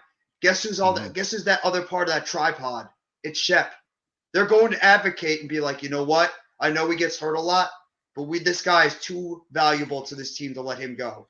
And I think I think Joe Shane and Brian Dable. I get that they're probably worried about his injury history, as we all are, but it's really not that bad if you decide to bring him back on a short term deal and just IR him, let him get right, and then if he gets back healthy, it's like you're getting back an acquisition when he eventually returns back to the field, and he can slow himself down. He doesn't have to come back immediately. He can get himself to 100% because remember, he got hurt early in the season. Unlike Odell, he got hurt early in the season, so he'll have more time to get himself right and get himself healthy. So he doesn't have to come back immediately. So I get that. Unlike Wandale, too. Wandale got hurt in the middle of the season, so he's going to be, most likely Wandale's probably not going to be ready until like the middle of the end of the season, too, because of his ACL injury. So it does mhm. not hurt to keep a veteran presence that has been here And that's and has another thing. So sacrificed you're a gonna lot. have Wandell injured, Shep injured, and then you talking about bringing in Odell Beckham Jr. So, I mean, But you got Hodgins, you got receivers you yeah, could draft, got you can play Hodgins. those guys. And like I said, If Shep doesn't come back and he's not healthy and they don't think he's ready, you IR him for the rest of the season. It's not a big deal. But at least he's on that team, in that organization, and still and helping out these receivers, because I really strongly believe that Shepard has a lot to do with these players playing as well as he does, because his coaching on the field is invaluable to these younger guys, especially Slayton and Hodgins. There's a But Jeff, reason why he's out there. that goes to what they were saying too. You know, was it Koof and NYG? I mean, if he's coaching them, then just make him a coach. Make him a So Yeah, I coach. get, and That's it. I'd love him I to be a get, coach too. He should be. He should be a oh, I coach. get it, I get it, I I don't get both disagree with sides. that at all. I get You both were the not going to sides. disagree with me. He should be a coach, in my opinion. He should retire. I'm not disagreeing with that one bit. He should retire and just become a coach. I'm tired of seeing him get hurt all the time. It's just his value to the organization to me, much like Jones and Barkley, like we talk about them. It's so much more valuable than just him being on the field. And there's a reason why he's been here this long, because all these other regimes could have gotten rid of him multiple times, but he's still here. So obviously, there's a reason why he's still been with this team this long through what, 4 or 5 different regimes. Just saying. I'm just saying that he would have been gone already, but obviously Sterling they Shepard feel his has value to had this team. Sterling Shepard's had one, two, three, four, five different injuries. It looks like to his right leg. So says um 2000 November 1st, 2014, he had a groin strain. Then he had a concussion. Then he had an ankle sprain, another migraine. So it's two head issues, a thigh hamstring, a cervical neck sprain, another ankle sprain, another concussion. That's three. Wait Another a minute, concussion. That's four. back up. You said cervical, S- Uh, cervical neck. hurt his neck. Ooh, Yeah, ooh, cervical neck strain. ooh. Um, That right there. Forget the legs and everything else. Now you're talking about the spine. Mm, toe turf. Yeah. Had that a couple mm, times. Thigh strain, two thigh Mm-hmm. strains, leg quad, Achilles, and then the ACL. Bro, Yeah, it's because of the style he plays.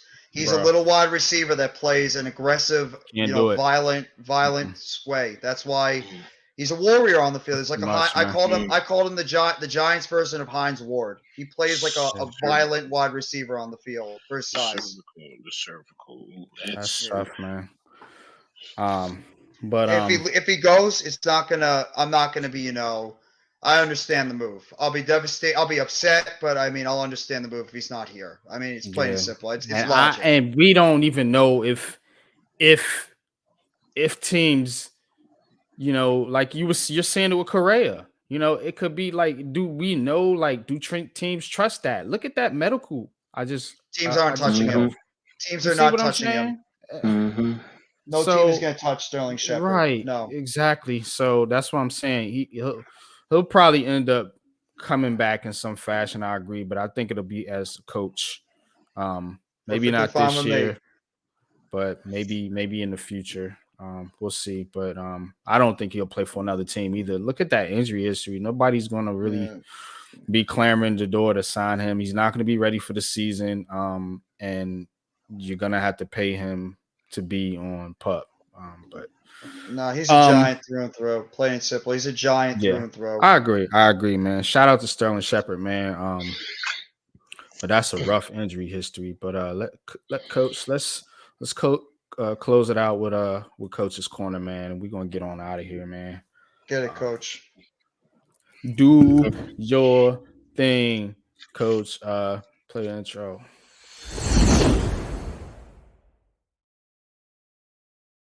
Okay. A little research. I'm just going to cover St. John's, Seton Hall, Syracuse, and Rutgers basically today. That's it. Starting with the St. John's women. Um, they lost Wednesday, this past Wednesday, to UConn 82-52. They also lost to Villanova on Saturday 64-61.